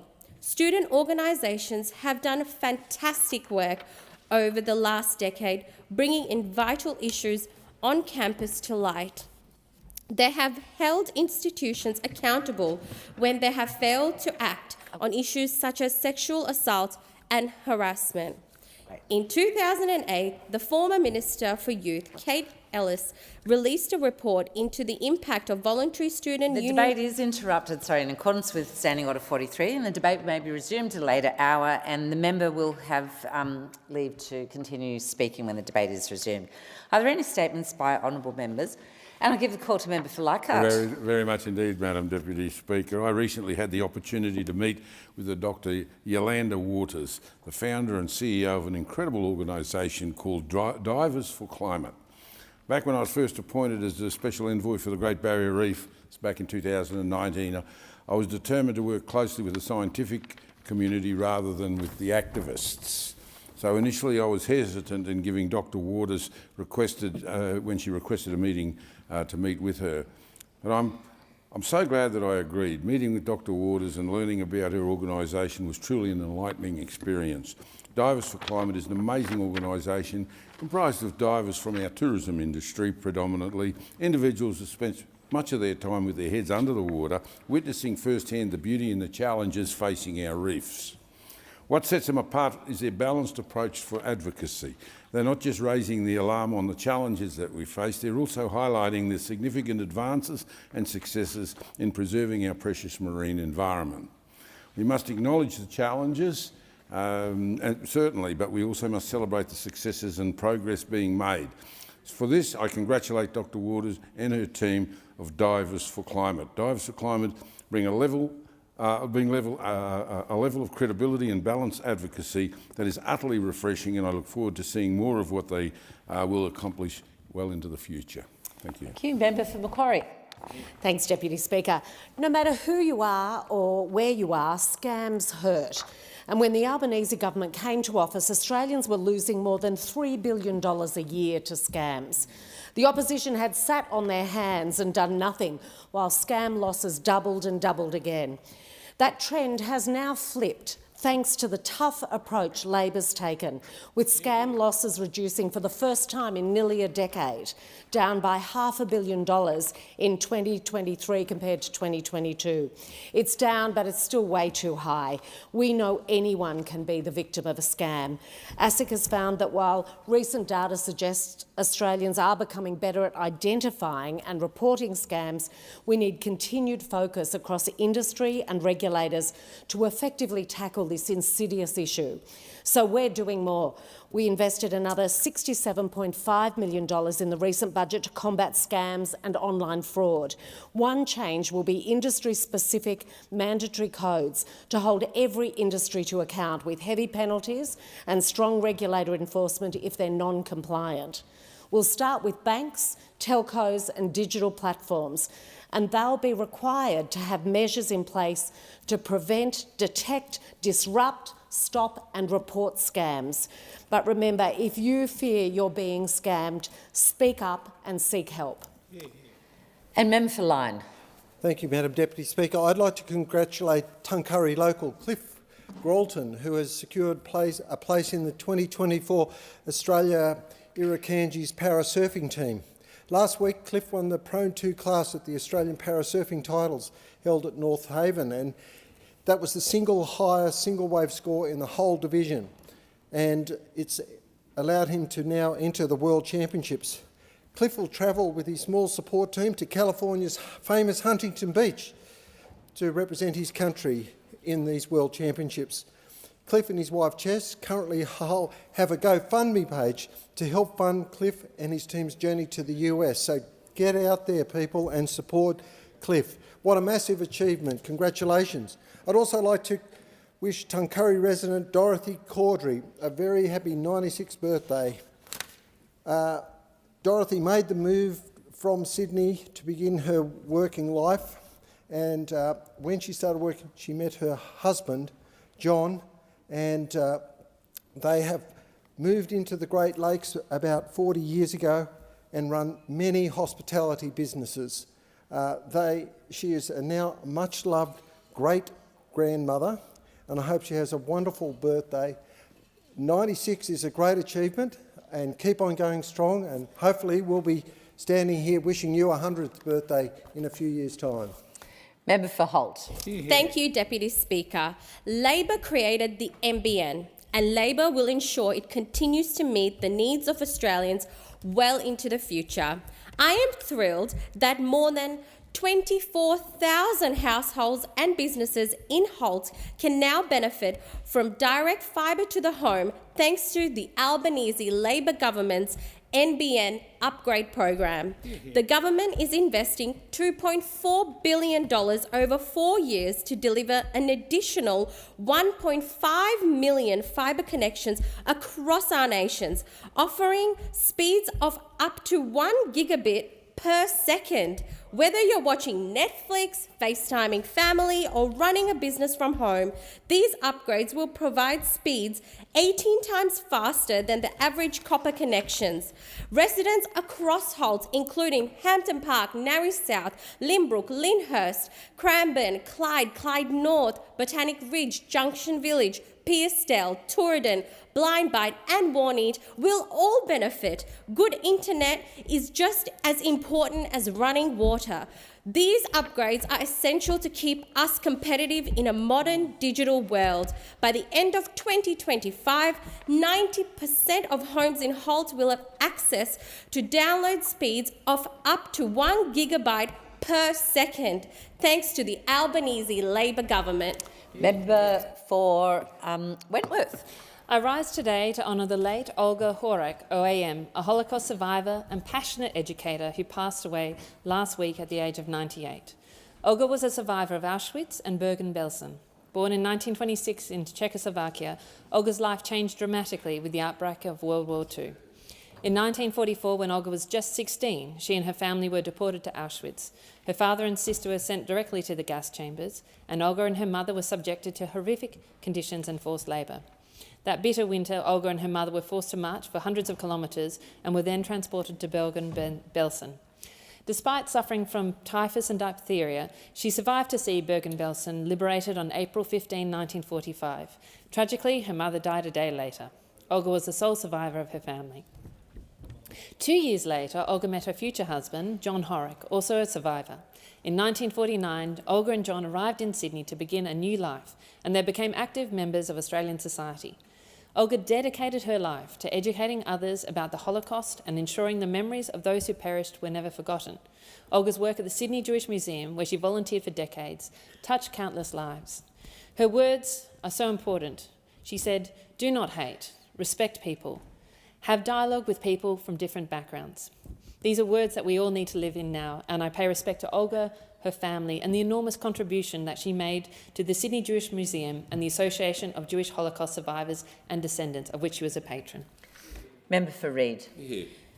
Deputy Speaker, there are moments in this place that transcend the cut and thrust of political discourse.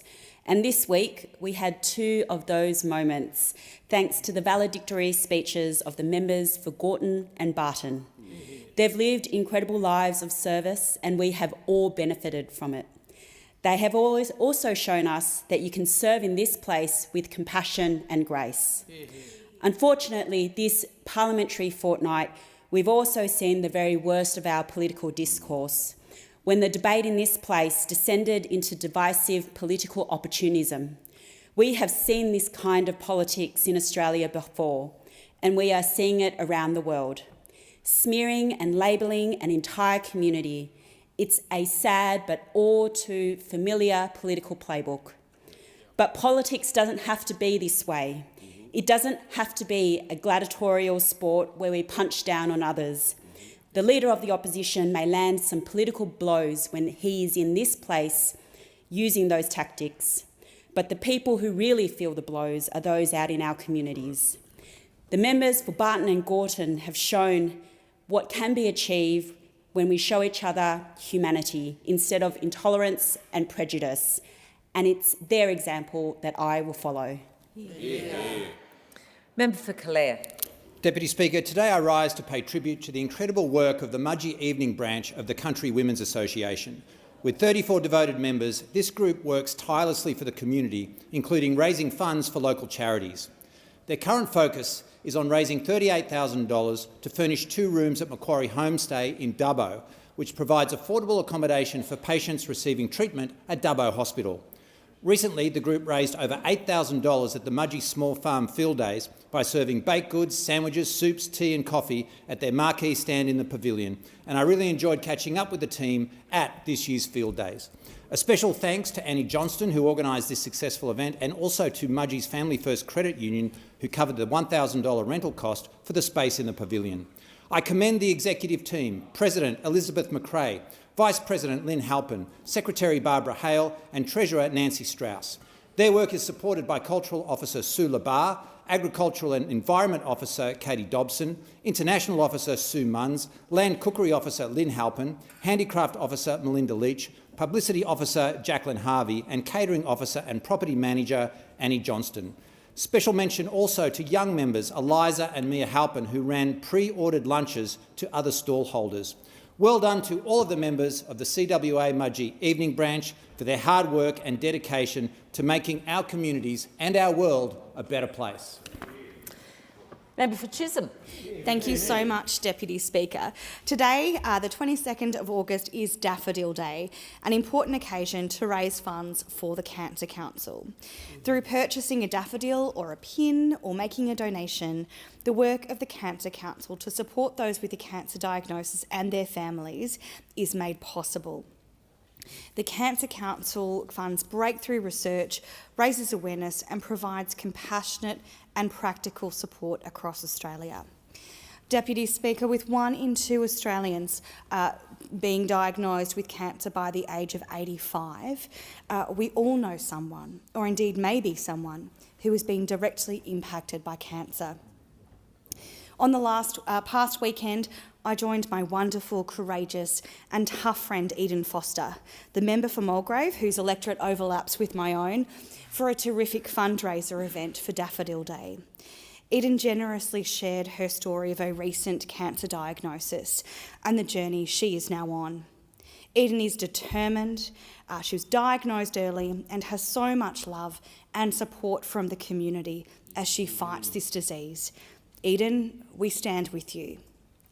This Daffodil Day, if you are able to show your support, please do, and I commend the work the Cancer Council does every single day.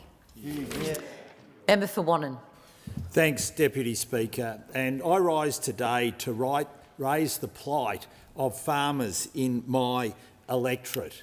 They're going through at the moment what is called a green drought, and this is having implications whether it be in the west of my electorate with our sheep and beef farmers around Merino and Digby, or whether it be in the southwest with the dairy farmers in and around the Simpson area. They are suffering from a lack of water, and it's a lack of water which is below average for nearly 18 months now. Now, in June, I wrote to the then Agriculture Minister asking for support and help for these farmers. I am yet to get a reply. So I say to the new Agriculture Minister, please have a look at this. Talk to the Victorian State Government. The way the process works is the Victorian State Government should be making an application on behalf of my farmers to get them the assistance that they need. But so far, nothing is happening. So I ask the Agriculture Minister, pick up the phone, find out what is happening on the ground in Western Victoria, because farmers need help at this time. And if we don't get rain over the spring, it's going to get worse and worse. please do your bit. Member for Tangney. Thank you, Madam Speaker. On a recent evening, I visited the Melbourne City Hockey Club in my electorate of Tangney. I watched as some of the junior boys and girls team train in the sport they love. With more than 1,000 members, this club is one of the largest in Western Australia. And to play hockey at a high level, this stadium needed new lights. I'm proud to have delivered on one of my election commitments to contribute to this upgrade. With training every night of the week and weekend games that goes into the evening, a lighting upgrade was necessary for the club to continue its growth. The new lighting is more energy efficient and the club can now host more high-level events that, as well as live stream out of their facility. I also had the chance to visit the squash court at Blue Gum Tennis Club in Tangney. I watched a junior coach season where they train and take place at a place where the upgrade of a new glass front wall was done. This is another election commitment I'm proud to have contributed and deliver. A big part of the local community. I can't wait to see how this fantastic club continues to grow. Thank you, Madam Speaker. Thank you. Give the call to Member for Longman. Thank you, Deputy Speaker. Recently I was contacted by an old schoolmate of mine who was a local police officer in Caboolture and has now been stationed in northern Queensland for around 20 years. He contacted me and said that he'd had a real breakthrough with improving the kids' behaviour in the town where he was stationed by organising a regular rugby league game amongst them all. But, Speaker, they faced the problem of no boots for these kids. Most just couldn't afford them. So I sent an SOS out to a few of the local clubs and businesses in the Longman community. About 2 weeks later, I'm pleased to report, I was able to send 4 large crates containing around 100 footy boots to this community, thanks to the wonderful generosity of the Burpengary Jets Junior Rugby League Club, who rallied the parents, who in turn donated boots, in many cases that were near new because, as we know, Speaker, teenagers grow out of their boots pretty quickly, and sadly many times these boots in great condition just end up in the bin. Deputy Speaker, I also want to shout out to Intersport at Morayfield, a locally owned and operated business, who generously gave these kids 4 brand new pairs of boots still in their boxes. This has inspired me to start a program that will encourage people to drop their good condition used boots into crates, and I will supply these crates to any clubs that are interested in the Longman electorate. And we will then send them to remote communities around Queensland who are doing it tough. So, Jono, thanks for the message, mate. Great things often come from a small spark. Member for Robertson. Thank you, Deputy Speaker. And we are always so proud of our local Central Coast athletes when they compete for Australia at international events. 3 athletes who have recently been chosen to represent Australia are Wilhelm, Kane and Tatum Heber of Saratoga, who will travel overseas to Venice, Italy to compete at the 13th World Junior, Cadet and Under-21 Karate Championships in October of this year. The siblings all started training in karate at the age of 4 and have continued to develop their skills in the sport ever since. Their selection by the Australian Karate Federation to represent Australia is testament to their dedication, focus and their athletic ability. Wilhelm, who is 19 years old, has also been selected to represent Australia as part of the Australian senior team, which events will take place in Spain this November. He is also a student at the University of Technology, Sydney, studying a Bachelor of Marine Biology and Environmental Change, juggling all these activities with a casual job on the Central Coast, and that is a tremendous effort, Deputy Speaker.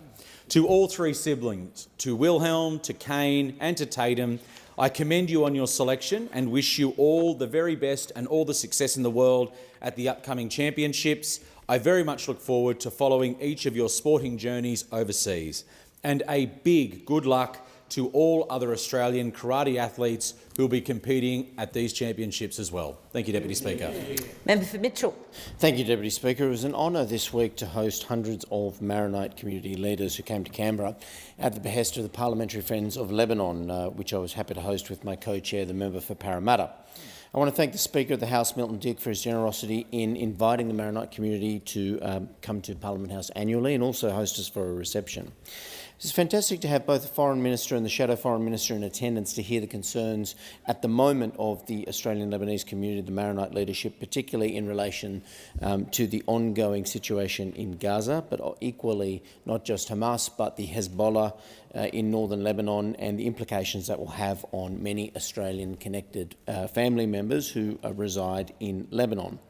What strikes me about the Maronite community is obviously they have been a fantastic migration to Australia, integrated very well into our country, but of course maintain strong ties with Lebanon and their original home country. I do call upon the government, as the opposition does, to make sure we have in place robust measures ahead of time, given how many Australian-connected people are in Lebanon at any one time, given the deterioration of the situation in the region. But this was about the business people, politicians, educators, public servants, the diplomats, the ambassador, and the faith leaders who were there yesterday to speak about their community issues. And I want to thank in particular Bishop Tarabay for the spiritual leadership of the Maronite community. This is a fantastic community in Western Sydney, and I welcome them to the House. Member for Solomon. Thanks, Deputy Speaker. It's my great pleasure as a co-chair of the National Leadership Forum with the member for Barawa to acknowledge the young leaders participating in the National Leadership Forum over the next few days. Since 1997, these future leaders come to Canberra from across Australia and are hosted by a bipartisan group of MPs and senators who share their leadership story and values. Deputy Speaker, we all come to this place for different reasons and from varied philosophical starting points, but we work together closely, mostly in a bipartisan way, across many issues that the media cycle doesn't always fully capture. Each year, these young leaders are addressed by the Prime Minister and the Leader of the Opposition. I'd like to give a special shout out to the very bright NT leaders taking part this year. We've got Jessica Parker, Shadman Shakib Adito, and Amanda Marshall, who is a facilitator from the community of Gumbalanya. So welcome to the other territory. I'm proud of these young Territorians and all the participants embarking on this learning journey and really look forward to meeting with them over the rest of today, dinner tonight, and hearing about their visions for the future of our great nation. I also thank all parliamentarians who are hosting the small groups in your offices, and they really look forward to the conversation. Member for Cook. Thank you, Madam Deputy Speaker. Gymea Bay Baths in my electorate should be revitalised. Gymea Bay Baths, a place where many children in my electorate learnt to swim, are usually unswimmable because of poor water quality, rubbish and fishing debris. Recently, they were heavily polluted by a storm which brought 10 tonnes of flood debris and 180 metres of netting. I recently visited these baths with our Shadow Minister, Jono Dunningham. Jono, like me, is committed to seeing these baths restored to their former glory. The state of these facilities is just not good enough, and residents have had to put up with filthy water and rubbish in what used to be a picturesque and beautiful swimming hole. But local organisations have been leading the charge. Baycare Gymea Bay demonstrates what's great about my local community. Locals founded Baycare in 2023. They don't sit around and wait for government. Twice a week you can see these families with kids as young as 7 cleaning up, picking up rubbish and putting it in bins. Well, I'm committed to fighting for Gymea Bay, Baycare to get funding to restore these baths to their former glory. Well, I commend these local organisations for stepping up, local families, local community groups. It's time for us to give them support, and I'll be fighting for them to get funding to restore Gymea Bay Baths. Member for Hunter. Thank you, Deputy Speaker. It's just been over a week since our record-breaking Olympic team returned home from Paris with a hefty baggage bill for excess baggage for all the medals they won, 53 in total. Now, Speaker, I fell just short of making my 6 Olympic Games this year, but I brought some medals to Parliament for those opposite to recognise their performances over the last few sitting weeks. The first gold medal is for diving, and I award that to the opposition leader for diving for cover when he gets asked to explain his nuclear costings. Then we go on to the well done Angus, the member for Hume, who gets the medal for running, the gold medal for running, Speaker. Running away from his responsibility for proposing even a single cost of living policy. It's a marathon effort from him, Speaker. Then there is a member for Farrer. She gets a gold medal for backflips, for the best backflips on tax cuts. First she won't support them, then she will support them, then she wants to have an election on them, Speaker. Simone Biles and have some stiff competition here. And finally, Speaker, a new gold medal, the member for Fairfax, in a brand new sport of sheer audacity. He gets the gold medal for conveniently forgetting his party forgot to vote against energy bill relief. Oh. Well done to those members opposite. I was looking forward to hosting a medal presentation in the Hunter for you, but every time you sneak in, you just want to talk to your faithful and never let me know in the Hunter. So if you guys want to come and get your medals today, come on over at question time and we'll pass them over. Thank you, Speaker. Member for Page. Thank you, Deputy Speaker. Deputy Speaker, the Prime Minister's idea of a joke at the Agri-Futures Rural Women's Award Gala at Parliament House this week was bad form. While addressing some 600 people, the Prime Minister referred to a meal he recently shared with the Indonesian President-elect. He said, "We had dinner, beautiful Australian beef, not the live export. We made sure it was dead." And given that Indonesia itself is an importer of live exports, is an insult in itself. The PM should be apologising for the mental health anguish, financial and emotional trauma he is causing people in the industry, not cracking bad jokes like we just heard over the other side. Not only is the government showing utter disregard for the industry, they're also treating vital trade nations recklessly and failing to acknowledge the impact on our international trading relations. Kuwait, Israel, Jordan, UAE, Oman, Qatar, Saudi Arabia are just some of the markets who import live exports from us for religious and cultural reasons, and we are effectively telling them that what they do is not okay. We are a world leader in animal welfare with live exports. We are proud, and we should be proud about what our farmers do and how they've reformed and got better at what they do. The Prime Minister is wont to use a cliche and a slogan, "No one left behind, no one held back." Well, Prime Minister, the live exporters are feeling left behind, and they are feeling held back by your bad policies and bad jokes. Well, they say a week is a long time in politics, and boy, oh boy, hasn't it been a long week for the Liberals in New South Wales. 'Twas a mild mid-winter Wednesday when we learnt that the Liberals failed to nominate over 140 candidates for council elections on the 14th of September. I mean, what a shocker. And then the blame game began.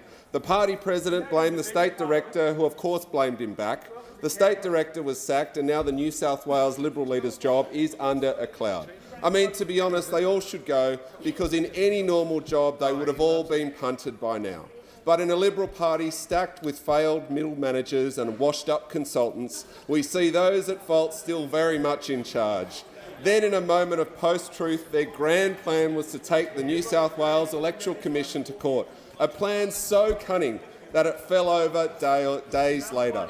What's been most perplexing is that some have been surprised by this saga. What short memories they have. Incompetence is in the modern Liberals' DNA. They are the party of robo-debt, secret ministries, and they didn't order enough vaccines. They had sports rorts and wasted $5 billion on new submarines without getting as much as a paddleboard.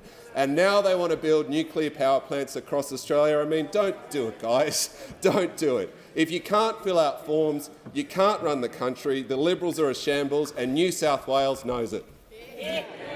Member for New England. Thank you very much, Madam Deputy Speaker. I'd like to offer my condolences to the Pankhurst family. We have very few World War II veterans left, and Alistair Pankhurst in my area was one of them. Alistair Pankhurst found out that he had been called up for service and rode his push bike in from picking spuds in Guyra back down to Armidale to join up in the defence of Australia in New Guinea. Alistair fought through Bougainville and at times, in his times in the mud, had to spend the night as part of the 2nd and 11th Field Regiment just firing in the perimeter into the dark because he knew the enemy was there but just couldn't focus on where they were. It was a mighty fight, but the most important thing about Alistair's life was that he came home to his beloved Vera, who he married Vera, and had 5 kids. Alistair came from Guyra and died in Armidale, so his love of the New England was quite evident. But the question we have to ask ourselves is, would we do what Alistair did? Would we give up everything to defend our nation? I believe we would. And the biggest thing about Alistair's life is when he came back, he didn't ask for him to be feted. He just went back to work. Went back to work on the railways and did his job. And he did his job all the way through as a humble man. I had the great pleasure of meeting Alistair. I hope he's with his maker.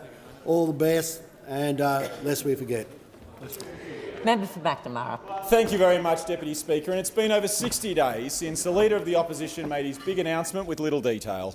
And he, of course, made his announcement about nuclear reactors in this country. And there is a big question that the Leader of the Opposition hasn't yet answered, and that is how much that these nuclear reactors would cost. So I thought, don't take the Labor Party's word for it. Let's go through some other commentators about what nuclear energy might cost. And this person said it is enormously expensive, a very, very big cost. Now, who was that? That was the former Liberal Prime Minister, Malcolm Turnbull. Now, I know that Malcolm is not in the inner sanctum anymore in those, with those guys, so I thought, let's go in. Let's go inside the tent. Let's bring it in closer. So someone else said, I have one very simple goal, which is to get prices down in the short to medium term.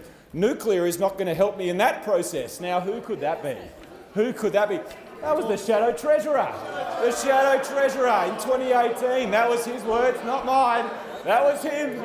Now I know there's a bit of mistrust between the Liberals and the Nationals. I know that the Liberals and Nationals don't always get along, so I thought let's dig a bit deeper and let's find another quote. Order. Now this learned person said this: nuclear is ruled out by reason of cost. By reason of cost. Now who would say that? The member for New England. Hey, there he is. In 2017, that's what he said. Don't take my word for it, it's too expensive, just ask those opposite. In accordance with Standing Order 43, the time for members' statements has concluded. Shall move to questions without notice. Are there any questions? I give the call to the Honourable, the Deputy Leader of the Opposition. My question is to the Minister for Immigration. Yesterday, the Prime Minister couldn't explain if any ministerial intervention had occurred regarding the 20 tourist visas issued to people from the terrorist-controlled Gaza war zone that were cancelled and then reinstated on appeal. Will the Minister finally confirm whether any representations or ministerial intervention occurred to support any of these 20 cases? The call to the Leader of the House. All decisions were made by the department. The call to the Honourable Member for Dunkley. Thank you, Speaker. My question is to the Treasurer. How is the Albanese Labor government helping workers and families with the cost of living and a more secure retirement? What approaches has the government rejected? Call to the Treasurer. Thank you, Mr Speaker. The reason I'm especially grateful to the member for Dunkley for asking this question today is because I remember well being in her community during her by-election campaign earlier this year, talking about one of the major reasons why we changed the tax cuts was to deliver for Australian women and Australian workers more broadly, but also speaking to the early childhood educators in your community, in her community, Mr Speaker, about our best efforts to try and get them the decent pay that they need and deserve to do their really important work. And so in the short time that the member for Dunkley has been here, we've made substantial progress on the issues that we discussed that day. Now, Mr Speaker, this is a really big day for Australian parents, but especially for the mums of Middle Australia, because today the government introduced legislation to pay superannuation on paid parental leave. And here I want to pay tribute to Minister Rishworth and Minister Jones and Minister Gallagher and the Prime Minister, the Cabinet, the caucus, for making sure that we deliver on this commitment to Australian working parents to pay superannuation on paid parental leave. This policy has been a priority of ours for some time, and we are really proud to be taking the necessary steps to deliver it. It's a really important part of our efforts to ensure that Australian women earn more and keep more of what they earn, and also retire with more as well, Mr Speaker. Paying super on PPL will provide a more secure retirement for around 180,000 families each year. Now, unlike Senator Rennick and some of his colleagues on the other side, we support women's workforce participation and more secure, well-paid jobs for women, and we are making good progress, Mr Speaker. Most of the almost 1 million jobs that have been created under this Prime Minister have been jobs filled by women. Women's workforce participation is now at a record high of 63.2%. We are delivering really important pay rises in parts of our economy where the workforce is dominated by women, early childhood, aged care and the like. And we, as I said a moment ago, Mr Speaker, one of the main motivations for delivering a tax cut for every taxpayer in the way that we are doing it is to make sure that Australian working women get a fairer go as well. And because of that, combined with the wages growth that we've seen, the average take-home pay for women working full-time is more than $68 a week higher than it would have been under the wage growth of those opposite and the tax cuts of those opposite, Mr Speaker. We have spent this week working for and delivering for Middle Australia. We've been focused on the main game while they have been focused on political games, Mr Speaker. It's all about Australian workers earning more and keeping more of what they earn, and because of our efforts, retiring with more as well. The call to the honourable member for Lindsay. Thank you, Mr Speaker. My question is to the Prime Minister.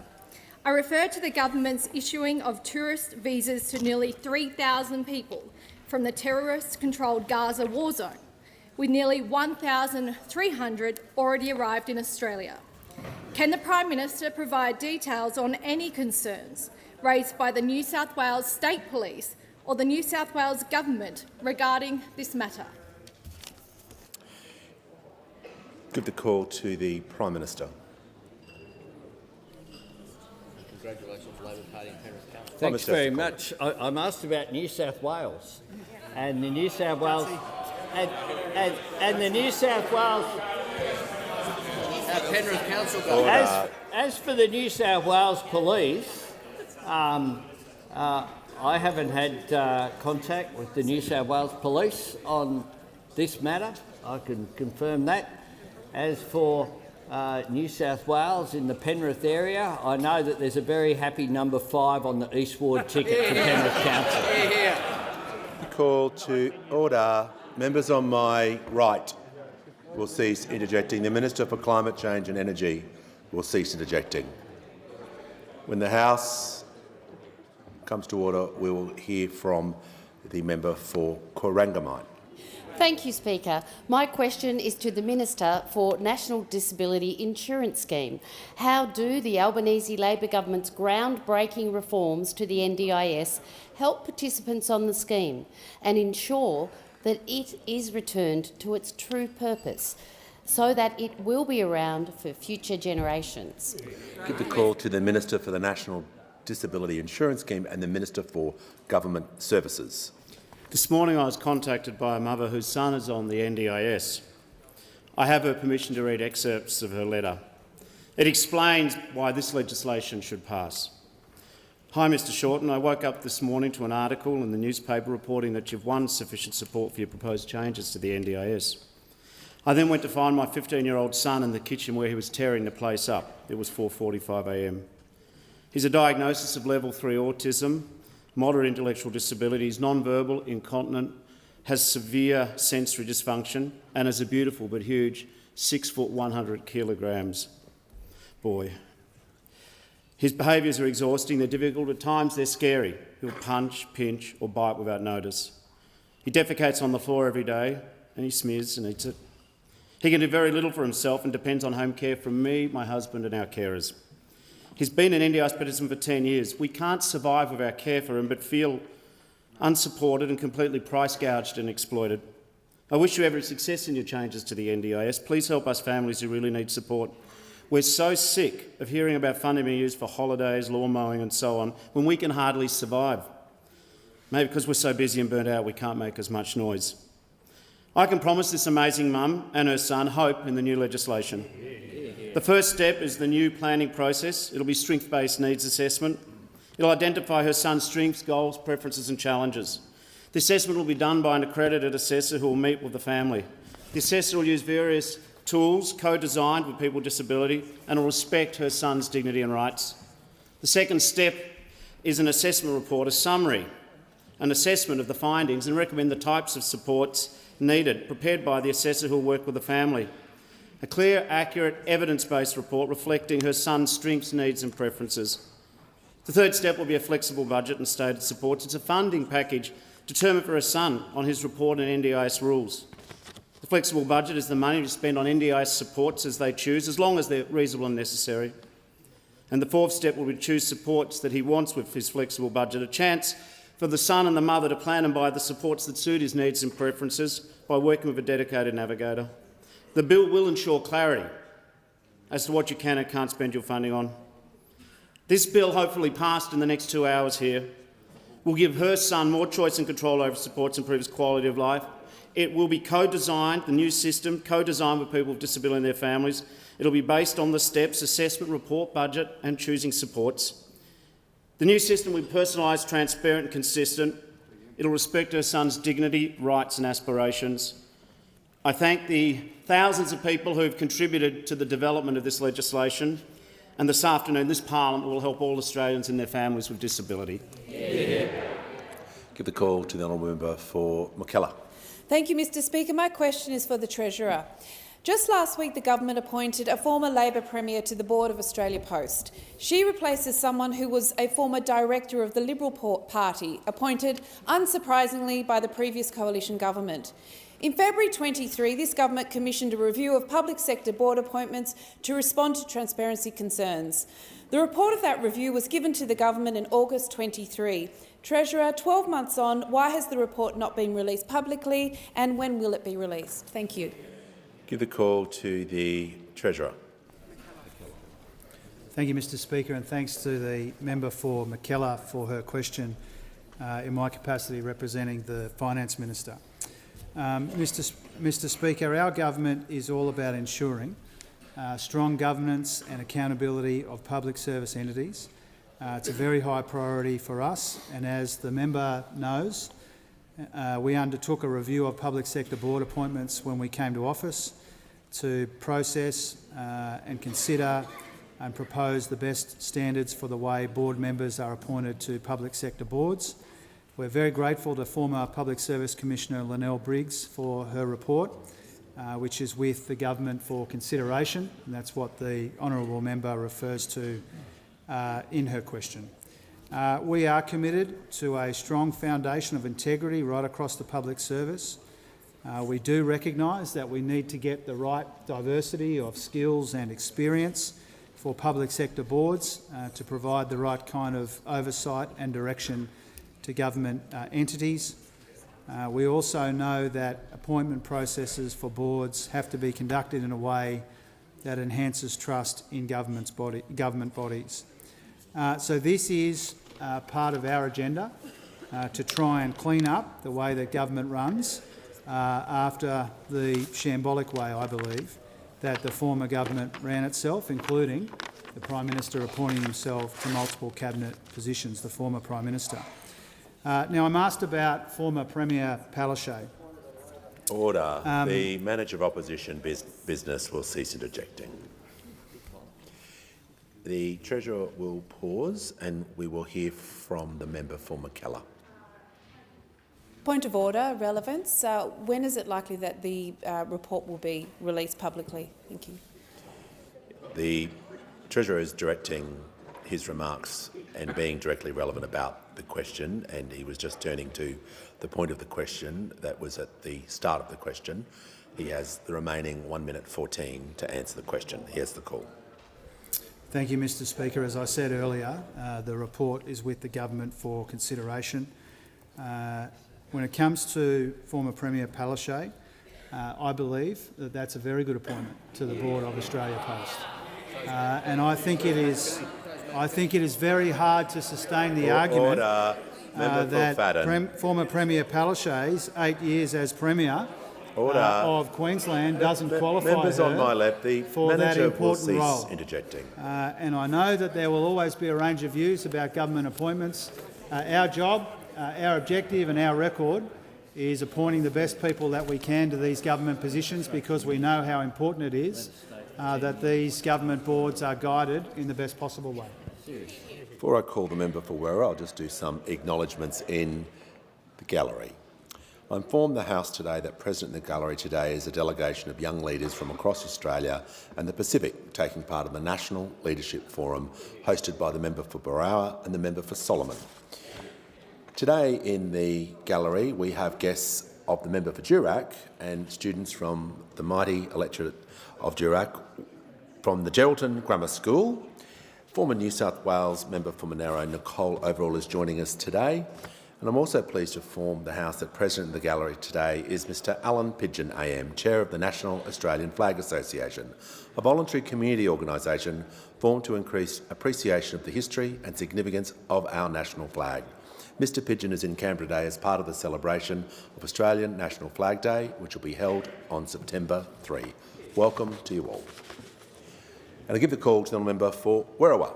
Thank you, Speaker. My question is to the Minister for Social Services. How is the Albanese Labor government supporting Australian families? What's been the response to the Albanese Labor government's legislation to pay superannuation on paid parental leave?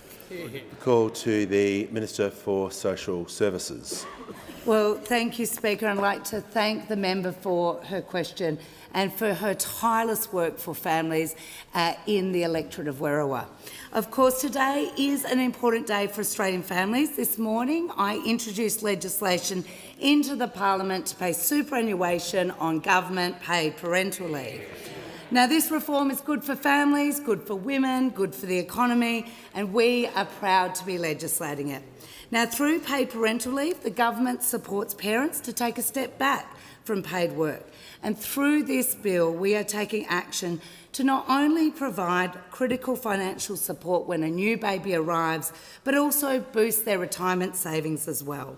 Now, with this measure from July 2025, around 180,000 families each year who take the government paid parental leave will receive superannuation contribution of 12% directly into their super account.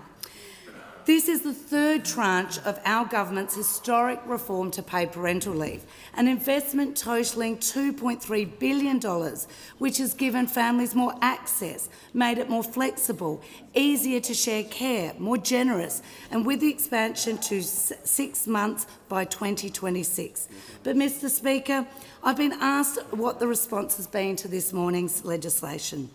And earlier today, I had the opportunity, along with the Treasurer and the Minister for Finance, to meet Canberra mum Aisling and her kids Leo and Josie.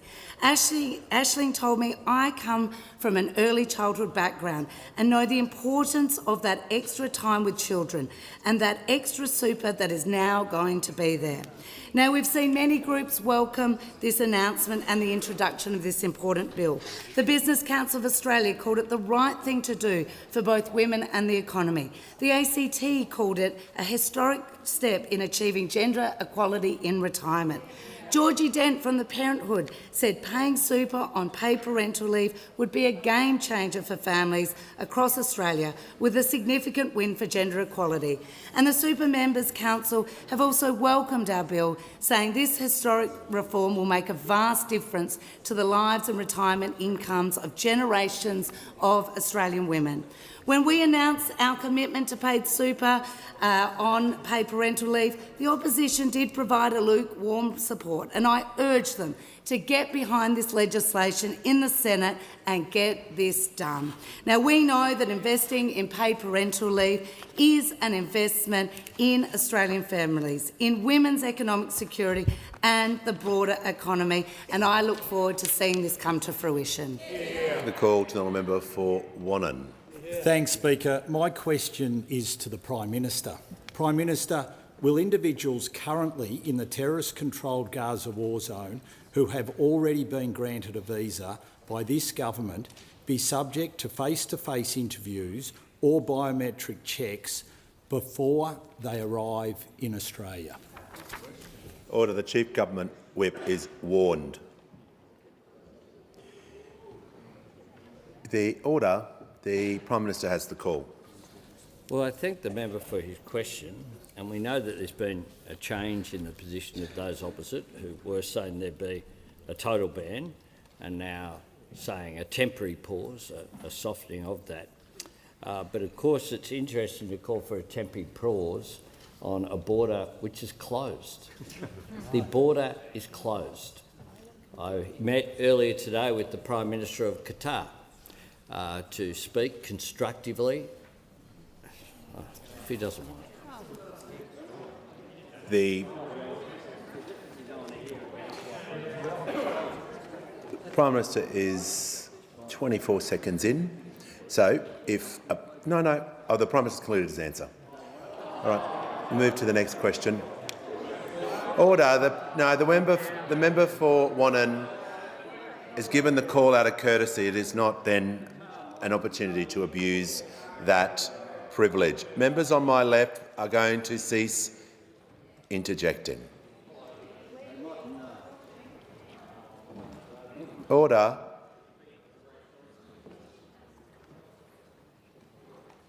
We'll hear from the member for Parramatta.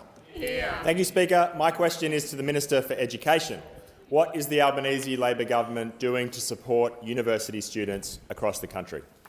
Great question. Call to the Minister for Education. Thanks, Mr Speaker, and can I thank my friend, the brilliant member for Parramatta, for his question.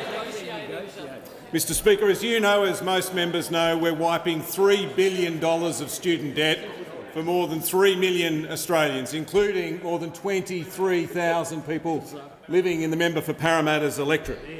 And for someone with a HECS debt of, say, $26,000, I'll see about $1,200 wiped from that debt later this year. But that's not the only thing that we're doing to help university students. We're also introducing for the first time paid prac. That's financial support for teaching students, for nursing students, for midwifery students and social work students to help them with the practical part of their degree. And again, it's not the only thing we're doing to help university students. We're also going to massively increase those fee-free university-ready courses that act as a bridge between school and university, give people those foundational skills they need to start a university degree. My department advises me that this has the potential to double the number of people doing those courses by the end of next decade. Again, it's not the only thing that we're doing. As I told the House yesterday, we're also doubling the number of university study hubs across the country, bringing university closer to where people live. That includes 14 of these hubs for the first time in the outer suburbs of our big cities, where the percentage of people with a university degree is low, and 20 more in the regions and in the bush. And yesterday I announced that applications are open for a further 10 regional university study hubs. But again, Mr Speaker, it's not the only thing we're doing. Universities aren't just places where people study or where they work. They're also places where people live. We need to ensure that they are safe. 1 in 20 students have been sexually assaulted since they started university. 1 in 6 sexually harassed. And 1 in 2, when they make a complaint, have felt like they weren't heard. This is what one student told the Stop campaign. I'm sick of my friends being assaulted. I'm sick of begging to feel safe. And I'm sick of being ignored. Mr Speaker, the awful truth is that not enough has been done to address sexual violence in our universities, and for too long students haven't been heard. That is now changing. I announced earlier this year that we would establish a national student ombudsman that will be independent and have the power to investigate complaints and resolve disputes with universities. And next month, when Parliament returns, I'll introduce legislation to make that a reality. Call to the honourable member for Capricornia. Thank you, Mr Speaker. My question is to the Prime Minister. How many people from the Gaza war zone has Qatar accepted?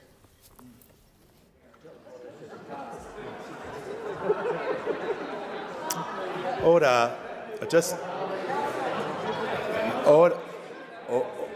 Order. No, we're going to have some silence as the member for Capricornia was heard in silence. We're not going to interject before an answer is heard. Members on my right, I'm looking at you. The Prime Minister has the call. Speaker, I did meet with the Prime Minister of Qatar earlier today. Those opposite regarded that meeting as being not relevant, hence the point of order moved by the member for Wannon. I am responsible for what the Australian government does, not what the Qatari government does, and it would be... Order. The Leader of the Opposition...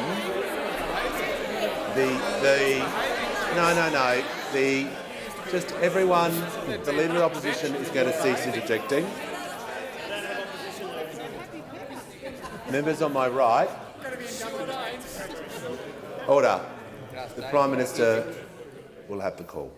Thanks, Mr. Speaker. He's getting angry again, Mr. Speaker. Getting angry again. Perhaps if he can inform us about what the Prime Minister of Qatar said to him, I don't know. But that's a matter for him of whether to disclose or not. It was a good meeting with the Prime Minister of Qatar. It follows on meetings of the Prime Minister of New Zealand and the President-elect of Indonesia in the last week. Order. Give the call to the honourable member for Moreton.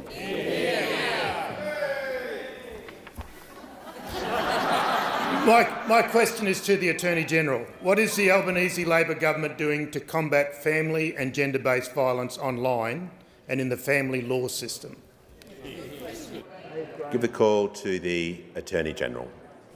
Thank you, Mr. Speaker, and I thank the member for Moreton for his question, and I'd like to thank the member for Moreton for his sustained commitment to family law reform in this country. He will be greatly missed. The Albanese government is committed to tackling gender-based violence. Digitally created and altered sexually explicit material shared without consent is a damaging and deeply distressing form of abuse, and we know that this abuse overwhelmingly targets women and girls. It inflicts deep, long-lasting harm on victims, it perpetuates harmful gender stereotypes, and it contributes to gender-based violence. The Albanese government has no tolerance for this insidious criminal behaviour, and yesterday the Parliament passed our bill that creates new criminal offences that ban the sharing of non-consensual, sexually explicit deepfake material online. The new criminal offences make clear that those who share sexually explicit material without consent using technology like artificial intelligence will face very serious criminal penalties, and these penalties will assist in protecting vulnerable people from serious online harm and deter and punish this abusive and damaging behaviour. And today, also in relation to combating family and gender-based violence in the family law system, I've introduced legislation into this House to make the family law system simpler, safer and fairer for all Australian families. Shockingly, family and domestic violence is present in approximately 80% of parenting matters in the family courts. The proposed reforms will make it clear that the economic impact of family violence is a relevant consideration in family property matters. Victims of family violence should not be financially disadvantaged when they leave a violent relationship. And among other things, it's quite a long and detailed bill, but among other things, the new laws will treat pets as a special form of property to ensure that pets are not used and abused in cycles of family violence. These reforms will build on the Albanese government's landmark family law reforms that came into effect in May this year, which put the best interests of children at the centre of decision-making in the family court and established new information sharing arrangements to protect against family safety risks. Given the significant and continuing harm caused by family and domestic violence, I look forward to the full support of this Parliament for these reforms. The Albanese government is delivering on its commitment to end violence against women, to tackle the scourge of online harm and to keep Australians safe.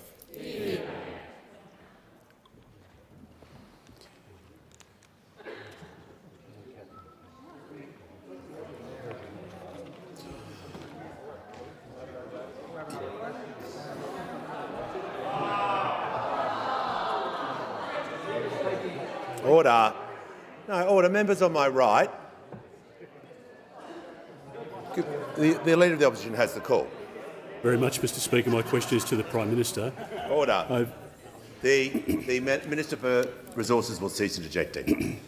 The Leader of the Opposition has the call. Thank you very much, Mr Speaker. My question is to the Prime Minister. Over the last 2 weeks, the Prime Minister has dodged about 30 questions on the government's handling of people coming from terrorist-controlled Gaza since October 7. It's now clear that by cutting corners and concocting the Visa for Vote scheme, this government has put domestic political considerations ahead of national security, and Australians are now less safe. And I'm going to deal with this issue. Just if the Leader of the House, this comment that was used yesterday, I've spent a bit of time overnight dealing with imputations in questions, and I know yesterday we had this issue raised, and I just want to deal with this so the House is clear with my position. It will take me a little while to get through this, but it's important for the House to understand and all members to understand moving forward. Speaker Andrew, in 2000, outlined in detail the most comprehensive description of improper motives, and it was highlighted on page 556 of practice, which outlines those sorts of comments in questions not being allowed or being permitted, particularly with personal motives, regardless of where it's directed to. Speaker Smith had examples of ruling questions out of order on the 15th of February 2021 and the 4th of December 2018. And in those questions, one was to the Prime Minister, then Prime Minister, one was then to the Assistant Treasurer, and those sorts of characteristics or comments during the questions were ruled out. And Speaker Smith, on page 12434 of Hansard, particularly with this issue, said, "I'm certainly not comfortable with the language that just makes assertions as it did. I'm really not. And those on my left, who were then the opposition, wouldn't be comfortable if that sort of language was directed back at them."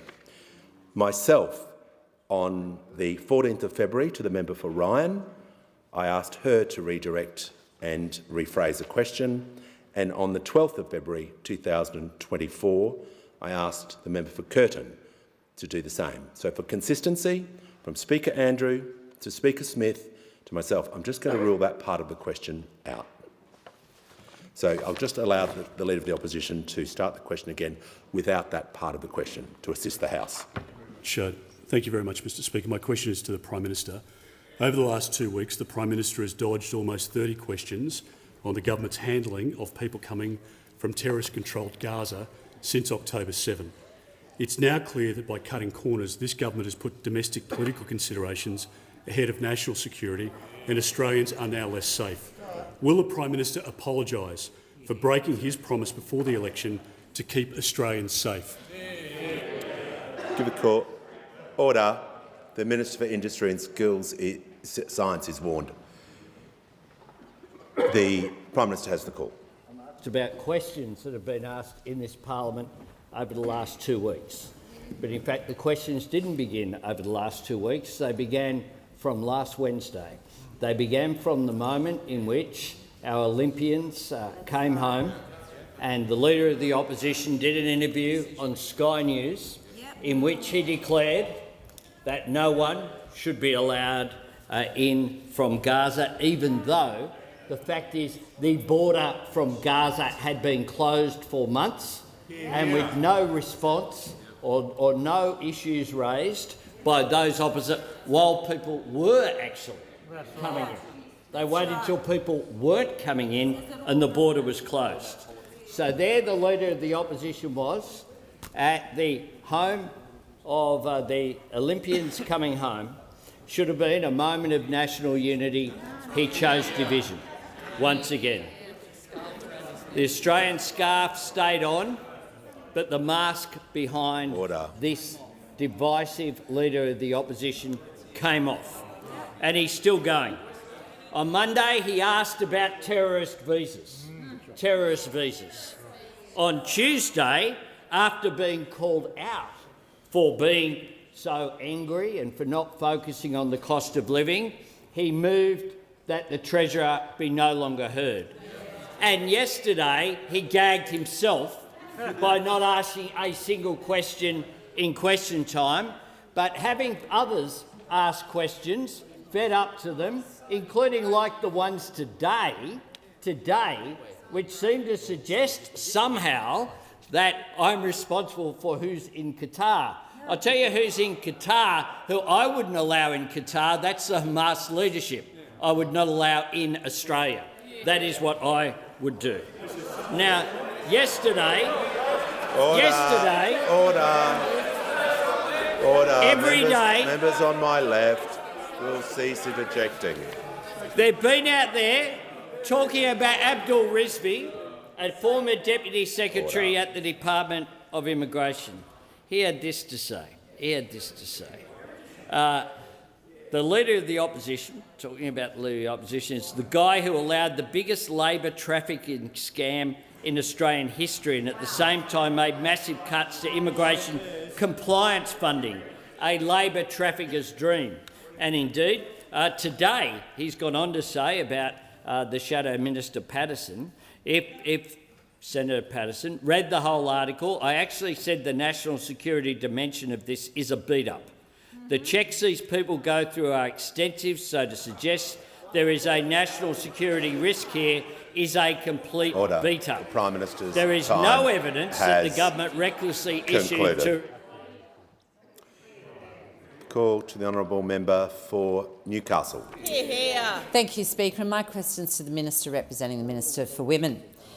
How is the Albanese Labor government working to deliver a better future for Australian women and including working to improve the standards in our parliament? The call to the Minister representing the Minister for Women. Thank you very much, Mr Speaker. And can I thank the member for Newcastle for the question, but I also particularly want to mention her advocacy for women, which is in a large part responsible for many of the measures that this government is putting in place. She, alongside the Women on the Status of Women Committee on this side of the House, have been extraordinary advocates for women for their entire careers, and I thank them for that. This government is strongly committed to women's equality. It's a goal that every single one of us around the Cabinet table have. It's not the responsibility of just one minister, it is the responsibility of every Cabinet minister. And this week we have, of course, continued to make significant progress. Yesterday, as we've heard, the Parliament passed laws criminalising the creation and distribution of non-consensual deep fake pornography. It is an issue that overwhelmingly affects women and girls and will now carry criminal penalties, including the possibility of jail up to 7 years. That is a very good thing. It is an issue. Earlier this week, the Assistant Minister for the Prevention of Family Violence reaffirmed our commitment to ending gender-based violence in her powerful statement in this place. The Assistant Minister, alongside the Minister for Social Services, are doing an incredible job leading the work on the National Plan to End Violence Against Women and Children. And of course, the Minister for Social Services in introducing our legislation to provide greater support to Australian families, particularly women, to pay superannuation on government-paid parental leave, benefiting over 180,000 people per year. This is a government that is working hard to make women's lives better, fairer, more equal, particularly through shifting the gender pay gap. Data released from the ABS just last week shows that the national gender pay gap is at 11.5%. This is a record low, and it compares to a gender pay gap of 14.1% in May 2022 when we came to government. Under this government, women's average weekly earnings have increased by $173.80 since May 2022. That's a 10.8% increase. And we've reached an all-time high for women's workforce participation, which is now at 63.2%. We are taking action to close that pay gap.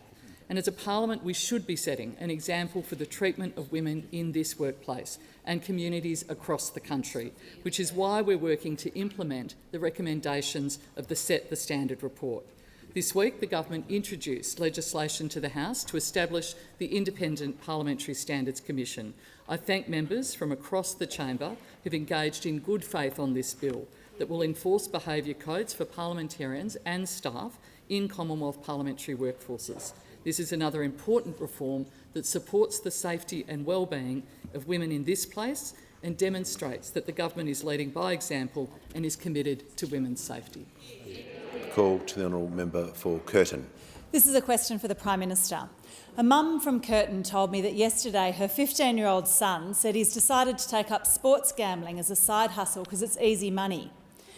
Our committee inquiry contained 31 recommendations to reduce harm from predatory online gambling companies. 14 months later, only one recommendation, banning ads, has even been discussed. Will the government respond to the other 30 recommendations before the next election? Call to the Prime Minister. I thank the member for Curtin for her question and for her genuine interest in what is a major issue concerning mums and dads and families right around the country. Concerned about the impact that a whole range of media can have, whether it's gambling, advertising, or whether it's the sort of media that sometimes pops up on people's mobile phone. There are a range of issues with social media causing a great deal of concern about the harm that can be caused. We have, in 2 years, we have done more than any government in Australian history with regard to tackling and recognising that gambling can do harm, including in gambling advertising. We have said there is more to do. We will do more, and we'll continue to work with the crossbench and others in this chamber on these issues in a constructive way. And I thank the member for Curtin and others for the way that they've engaged in this process. Give a call to the member for Paterson. Thank you, Speaker. My question is to the Minister for Defence Industry and Capability Delivery. What progress is the Albanese Labor government making to improve defence capability and defence industrial capacity? And why is this required after a decade of waste in defence portfolios? Give a call to the Minister for Defence Industry and Capability Delivery and the Minister for International Development and the Pacific. Thank you, Speaker, and I thank the member for her question and her commitment to the defence of the nation. The first duty of any Commonwealth government is to keep Australians safe and protect our interests. That's why this morning I was proud to announce that the Albanese Labor government will invest $850 million to manufacture advanced long-range strike missiles in Australia. In partnership with Consberg Australia, we're investing in a factory at Newcastle Airport to manufacture naval strike missiles and joint strike missiles. This will create 500 jobs in construction and 100 ongoing high-skill, high-tech jobs. This will be only the second factory in the world to produce these advanced strike missiles and the first outside of Norway. Australian industry is highly skilled, cost-competitive, and we will actually receive these missiles, Australian-made missiles, faster than if we joined the global queue. Speaker, this is all about keeping Australians safe in an uncertain global environment, creating local jobs and supporting a future made in Australia. And that's in stark contrast to the approach when the Leader of the Opposition was the Defence Minister. While the Leader of the Opposition was sitting in the NSC and Minister for Defence, Australia experienced a wasted decade. It was all Top Gun music and red carpets and zero delivery. Zero delivery. Under him, the Guided Weapons Enterprise produced 2 media releases. That's it, 2 media releases. Under us, we're building 2 missile factories. 2 missile factories. Under him, Navy's maximum strike range was about 200 kilometres using 1970s technology. Under us, it'll be 2,500 kilometres. Under him, 2 Australian shipyards closed and over 2,000 workers lost their jobs. Under us, there will be continual shipbuilding in South Australia and Western Australia, providing decades of work. Under him, he wanted submarines built overseas. Under us, we're building submarines here, creating 20,000 jobs. The truth is, the Leader of the Opposition is weak on national security. He's all bluster and glass jaw, By Members on my contrast, left we're will cease funding objecting or Australia's they'll be defence warned. force appropriately, providing strategic direction, keeping Australians safe and building a future made in Australia. There's far, far too much noise. That wall of noise is unacceptable. If it continues, there'll be general warnings and people will just leave the chamber. Maybe the last day, but I want standards enforced today. Give the call to the member for Cowper. Thank you, Mr Speaker. My question is to the Prime Minister. Prime Minister, when the Rafah border crossing reopens, will the thousands of people holding a tourist visa to travel to Australia be eligible to travel immediately? Give the call to the Prime Minister. Speaker, I'm asked about the reopening of the Rafah border crossing by the member for Cowper, and he may have information that I don't have, and that's possible, Mr Speaker. That is possible. Order. The member for Banks. But I think it's unlikely, Mr Speaker. I think it's unlikely. But what I do want to see,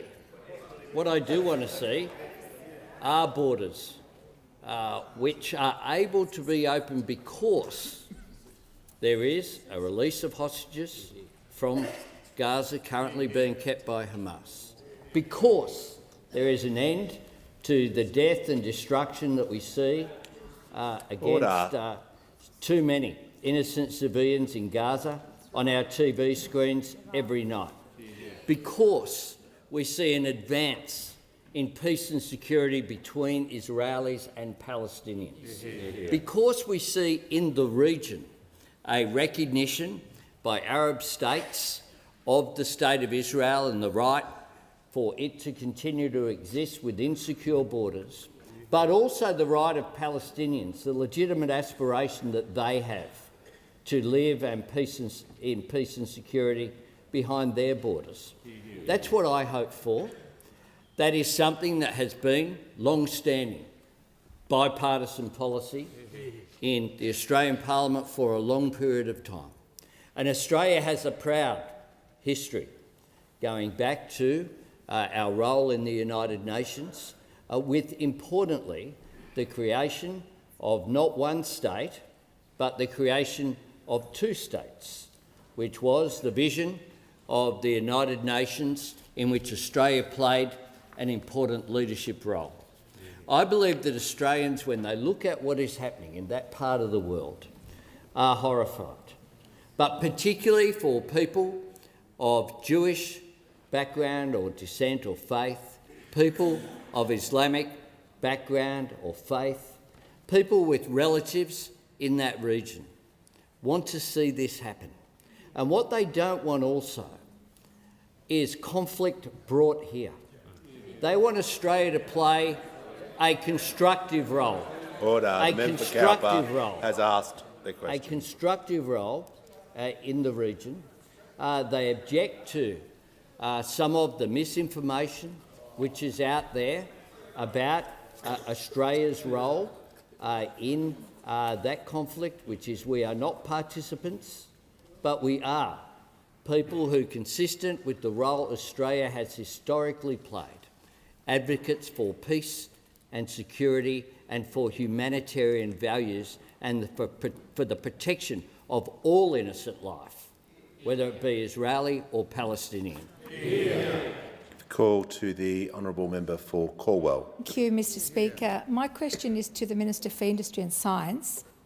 How is the Albanese Labor government's Future Made in Australia plan helping regions and suburbs that depend on manufacturing? What approaches to manufacturing has the government ruled out? Call to the Minister for Industry and Science. Thanks, Speaker, and thanks to the member for Cornwall for a question. She wants, like we all do on this side of the House, for Australia to be a place that makes things. Makes things like Australian steel, where we've got a proud heritage in steel making. And the strength and quality of Aussie steel has supported sectors across the economy. It's sustained communities from the Illawarra to the Hunter to central Queensland, Whyalla, through to the outer suburbs of Brisbane, Sydney and Melbourne.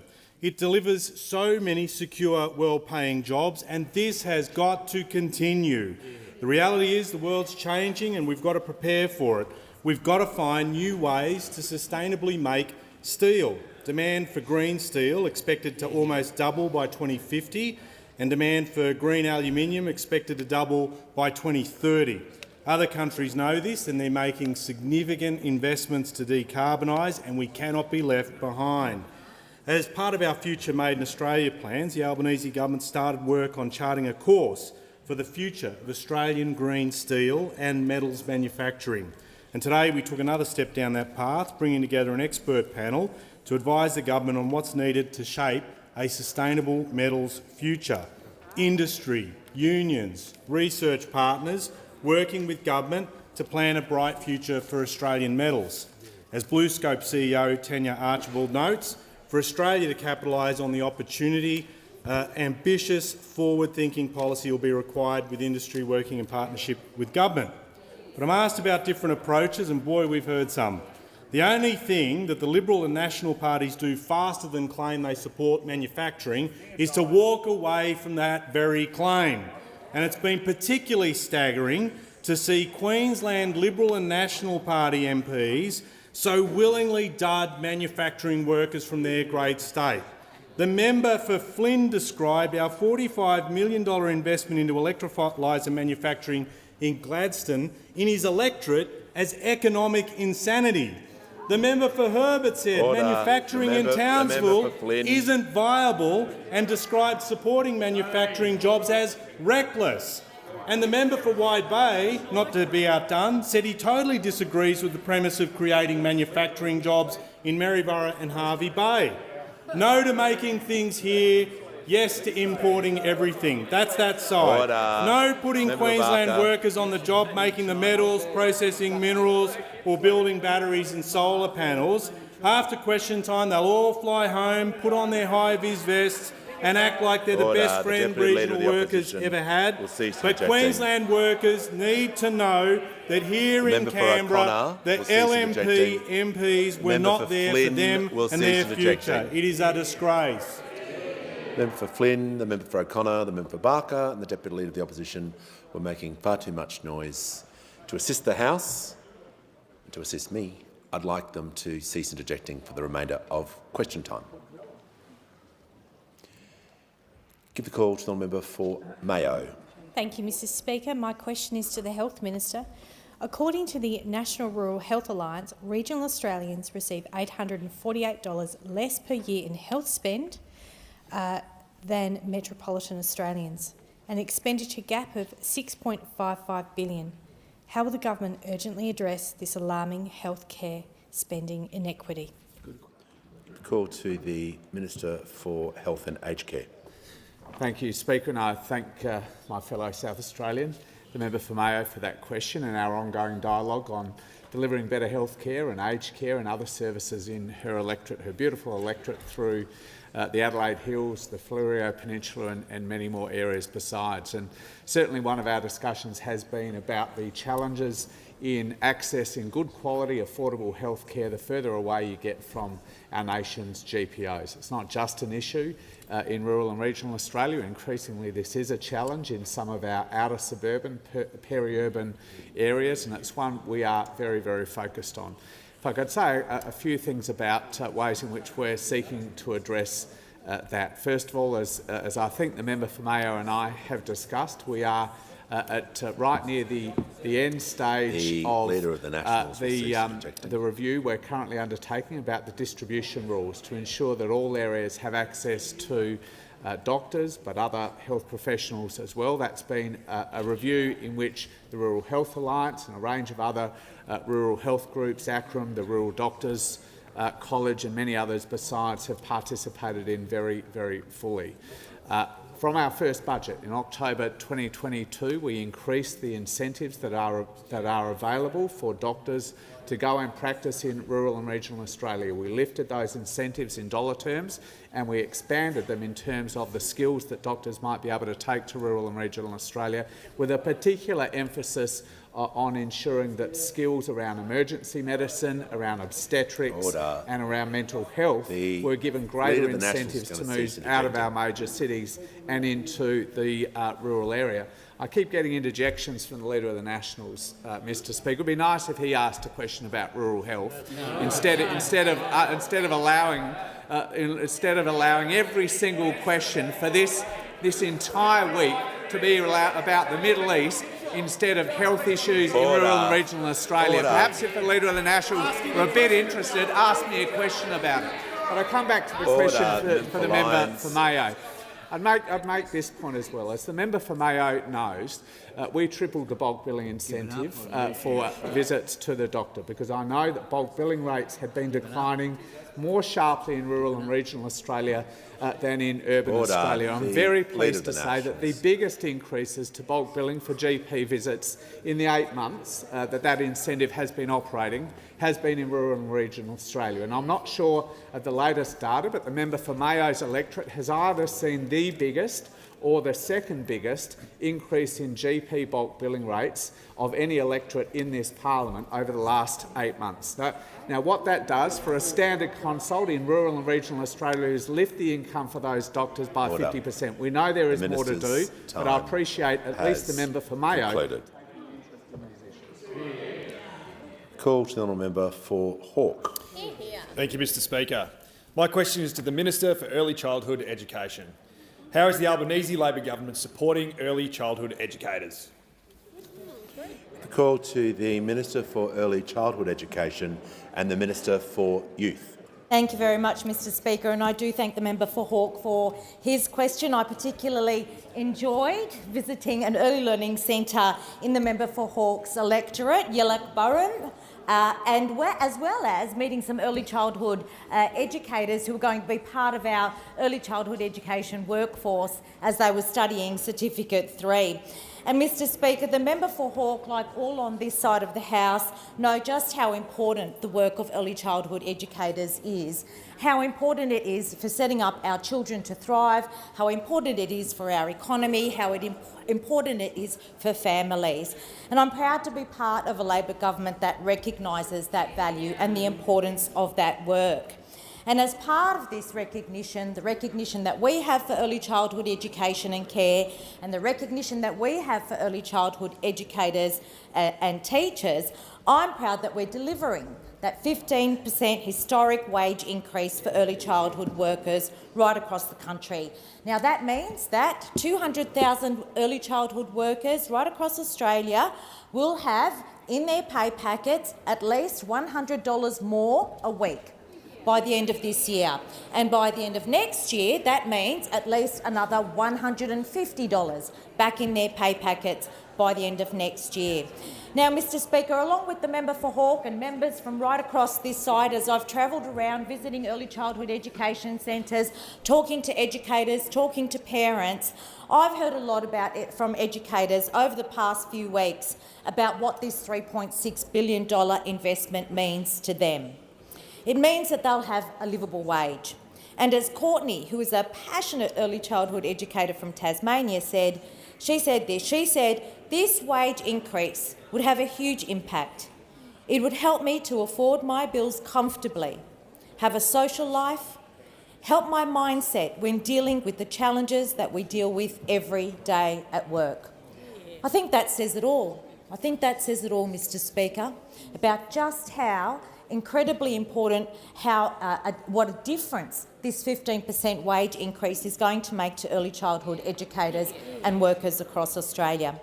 It's not just about giving them the wage that they deserve. It really is about ensuring that we have a strong and stable workforce, the kind of workforce that we need for the transformations that we want to undertake in early childhood education and care to achieve that vision that we have for a universal system that is affordable, that is accessible and that is inclusive.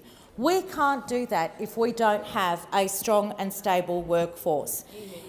It is what the children of Australia deserve, it is what the families of Australia deserve, and it is what an Albanese Labor government will deliver. The call to the member for Barara. Mr. Speaker, my question's to the Prime Minister. Prime Minister, on October 7, Hamas terrorists went into small Israeli farming villages and a music festival, where they filmed themselves gleefully murdering children, raping women and mutilating their victims, including after death. 1,300 innocent people were gunned down and murdered for sport, and 251 hostages were forced at gunpoint into Hamas terror tunnels under Gaza. On return, thousands of people were dancing in the streets in celebration. Prime Minister, does supporting Hamas pass the character test for an Australian visa? Call to the Prime Minister. I thank the member for Barrow for his question. And I know that he, as a proud Jewish Australian, was hurt, as are other members of the Jewish community right around, not just Australia, but around the world, by the events, the horrific events of October 7. They shocked also, I think, anyone with any human values at all.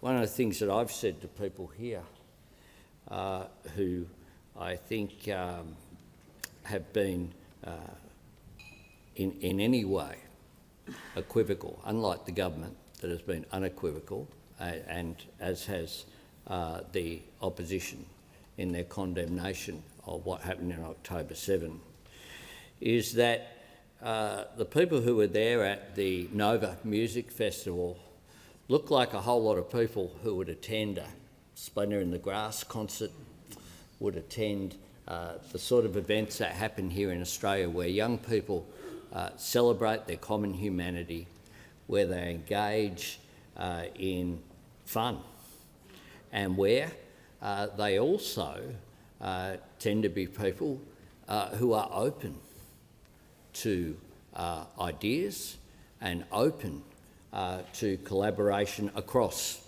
people of different faith, etc. And one of the things that some of the Jewish community leaders have said to me in the wake of October 7 is that they are precisely the sort of people who want to see peace and reconciliation with the Palestinians as well. There they were, very close to where the border was, and to have them subjected to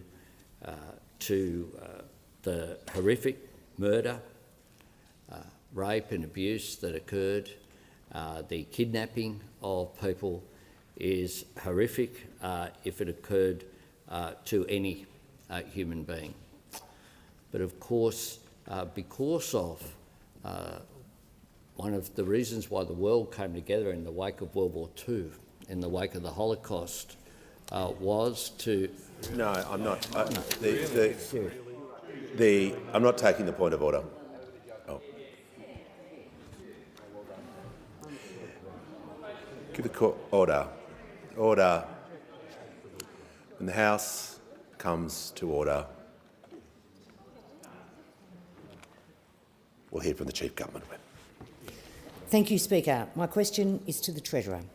How is the Albanese Labor government delivering cost of living relief, and what approaches have been ruled out? Give the call to the Treasurer. Thank you, Mr Speaker. If you want a question on the cost of living or inflation or the economy, you've got to rustle one up yourself. Because when the people of this country are under pressure, and when the cost of living is the #1 pressure that people are feeling, those opposite couldn't care less.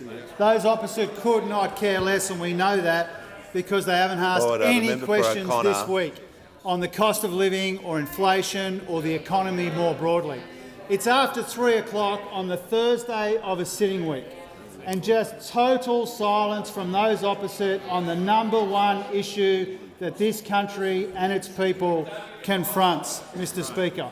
Well, those opposite might not care about the cost of living, but this side of the parliament does. And that's why we're rolling out cost of living relief with a tax cut for every taxpayer, energy bill relief for every household, cheaper medicines, cheaper early childhood education, rent assistance, Mr Speaker, and getting wages moving again after a decade of wage stagnation, Mr Speaker. We're focused on the main game and they're focused on playing political games. We want to lift people up, and this opposition leader wants to punch down, Mr Speaker. We want to help people doing it tough, and they just want to divide people and set Australians against Australians. The Treasurer is going to pause. The Deputy Prime Minister will cease suggesting. I wish to hear from the Deputy Leader of the Opposition. Mr Speaker, you've ruled yesterday and today on imputations, personal invective and expressions that denigrate the other side, and the language that the Treasurer just used about the Leader of the Opposition does exactly that. I ask you to bring him to order. Yeah. Just for the remainder of the Treasurer's answers, I don't want any more commentary about people in the answer.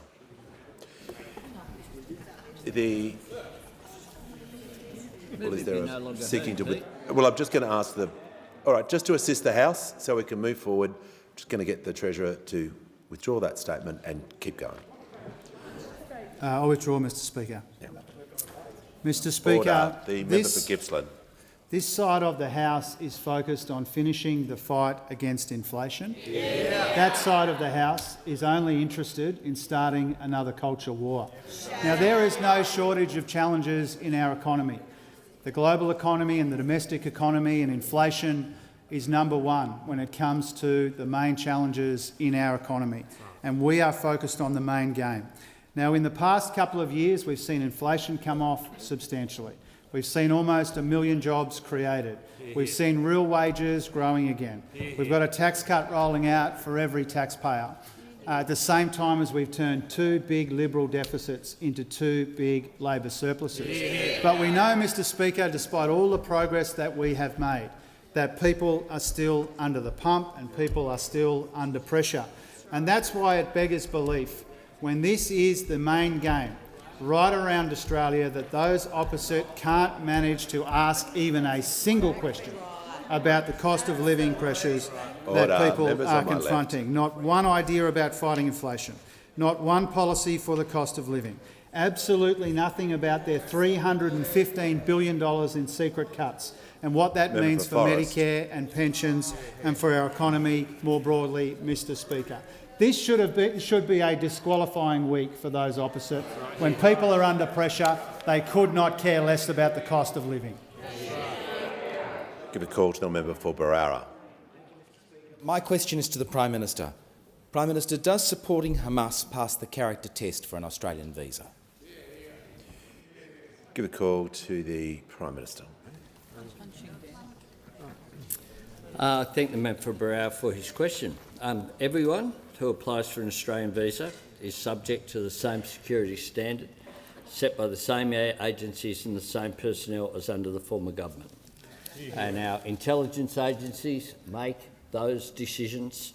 Our intelligence agencies have the confidence of this side of the House.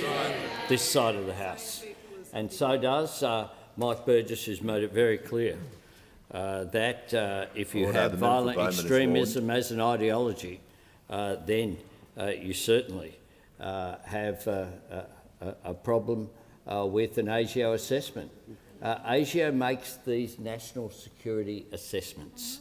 They're not made on a partisan basis or a political basis. ASIO do this work, and they do it as well on an ongoing basis, which is relevant to previous questions that have been asked over the last couple of weeks.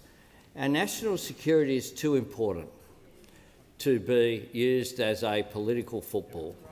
Our national security is something that historically in this place, has been above the sort of game playing and targeting that we've seen here. The targeting of any group based upon hate is a bad thing, whether that's people of Jewish faith, people of Islamic faith, people of whatever colour or creed. It is a bad thing. And we see the consequences of hate in too many places of the world at the moment. What I want to do in this great multicultural nation is provide... Come on.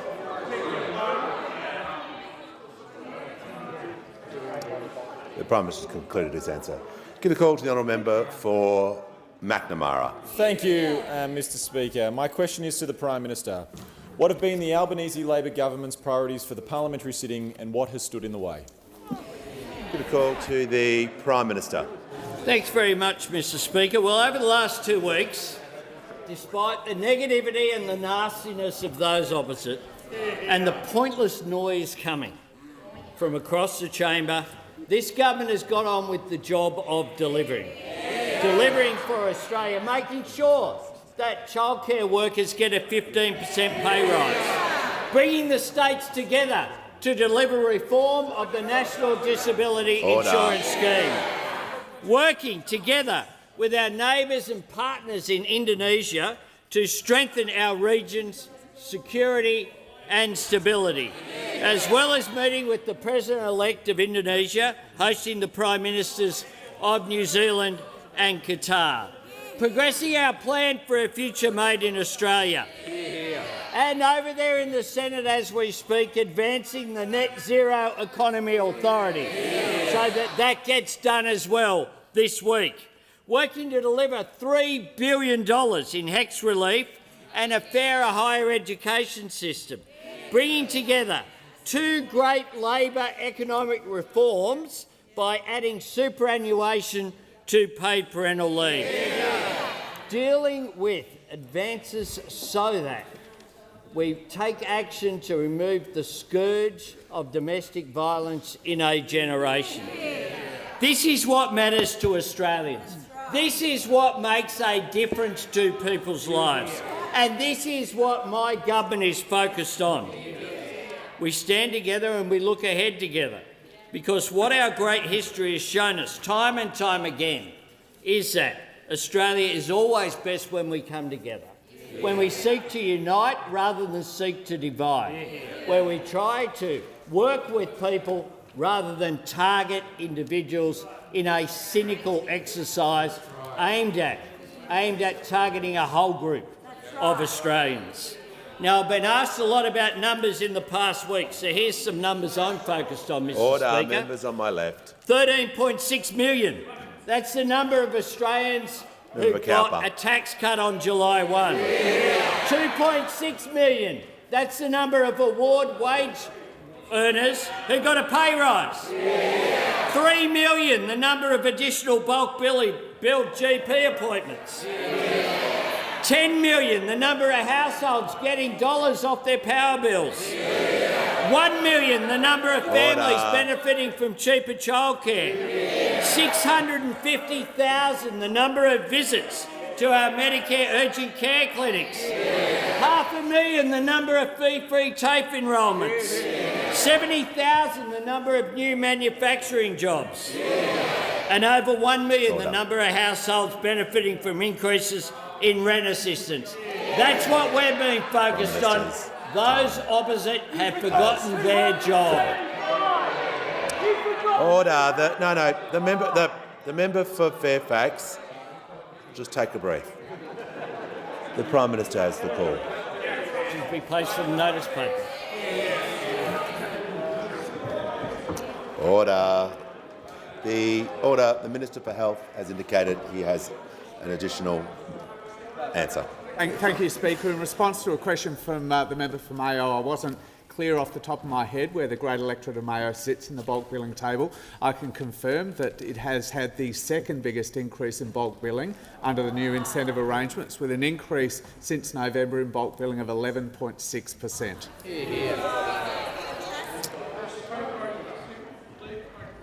The member for Kennedy is seeking leave to make a personal explanation. Do you claim to be misrepresented? I certainly, The member for Kennedy may proceed. The Treasurer, on the 20th of August, in answer to my question, was the federal government going to back the Olympics and their pagan ritual opening ceremony, whose major purpose seemed to be to mock and denigrate Christianity?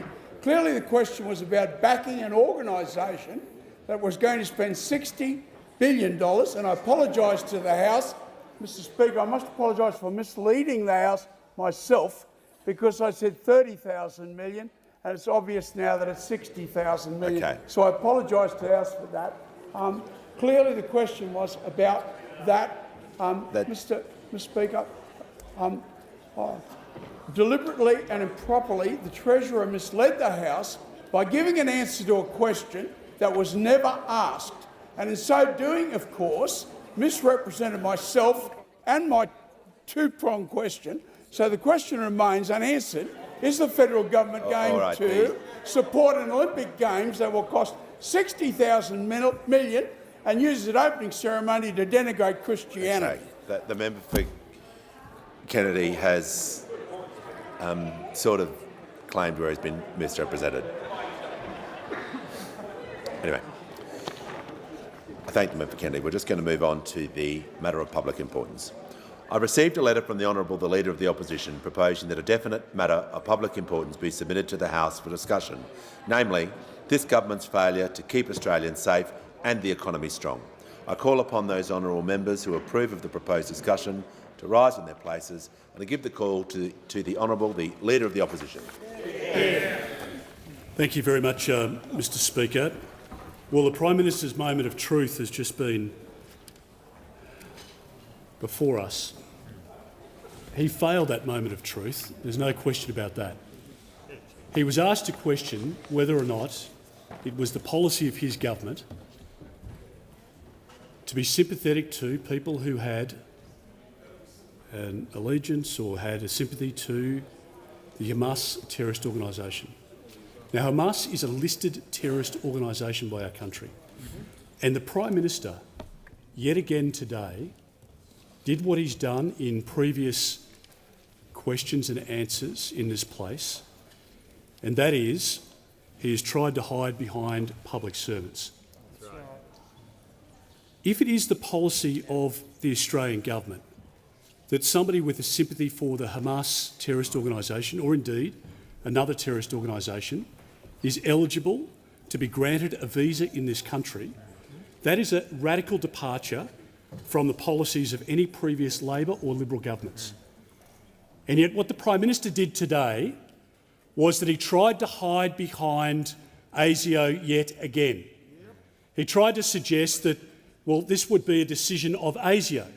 What, that somebody had a sympathy for a listed terrorist organisation who had just committed acts of atrocity in Israel only a matter of months ago. Think about the proposition and what the Australian Prime Minister is saying here. What message he is delivering to the Australian public and to the world. He is saying that his government, a democratically elected government, that has continued the listing of a terrorist organisation in Hamas, that a sympathy for the barbaric acts of Hamas don't preclude somebody from being granted a visa to come into this country. Now, that is quite astounding. So sympathy for a far-right organisation involved in a neo-Nazi movement, or people who are affiliated with or have sympathies for al-Qaeda, for ISIL, for ISIS, are those people now eligible for a visa to come into our country, a tourist visa, no less? It's without precedent, Deputy Speaker, that a government in our country would allow people from a war zone governed by Hamas, a listed terrorist organisation, would be allowed into our country, frankly, even on a refugee and humanitarian program in the current circumstance, let alone a tourist visa without the proper checks. Without the proper checks. So people, when they apply for a refugee and humanitarian program, come here with proper checks. That's the reality, Deputy Speaker. When we brought people in from Syria, we looked at people individually. We didn't take people from Syria proper. People were located in Jordan. They were located in northern Iraq and elsewhere.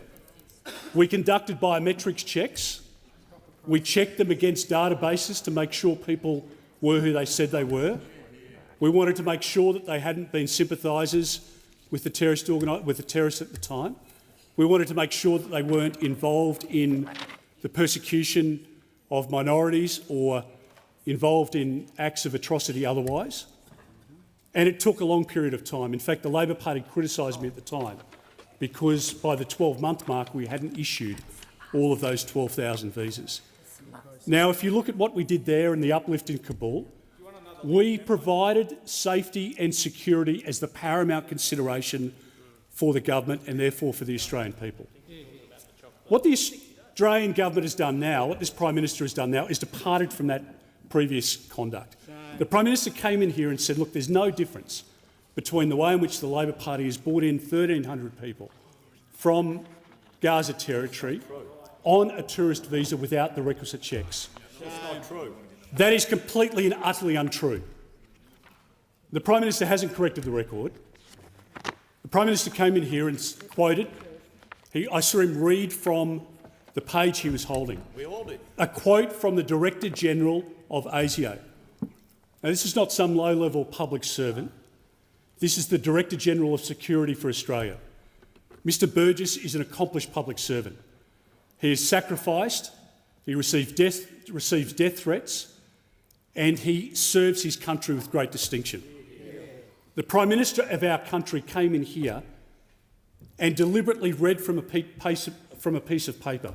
And the quote that he delivered to this chamber and through this chamber to the Australian public was a misquote of what Mr Burgess had actually said.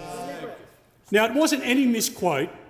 It wasn't that he skipped a sentence or that he just missed out on a couple of words. What it did show was that the Prime Minister was willing to misrepresent the Director General of ASIO to suit the Prime Minister's own failings. Because what the Prime Minister had done by coming into this parliament and saying earlier that the same process had applied to bringing 1,300 people in as it did to the Syrians.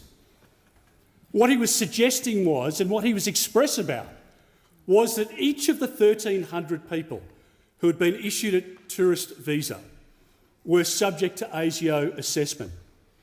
But as we now know, that is not true either.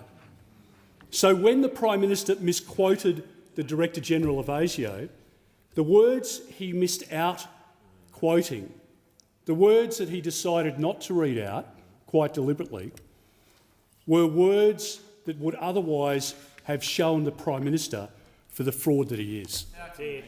That's what happened here. That's what happened. Now, has the Prime Minister come to this dispatch box, as is the tradition and as is the precedent in this chamber? Has he come to correct the record? No, he's not. He tabled a transcript which demonstrated the difference.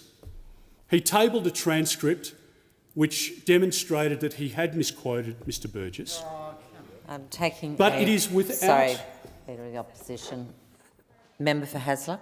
Deputy Speaker, just a moment ago there was on a point of order. Point of order.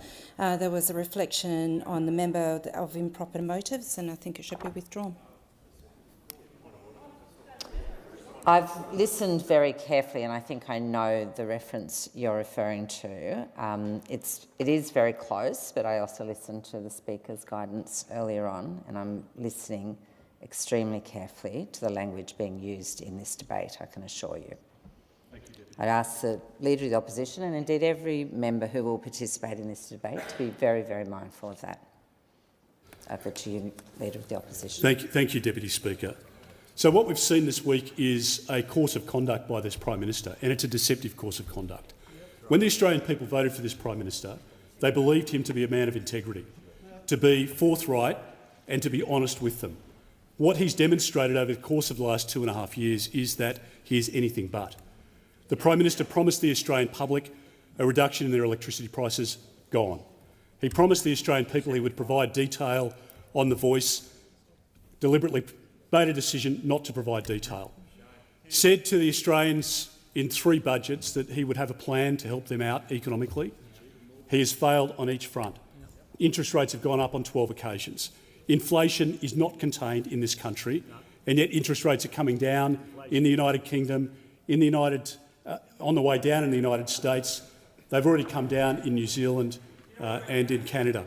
And the reality is that this Prime Minister now has broken his golden promise. His golden promise at the election was to keep Australia safe. And what we now know is that the Prime Minister has made our country less safe.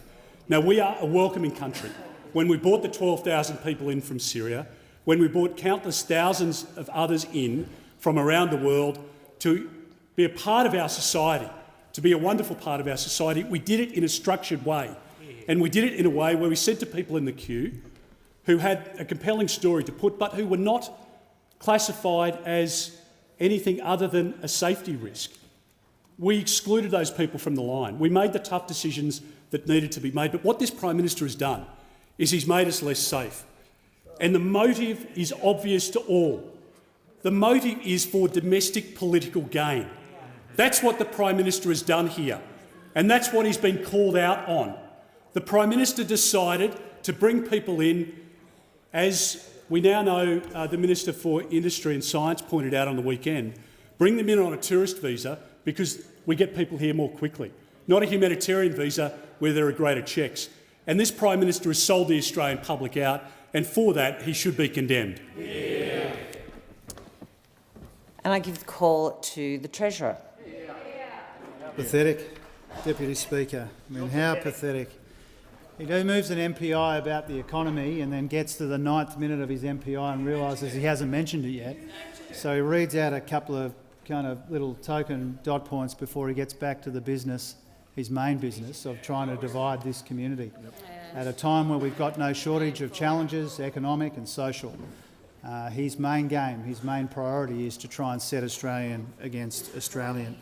Now, Deputy Speaker, on Wednesday, I experienced a profound moment of solidarity, actually, with the member for Hume, with the Shadow Treasurer. And that was when the Leader of the Opposition tried to stop me talking about the economy. This is a very familiar experience for the Shadow Treasurer. We don't have a lot in common, the member for Hume and I, but we do have that in common. The Leader of the Opposition wants neither of us talking about the economy, and that's why he relegates the Shadow Treasurer to this humiliating silence day after day. It's why we still didn't get any questions whatsoever in this entire week from those opposite on the cost of living or inflation or employment or wages or closing the gender pay gap. Absolutely nothing on the economy all week. And doesn't that just speak volumes about the approach that is being taken by those opposite? And I want the House and I want the people who are watching and listening outside the House to understand that our week on this Labor side of the Parliament under Prime Minister Albanese and our team, we've advanced our agenda on paying super on paid parental leave. We've advanced our agenda on making multinational companies pay their fair share of tax. We've made progress on the NDIS. We've approved the world's biggest solar precinct. We've advanced our efforts to cut HECS debt for millions of people. We've advanced our efforts when it comes to the Net Zero Authority. And we've strengthened our ties with Indonesia. All of those things while maintaining a primary focus on the cost of living and rolling out substantial and meaningful cost of living help in the most responsible way. That's how we've spent our week, and that's how we've spent the last few days of question times, Deputy Speaker, focused on the cost of living, because that is the number one thing that people are confronting in the communities that we represent. And because these colleagues are in touch with their local communities, they know that our highest priority is and must be rolling out a tax cut for every taxpayer, an energy bill relief for every household, making medicines cheaper and helping with rent, making early childhood education cheaper as well and paying educators fairly for the important work that they do, getting wages moving again and closing the gender pay gap. These are our priorities, Deputy Speaker, and we have made progress this week. Now, at a time when the cost of living is the number one issue in our communities, those opposite couldn't care less. And that's just not something that I say, Deputy Speaker, it's something we know from the fact that on Thursday afternoon at the end of a long sitting week, not once did they ask us about the cost of living or indeed anything about the economy. I've told the House how we have spent our week, Deputy Speaker. The Leader of the Opposition has spent the whole week trying to divide the community. And that's because that's all he knows, and that's because it's all he does. His little dog whistle only plays one tune, and we heard it all week. Deputy Speaker. Now, as I said the other day, when the Leader of the Opposition plays his little dog whistle and the Shadow Treasurer rolls over, now we saw once again today, Deputy Speaker, that the Shadow Treasurer is in the doghouse. Now, the Prime Minister has Toto and the Leader of the Opposition has the member for Hume, Mr Speaker. But Toto has more to offer the economic debate in this country than the Shadow Treasurer Excuse me, does. Treasurer. Member for Moncrieff on a point of order. Is aware reflections on members are not acceptable in the House. I ask him to withdraw.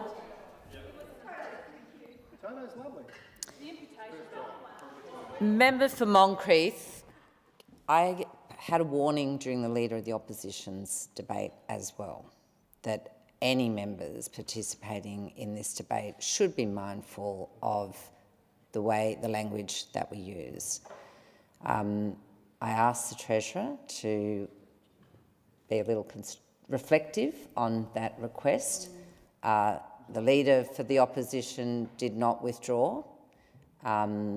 He was asked by another member and did not. I'm asking you to now just be reflective, to desist from using language that is going to be inflammatory and might be taken offence by others. Out of respect for you, Deputy Speaker, why don't I do one better than that and withdraw and do something that the opposition I really wasn't appreciate prepared that, to do. and the House appreciates the point that it I'm too. making, thank you, Deputy Speaker. The point that I'm making is that we will start to take the Shadow Treasurer seriously when his own colleagues do and give him a question. And there is absolutely no sign of that, Deputy Speaker.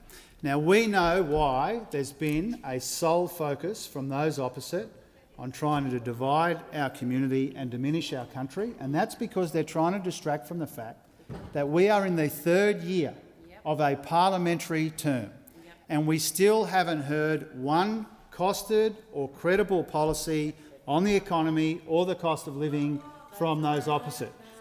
Deputy Speaker. And this is quite an extraordinary thing. The third year of a three-year parliamentary term, not one idea about fighting inflation, not one policy for the cost of living. And I think the thing that people are starting to cotton onto, Deputy Speaker, in terms of their silence on the economy and their motives for that, is because the Shadow Treasurer and the Shadow Minister for Finance have both said that there is $315 billion too much spending in our budgets, and that by the natural conclusion of that, the logical conclusion of that is that they will cut $315 billion from the budget. And so they need to come clean, Deputy Speaker, on what their $315 billion in secret cuts means for Medicare and what it means for pensions. One of the reasons for that spending is the indexation of the pension, which we wrongly assumed was a bipartisan position, that the pension is indexed to keep up with the cost of living. But no more, Deputy Speaker, because they have said that indexing the pension or investing in Medicare or spending on the PBS is, in their words, wasteful spending. And so let's have no more delays, Deputy Speaker, when it comes to those opposite and their $315 billion in secret cuts. Let's hear where the axe will fall, and let's hear what it means for Medicare and pensions and for the economy more broadly, Deputy Speaker. The other thing that this whole confected, divisive outrage has been all about this week is because in their heart of hearts, if they know that people are under pressure, they want more inflation. They want higher interest rates. They want higher unemployment. They want a more divided community, because in the absence of any compelling or costed or credible policies, they think that their best way to sneak back into office is through the back door. They think that if inflation is higher and interest rates are higher and that people are under more pressure, then they will profit from that politically, and they should be ashamed of themselves, Deputy Speaker, for taking that view. Now, we take a completely different view. Now, we don't pretend for 1 second that all of the challenges in our economy have been solved, but we do know, and we acknowledge that people are still under pressure, but we do know inflation had a 6 in front of it when we came to office. It's got a 3 in front of it now. Under this Prime Minister Albanese, we've created almost 1 million jobs, and that's never happened before in a parliamentary term. We know that real wages are growing again. They were falling under those opposite. We know that nominal wages growth is almost double what we saw in their wasted decade of deliberate wage stagnation and wage suppression, Deputy Speaker. We know that there's tax cuts rolling out for every taxpayer. They only wanted tax cuts for less than every taxpayer. They only wanted tax cuts for people who are already doing relatively well in comparison to others. And we also know that in our little over 2 years in office, we have turned 2 enormous Liberal deficits into 2 big Labor surpluses. And the Reserve Bank Governor has said that that is helping in the fight against inflation. So whether it's our responsible economic management, whether it's our cost of living relief, which is meaningful and substantial but designed in the most responsible way, whether it's our investments in the future, whether it's paying super on PPL, whether it's all of the other things that we've been working on this week, Deputy Speaker, the contrast could not be clearer.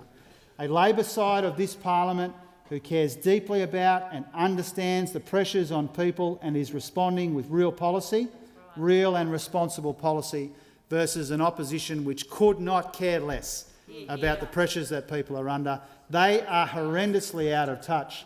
They would rather start another culture war than finish the fight against inflation, and every question time this week has made that clear. I give the call to member for Wannon. Thanks, Deputy Speaker. And I think driving Miss Daisy is starting to weigh heavily on the Treasurer, because that was one of the flattest things that I've seen for a long time. No, it wasn't. And it goes to show who's got the glass jaw around this place. Go and pick up the shards as you're going out. Wannon, you can direct your comments to me in order to stop causing this slanging match and offence. Every speaker has had a point of order raised on offence. I'd like it to stop. Thanks, Deputy Speaker. Deputy Speaker, it was telling today that the last question of question time from our side that went to the Prime Minister was about a character test. Because sadly, this week we've seen the Prime Minister's character put to test. He has been asked question after question after question on very serious national security issues, and he has failed to fully answer any of them. Now, after 3 days of questioning, we got a partial answer to a figure which had already been reported on the Channel 7 news. We got that out of the Prime Minister. But that was it. That was it. And the Australian people are feeling like they're being treated with contempt. They have no trust when it comes to national security of this government, and especially when it comes to immigration, because they've seen time and time again the government fail them.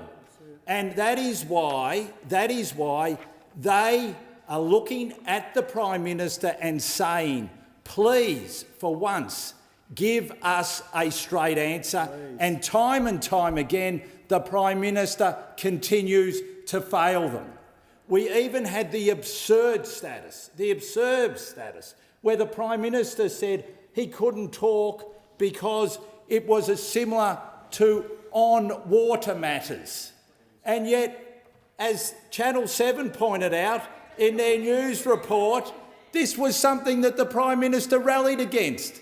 He said, we cannot have that. We need to make sure that questions are answered in the Parliament. The new Immigration Minister, when these issues were raised, came into this place and said the Parliament deserves answers. Yet what have we heard this week? Nothing but a cone of silence. We have seen the Prime Minister duck and weave, like an Australian batsman facing the West Indies fast bowlers when they were at their best. Duck and weave, duck and weave, duck and weave. And we saw this on display, sadly, today with the last 2 questions. Now, I want to repeat these questions. They were asked by the member for Barrowa. He asked them to the Prime Minister. Prime Minister, on October 7, Hamas terrorists went into small Israeli farming villages and a music festival where they filmed themselves gleefully murdering children, raping women and mutilating their victims, including after death. 1,300 innocent people were hunted down and murdered for sport, and 251 hostages were forced at gunpoint into Hamas tunnels under Gaza. On return, thousands of people were dancing in the street in celebration. Prime Minister, does supporting Hamas pass the character test I'm going to stop for an you Australian right there. visa? Now, Member for Wannon, this was dealt with during question time. You cannot repeat the offence. The Speaker spent some considerable time explaining to the House, we were all present, around questions with improper motives. I asked you to withdraw that and you can move along. You are absolutely able to quote questions but not include those matters that were ruled out of order in question time. So, Deputy Speaker, with respect, the member for Barrow asked those two questions and he wasn't asked to withdraw those two. There was a long debate in this House about improper motives being assigned to members during questions. Well, I'm asking you to withdraw it. Okay, I will withdraw for the benefit of the House. Thank you very much, Member for Wannon. That wasn't the question, it was withdrawn. I give the call to the Member for Hawke. Thank you, Deputy Speaker.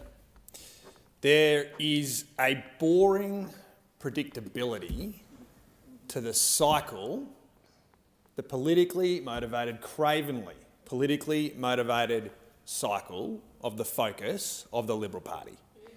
And it happens parliament after parliament, year after year.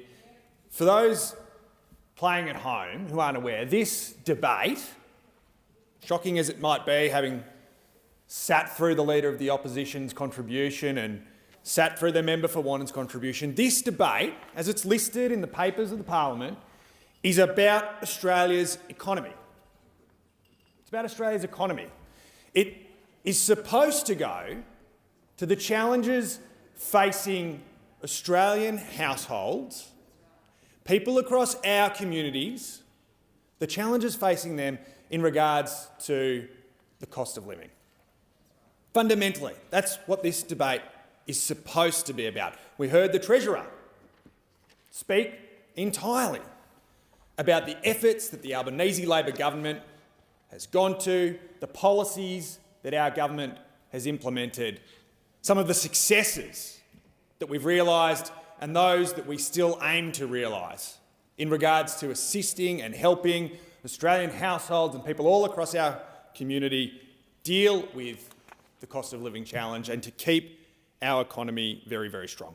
And what we know absolutely and clearly and transparently is that the Liberal Party have no interest in speaking about the Australian economy. They have no interest in dealing with the cost of living challenge that this government, that our government, that the Labor government have a relentless focus on addressing. In fact, all that the opposition leader and the Liberal Party want to talk about are foreign policy matters that are, in effect, a cloaking device for the dog whistle that we all saw coming. And I come back again, yet again. Member for Hawke, this issue was before the member for Moncrieff rises to her feet on a point of order. I'm going to ask you to not continue to use that word. Indeed, Deputy Speaker, thank you. I don't need to use any particular words because the Australian people can see right through this pathetic and cynical approach that the Leader of the Opposition and the Liberal Party are so desperate to pursue. Because ultimately they know that when the government, the Labor government, are delivering for the Australian people, working tirelessly to address these cost of living challenges and indeed maintaining a strong and robust economy now and into the future, their political fortunes are entirely tied to their ability to drive division in our communities, drive fear and division in our communities.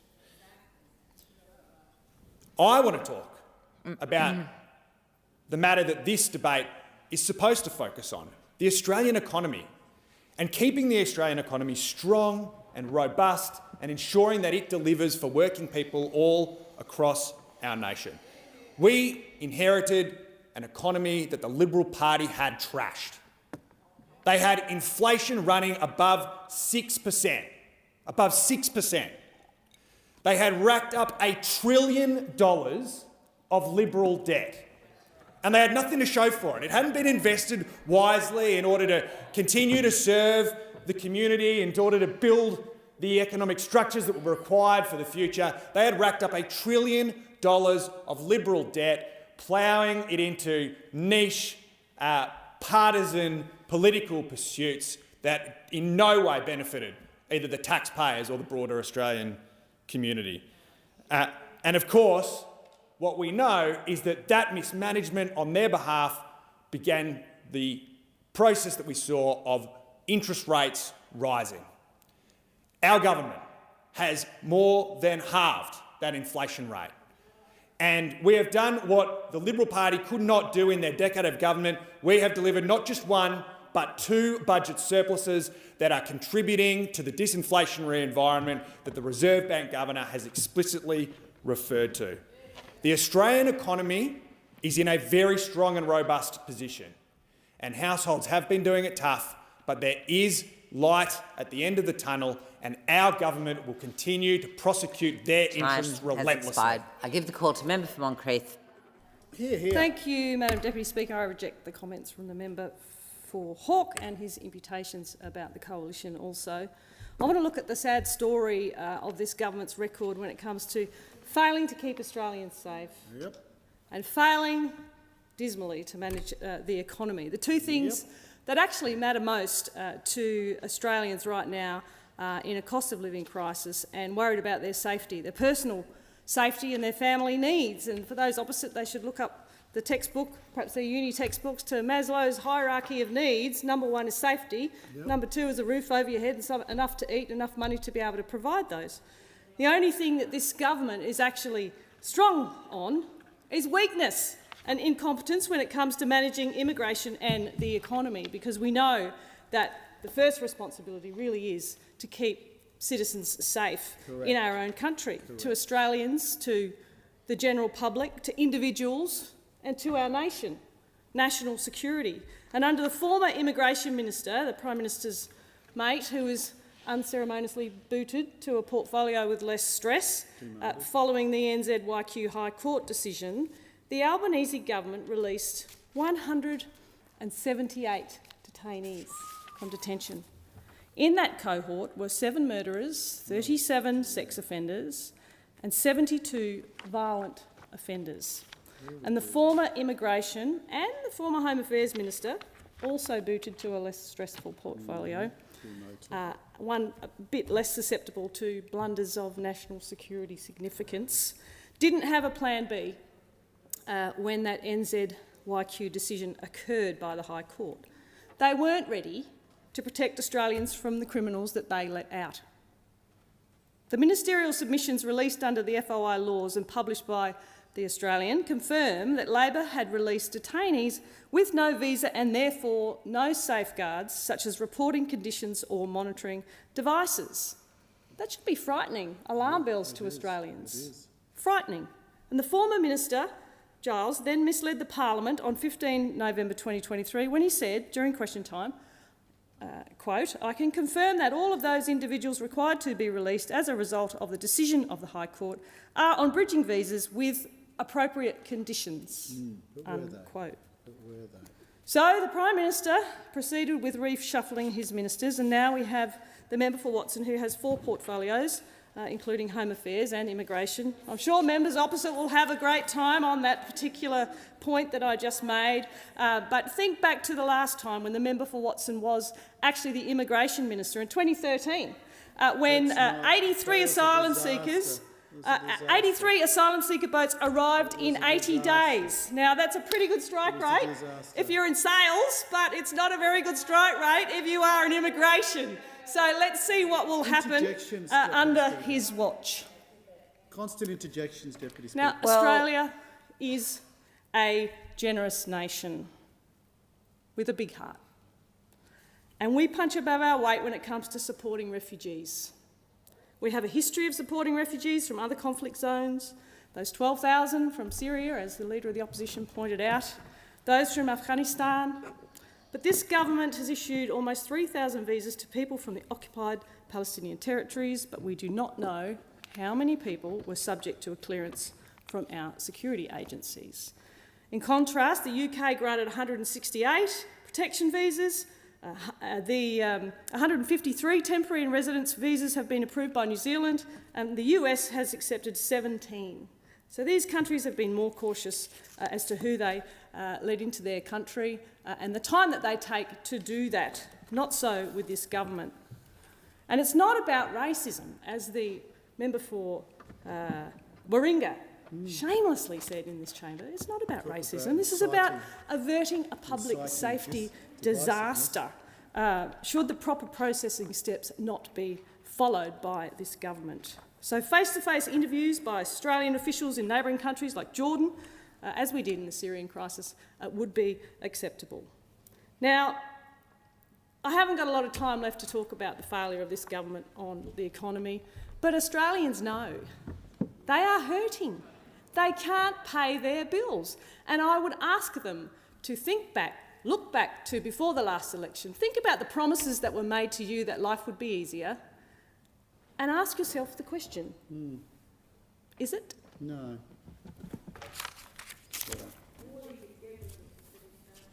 Just before the member for Paterson gets the call, I'm just going to remind member for Page, if you want to raise a point of order, you would have had to stop the member from Moncrieff, seek the call, and we would have had a discussion. What you did was disorderly yourself. I ask everyone to try and be respectful in this debate, and I'm giving the call to the member for Paterson. Thank you, Deputy Speaker.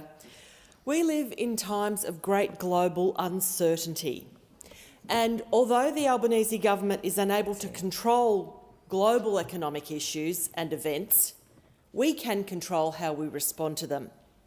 And unlike the Leader of the Opposition and those opposite, we aren't seeking to frighten the Australian population. We aren't seeking to divide Australians. We are seeking to lift them up. We are seeking to take the pressure off. We are giving every Australian taxpayer a tax cut. We have increased the wages for many tens of thousands of Australians, putting more money into their pay packets every week. We have cut $1 trillion of debt. We have delivered 2 surpluses off the back of almost a decade of waste and deficits. We have not treated the Australian people as mugs, and we certainly did not have mugs made to celebrate our surpluses. We have determinedly, calmly and sensibly, under the leadership of Anthony Albanese and his cabinet, charted a path for Australians that sees their lives measurably better. And as the Treasurer ably pointed out today, we had inflation with a 6 in front of it when we took control of our economy and the Treasury coffers. That inflation now has a 3 in front of it. And a little bit like global events, as a government, we don't completely control inflation either. But our Treasurer has worked tirelessly with business leaders, with people who do have a good understanding of the economics of our nation, to bring down that figure. And that's what Australians care about, because that's what impacts their mortgages.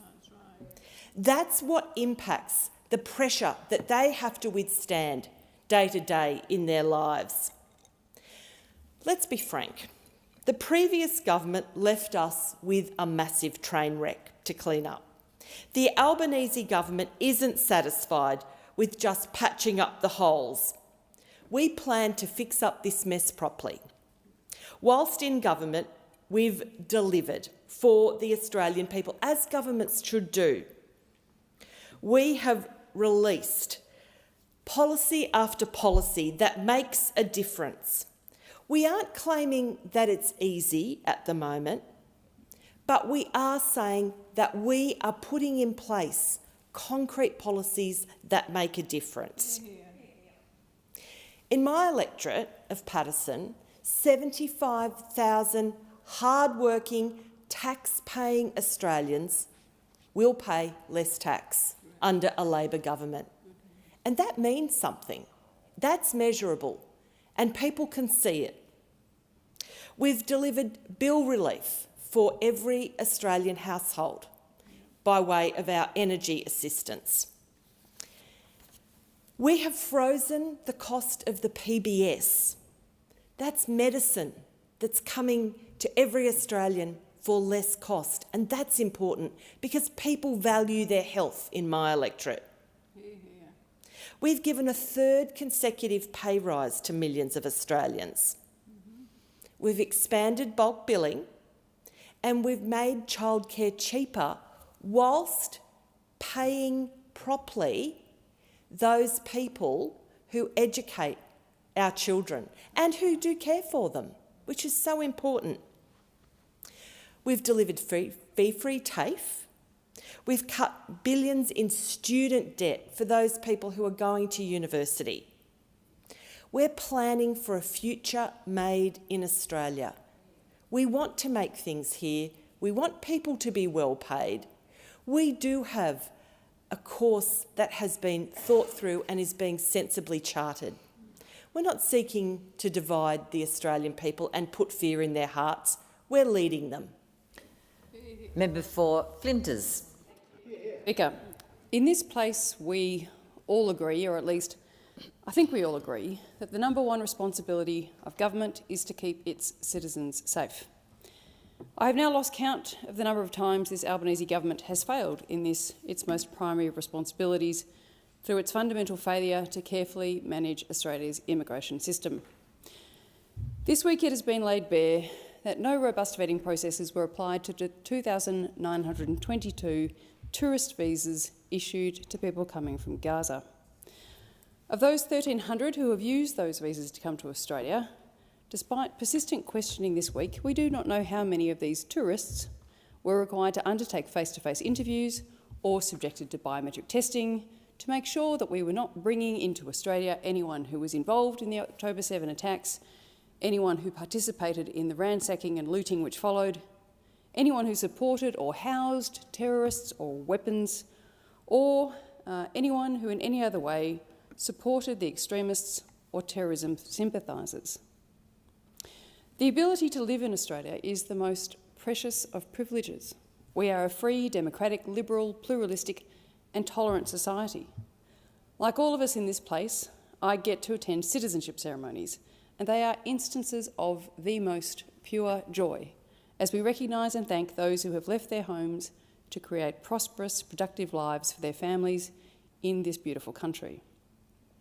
Australia's immigration system gives us, in this place, the right to decide who comes to Australia and the circumstances in which they come.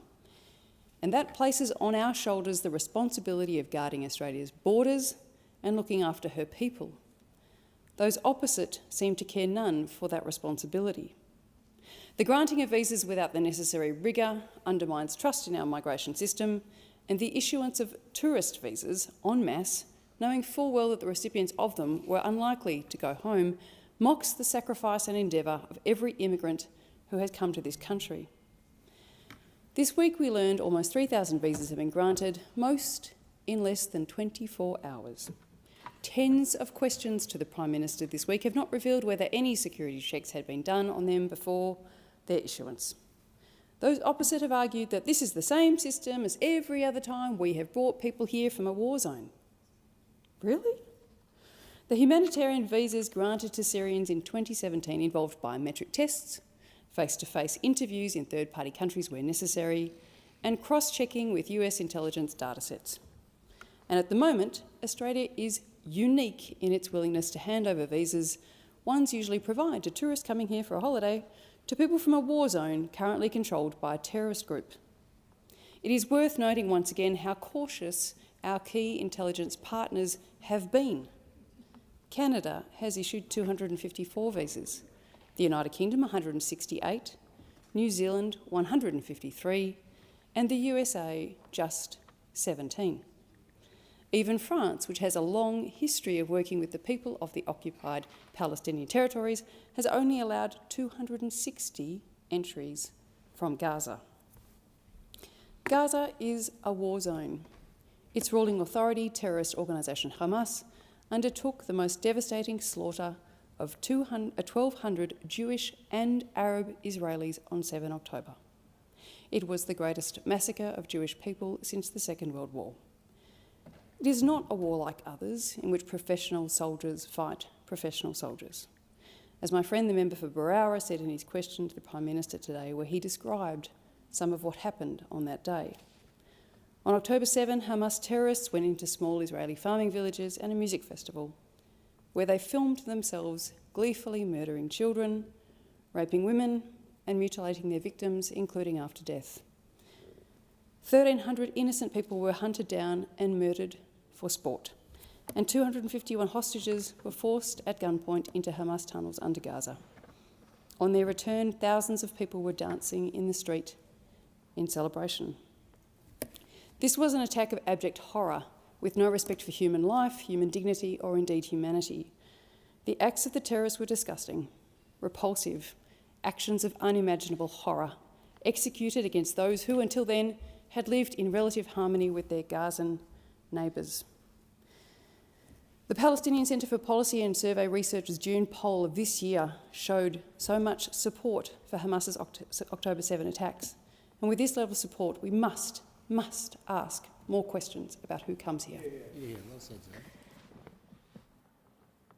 Member for Lingiari, who's seeking the call?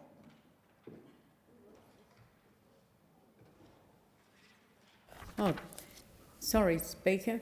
I just want to point it before I start.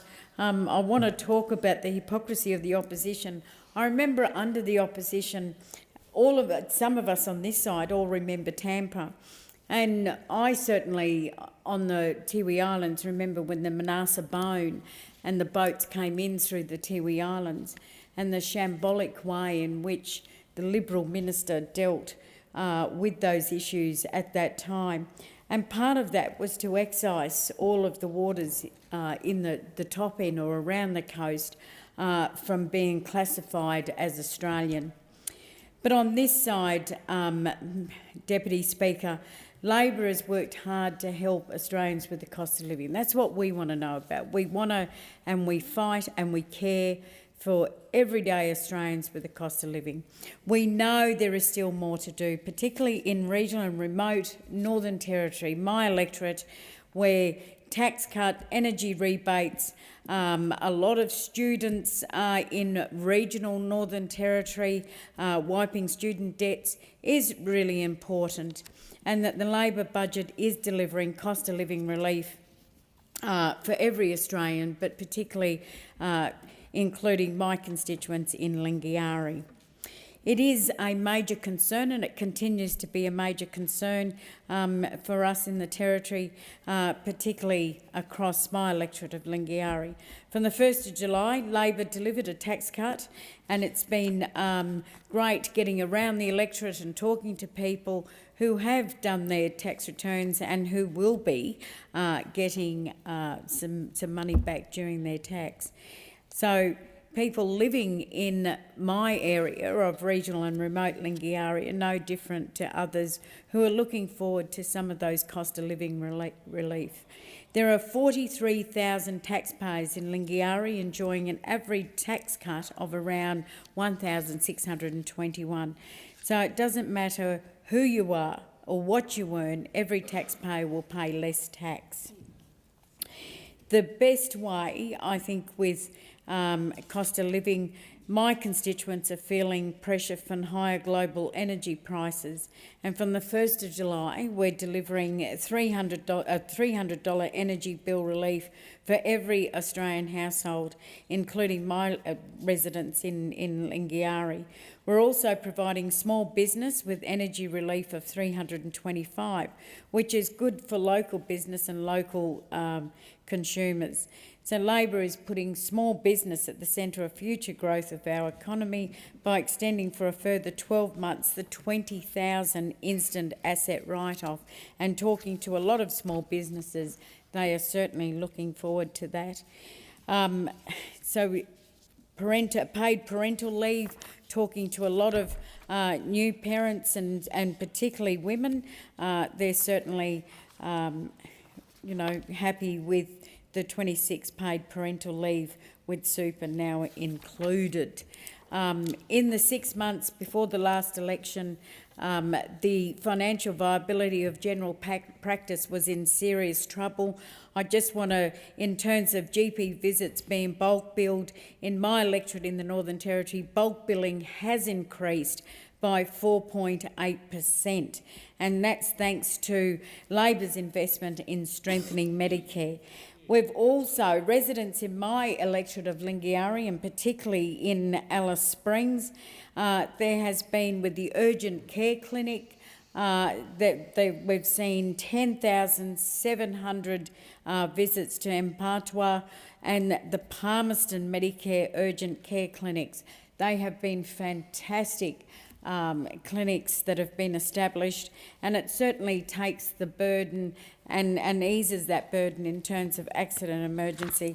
So Labor's cost of living measures is making a real difference to everyday Australians, and particularly those residents who are doing it tough in my electorate of Lingiari.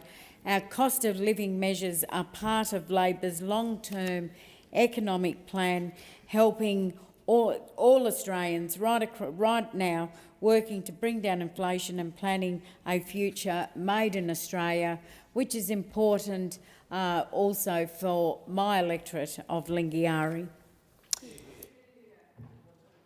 Member for Menzies. Thank you, Deputy Speaker. Deputy Speaker, in this matter of public importance, I would like to begin by referring to the wording of the topic and the order of the words chosen.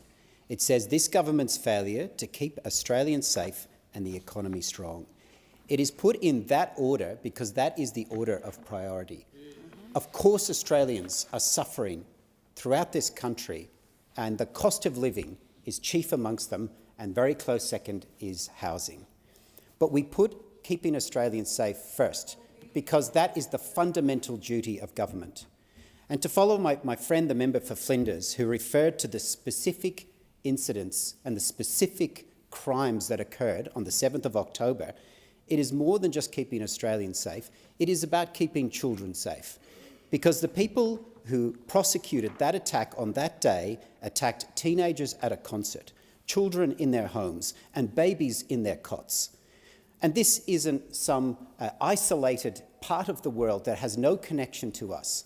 You only have to open a newspaper to see concerts run by Taylor Swift get cancelled because of a fear of teenagers being killed and attacked.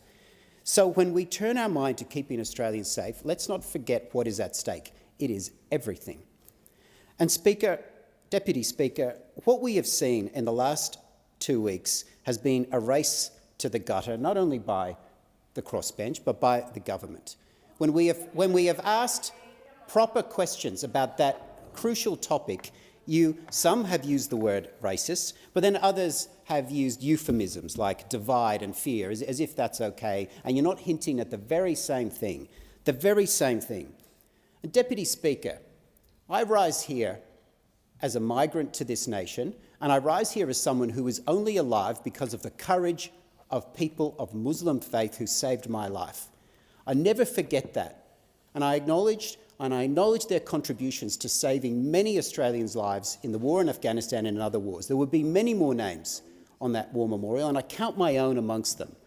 So when we ask questions like this, and the allegation is thrown out that we're doing it as some sort of discrimination against Palestinians or Muslims, I totally reject that. And I totally reject that any of my colleagues think otherwise. And think about what you are saying. What you are saying, if that is true, that a huge percentage of the House of Representatives are people of such bad character that they think that poorly of people of a dominant faith in this country. It cannot be true, and you know it's not true, and it shouldn't be prosecuted that way. Shouldn't be prosecuted that way. And Speaker, in my experiences in a conflict zone, I also know this to be true.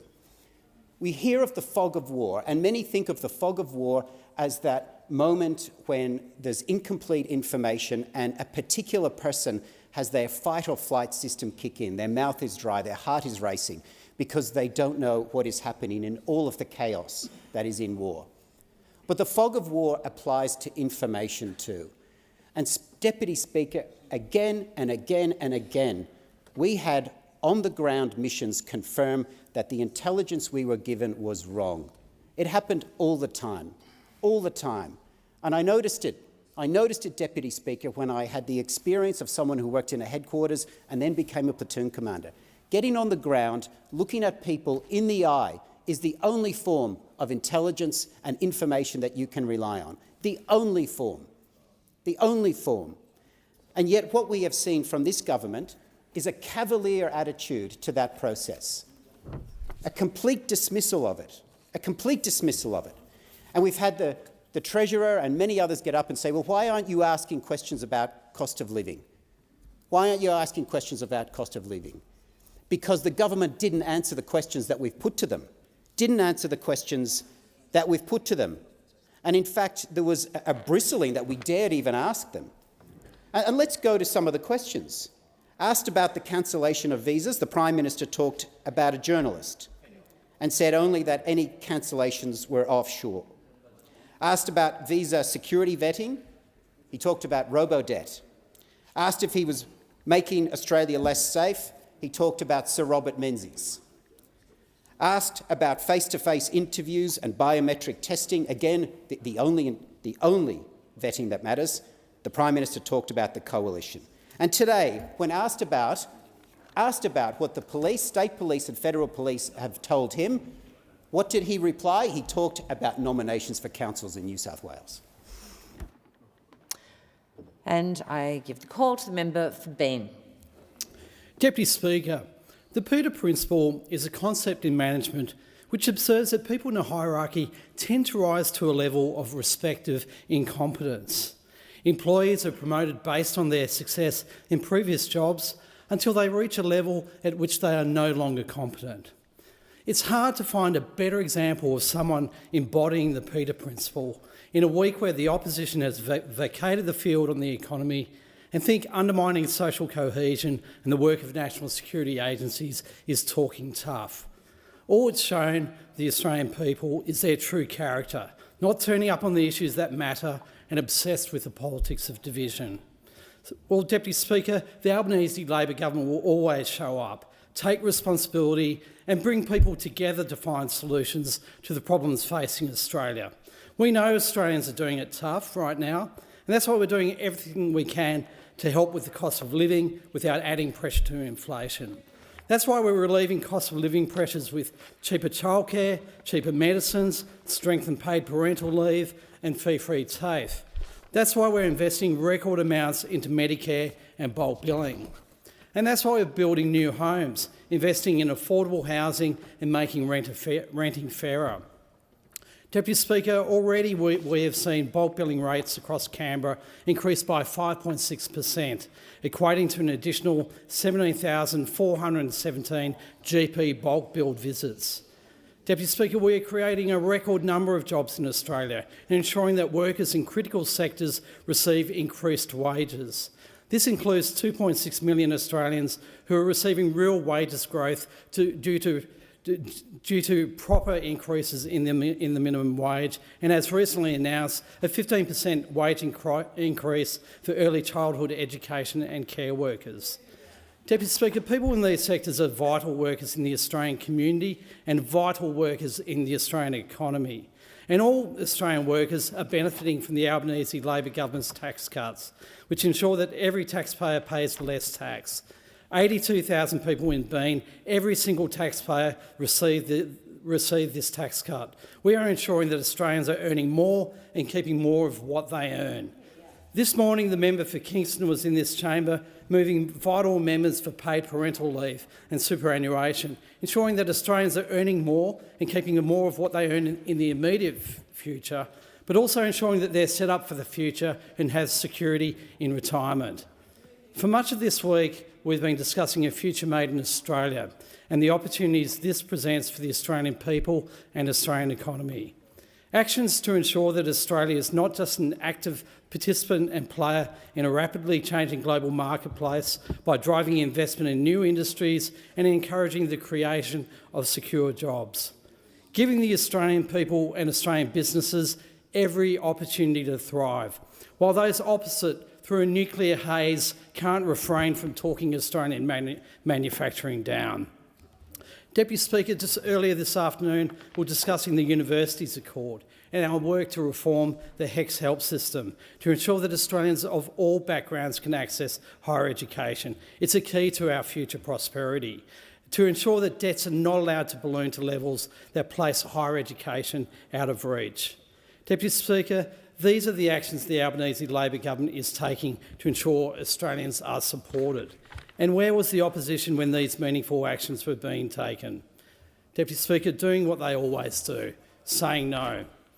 Deputy Speaker, I think the Prime Minister summed it up best yesterday. Nastiness is not strength, and it can't disguise an opposition that embodies the Peter Principle. Thank you. The discussion has concluded, and I give the call to the clerk for the next item of business. Government business, notice number 7 for a suspension of Standing Order 31, automatic adjournment of the House, and Standing Order 33, limit on business. Leader of the House. Thanks very much, Deputy Speaker. I move that Standing Order 31, automatic adjournment of the House, and Standing Order 33, limit on business, be suspended for the sitting commencing on Thursday, 22 August 2024. For the explanation of members, we have a message from the Senate that the House is now in possession of, which will be brought to us in a moment. I suspect, as far as I know at the moment, that's the only one we'll be dealing with. If there are further messages in possession of the House, I'll let people know straight away, but my understanding is the NDIS is the only one. My understanding is the amendments will be put, there's 2 separate amendments that get put because there are different majorities, different views that people have across them. No doubt there'll be some short debate. My expectation, though, is we probably will still, before 5 o'clock, be in a situation where I move that the House adjourn. My apologies to the people who were listed for the adjournment debate, because I suspect we won't have time to have that in the normal pathway. But the most important thing is that we deal with the legislation that's come back to us from the Senate on the NDIS.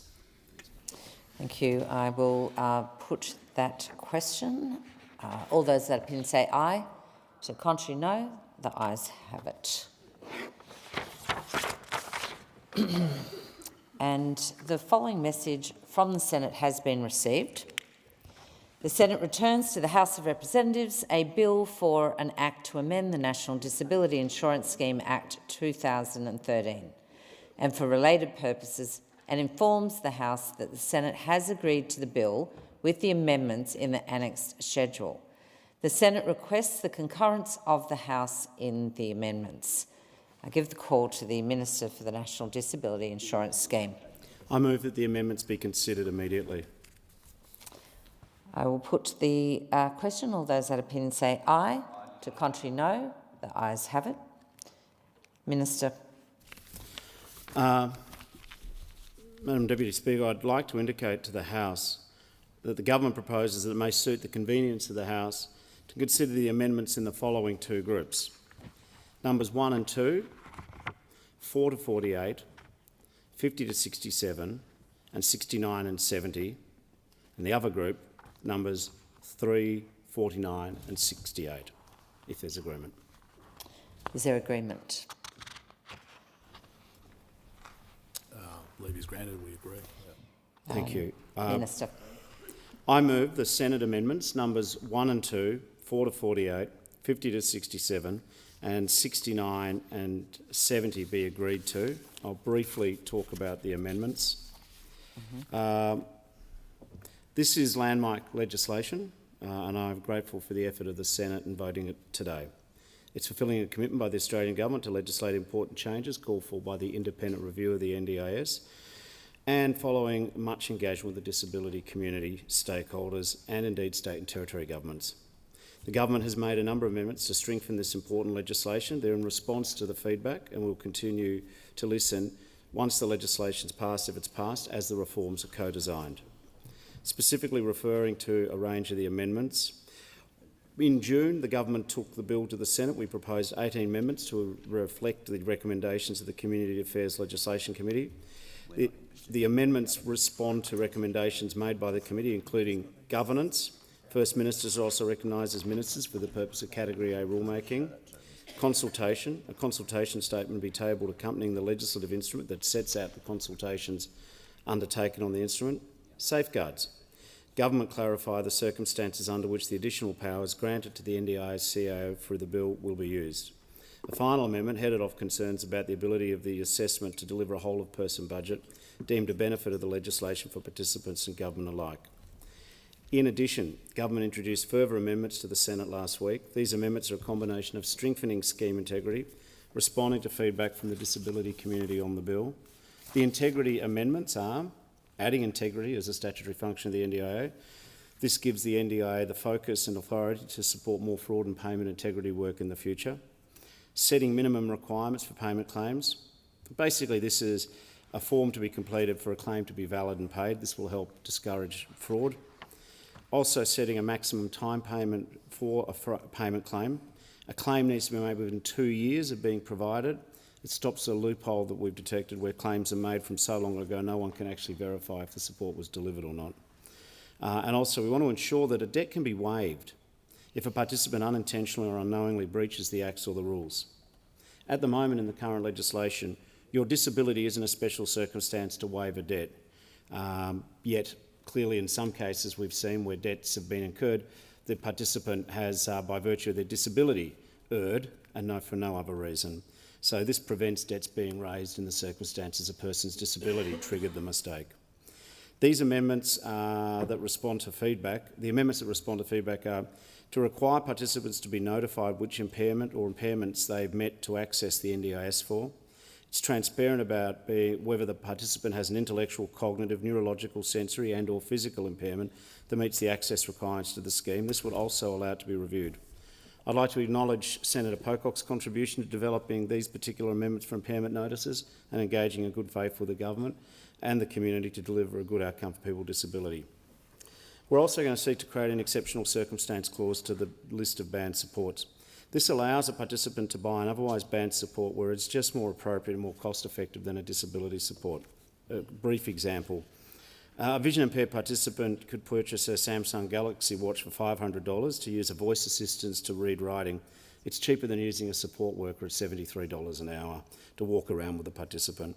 However, not every participant should be buying Samsung watches with NDIS funding, so it's looking at the person. There's further amendments following discussions with the states and territories this week to enhance co-governance arrangements of the scheme. These additional amendments were introduced into the Senate to contemporise the co-governance arrangements of the scheme. The arrangements that are being adopted reflect the significant amount of reforms required to the NDIS over the next 2 terms of Parliament. These changes are overdue since co-governance arrangements haven't been changed since the inception of the scheme. They modernise rulemaking and approval process. The NDIS bill will implement a number of key changes that will need unanimous agreement as to the majority of changes will be made through Category A rules. The states will need to agree with these changes to enable implementation across the country. However, these amendments do include a newly defined Category A rule that's subject to a dispute resolution process, which includes an escalation model to bring disagreements to the attention of the Prime Minister and First Ministers for resolution. Once escalated, the approval can be achieved not from a veto requiring the acceptance of every state, but just a majority agreement by states. There's also strict timeframes introduced for the prompt consideration of Category A rules under the new process. is the conversion of ministerial legislative instrument-making powers in the bill to newly defined Category A rules, with the exceptions for instruments that are required from commencement, which remain instruments until the rules are agreed. There's an abbreviated process for making changes to needs assessment and budget setting tools where there are no substantial or policy financial implications. Time has expired, Minister. You can seek the call. I'd like to just seek the call for another 20 seconds. Okay, continue. Will also include scheme sustainability as protected in the short to medium term, support the National Cabinet decision to achieve the 8% growth target. I acknowledge in particular the work of Premiers Rockcliffe and Malinauskas on this. The amendments mean the states will be required to develop and co-design reforms for participants, the disability community and the Commonwealth to give effect to NDIS reforms and foundational supports. I also wish to put on record the constructive negotiations I've had with the Shadow Minister, the member for Deakin, in terms of trying to get a good outcome for people with disability. Thank you. I'll give the call to the member for Deakin. Well, thanks very much, Madam Deputy Speaker. This is the culmination of a long and, in some respects, tortured process.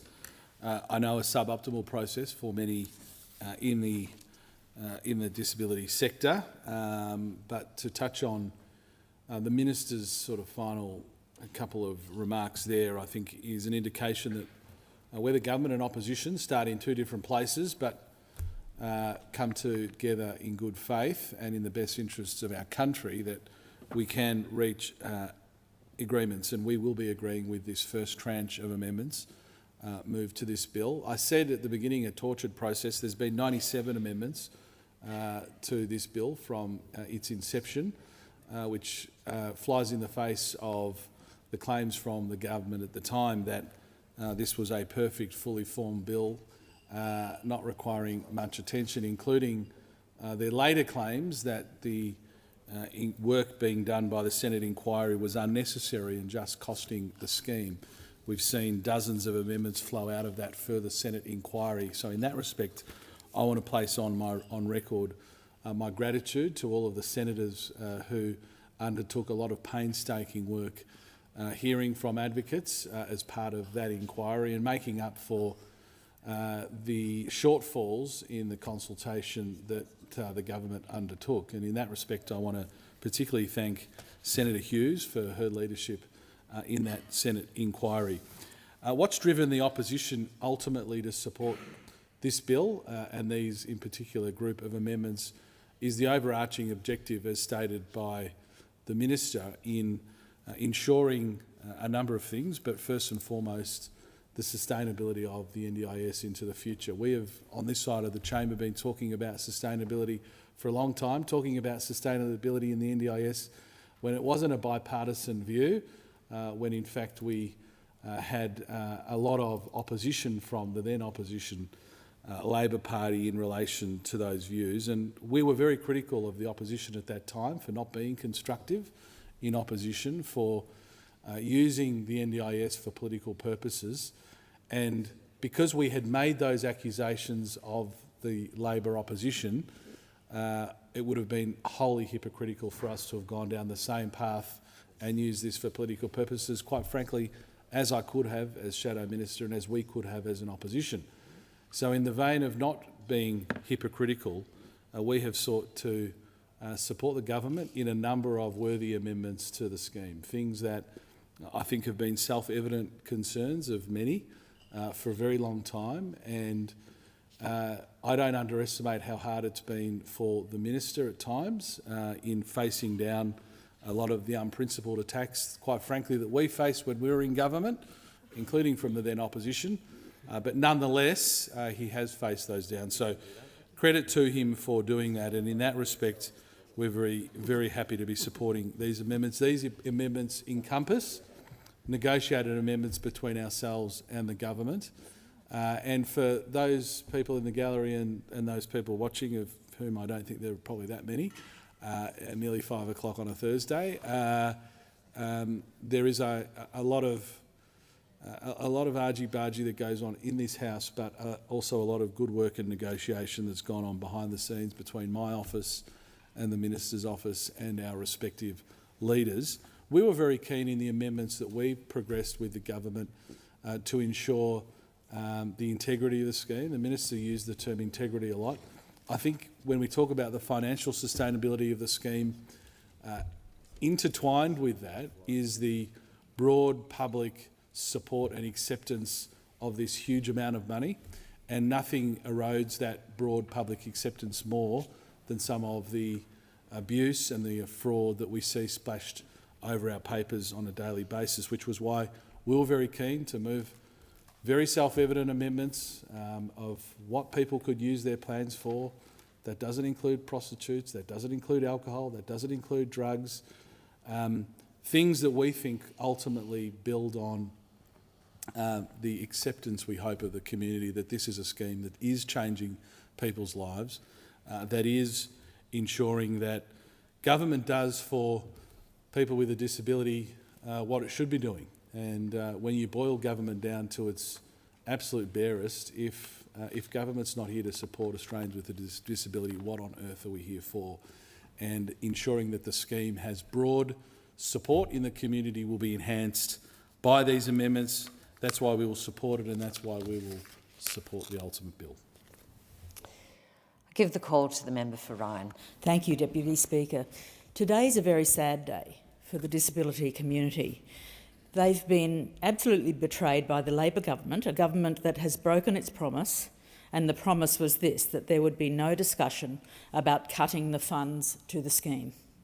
What has passed the Senate today will see the most significant changes to the NDIS since it started more than a decade ago. This is a huge blow to the disability community, a proud community that deserves so much better from this government. So today I'm angry, I'm sad, I'm so disappointed that I will have to return to my constituents, people who I admire, who have come to me for help to navigate the already plagued system of the NDIS. I'll have to tell them that this government has ripped out billions of dollars of funding from a system that was supposed to support them. We already know that the NDIS can't handle the current workload, even with its current funding. It doesn't take a genius to realise that a $14.4 billion funding shortfall and an increase in workload for staff means that people are going to fall through the cracks and suffer. It's just so clear that this is a thinly veiled attempt to remove support for people or just kick them off the NDIS altogether. They're going to restrict support, remove provisions for individualising plans and try to standardise assessments. Mandatory assessments that this government is trying to make people who will likely have had their funds cut pay for themselves. Disability is not standardised and it should never be treated as such. We've already seen the fallout of this sort of attempt at categorisation. Menstrual products, wrongly classified. The Minister has apologised for this mistake only after advocates brought it to the attention of the media. But that's fundamentally the problem with the sorts of lists that they're proposing in this bill. They just shouldn't exist. They attempt to categorise complex human needs into bureaucratic tick boxes, ignoring people's needs, their experiences and their choices. Many people on the NDIS have shared with me already that the government didn't care about them, and this just rubs salt into those wounds. Labor has sent a very clear message to disabled people. They don't care about your goals, your aspirations or your agency. The Albanese government boasts a $9 billion surplus. But to be crystal clear, that surplus is off the back of the NDIS, off the back of every single person that has needed to access this support. And the government should be ashamed. Thank you. I'll just remind the House that the question before us is that the amendments be agreed to, and I give the call to the member for Kooyong. Thank you, Deputy Speaker. The National Disability Insurance Scheme is of the utmost importance to those who depend on it. It enables disabled people to receive the supportive treatment that they need. It's inevitable that any significant changes to the scheme are going to engender significant uncertainty in NDIS recipients. We know that the scheme needs to change and that its cost has blown out to unacceptable levels. The disability community knows that change is inevitable, but the apparent haste with which this legislation has been put together and the lack of detail about the changes anticipated and the extent to which they have been left to the delegated legislation has resulted in insecurity and fear, even to trauma, to scheme recipients and those who care for them. The Minister has said in the last 24 hours that passage of this legislation will be the construction of the scaffolding that will enable co-design to begin. That means that work will start now on exactly how needs assessments will work and how these foundational services will work. But the disability community remains apprehensive. They, after all, are the people whose daily lives will be impacted by this law. The rest of us will move on, but this is their life. They may resent the NDIS, they may rail against it and against people like us who make huge laws with huge impacts on their life. But they need the NDIS, and many, many people say that for them it has been transformative. Many in the community remain really nervous about this legislation and about the changes that have been made even in the last 24 hours, changes which will affect them every day in their daily lives. They say it's imperfect and it's incomplete, and I agree with them. They say that they are struggling to trust the process and in the government, and I can see why that is. It's not just the lack of detail in this legislation. It's the fact that the government has been so slow to respond to the NDIS review previously, and then its recent inadequate response to the recommendations of the Disability Royal Commission. The co-design process is so important, it should have started months ago. The government should have secured agreements with the states and the territories on the nature of foundational services months ago. This legislation gives the government significant increased powers over the lives of hundreds of thousands of vulnerable people. And absent the detail on how those powers will be implemented, of course those people are nervous.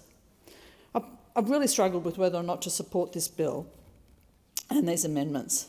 The opposition is now supporting it, despite having previously criticised it, despite the Assistant Minister for the NDIS saying as recently as yesterday that this bill will throw good money after bad. The Greens are going to vote against it, and let's face it, it is easier to say no than to say yes. It's always easier to tear something down than to build it. But in recent months, I have worked hard with the Minister, the Department and the agency, and I thank them for accepting the amendments moved in this House in my name and in the Senate today. Those amendments go some way, but only a small way, to addressing the concerns of the disability community. I'm going to support this legislation today because I know that there is an urgent need to improve the NDIS, but I know that this is just the start of that process. The most important pieces of this legislation are not yet written. They'll be in the delegated legislation, and we will see them in tranches over the next few months to years. So I ask the many individuals, the carers, the disability organisations and the healthcare professionals who care about how that delegated legislation looks and how it will work, to help me and my colleagues review that legislation as it comes to hand.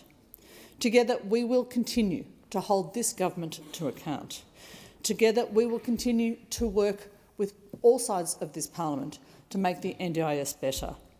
I commend this legislation to the House, but with reservations and with a commitment to continue to work to improve it as it evolves.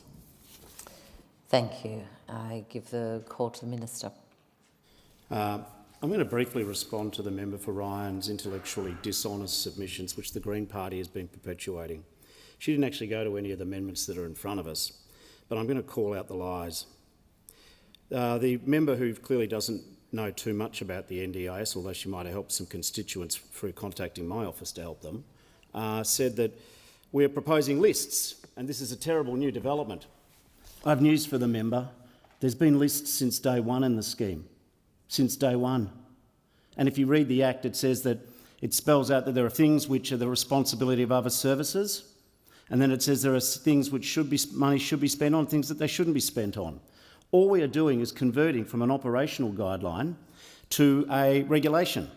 Furthermore, with the cowardly outrage fanning the flames of fear by the Greens, what they neglected to say when it comes to these matters is, for the first time, the disability community has been consulted on the list. Up to now, and I note that neither you nor anyone in the Greens party in the last 10 years has ever complained about the list not being consulted on, that all of a sudden the member for Ryan has found her voice. What's worse about it is that the Green political party put up several amendments, but they've been running behind those amendments, which wisely the member for Ryan didn't even bother, and accusing the government of getting rid of the concept of reasonable and necessary. Reasonable and necessary will be at the core of the scheme. I don't expect the Greens to have the honesty to withdraw the lie, but they're wrong, and I put it on the record. We will keep the concept of reasonable and necessary. We're told by the Greens that there's no co-design. Under me, the NDIA has 23 co-design groups, and you're welcome to come and visit, but I'm not holding my breath. So there's been lists, but the real debate here is that there's 3 options for the future of the scheme. And unlike the member for Ryan, I was there at the start of the scheme. I was there before there was a scheme. You weren't. And there's 3 options for the future of this scheme.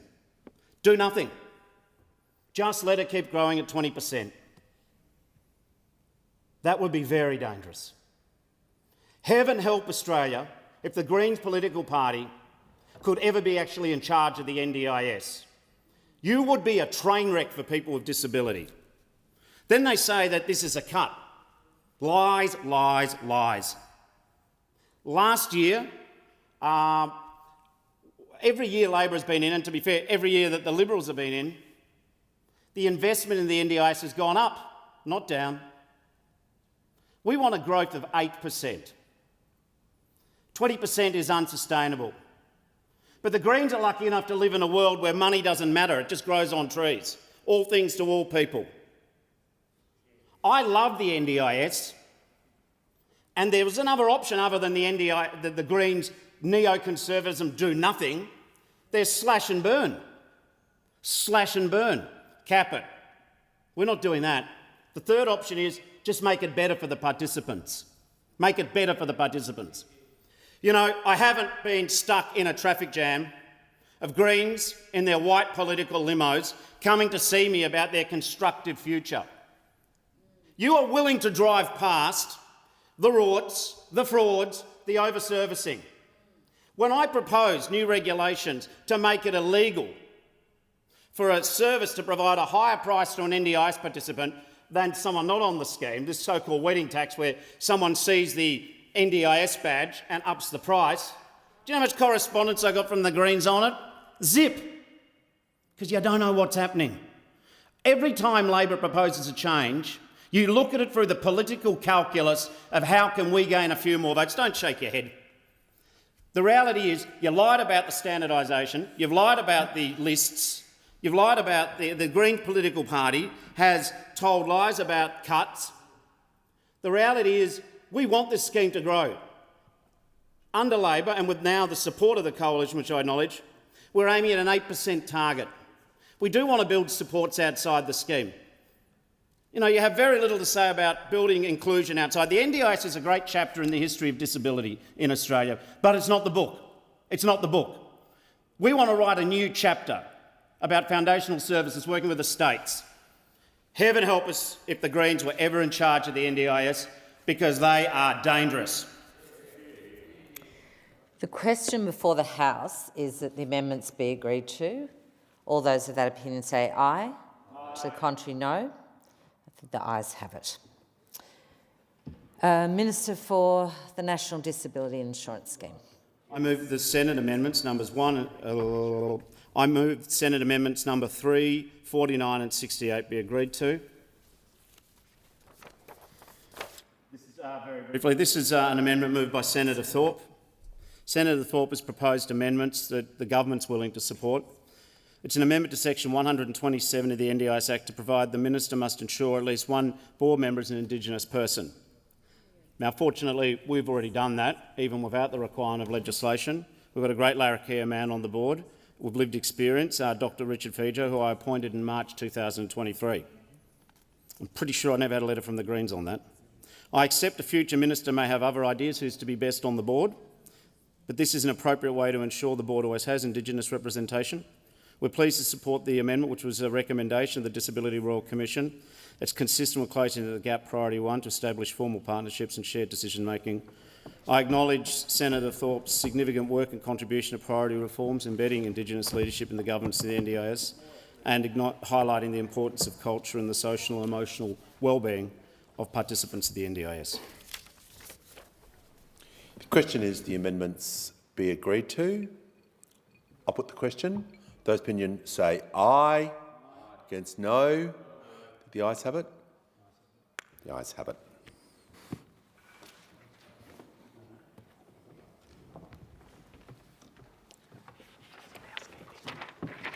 I have received messages from the Senate returning the following bills without amendment: Customs Amendment Strengthening and Modernising Licensing and Other Amendments Bill 2024, Customs Licensing Charges Amendment Bill 2024 and Telecommunications Amendments SMS Sender ID Register Bill 2024. I have received a message from Her Excellency the Governor-General notifying assent to the Fair Work Registered Organisations Amendment Administration Bill 2024. I'll give the call to the Leader of the House. I move that the House to now adjourn. I'll put the question. Those opinions say aye. Against no. I think the ayes have it. The House stands adjourned until Monday, 9 September 2024 at 10 a.m.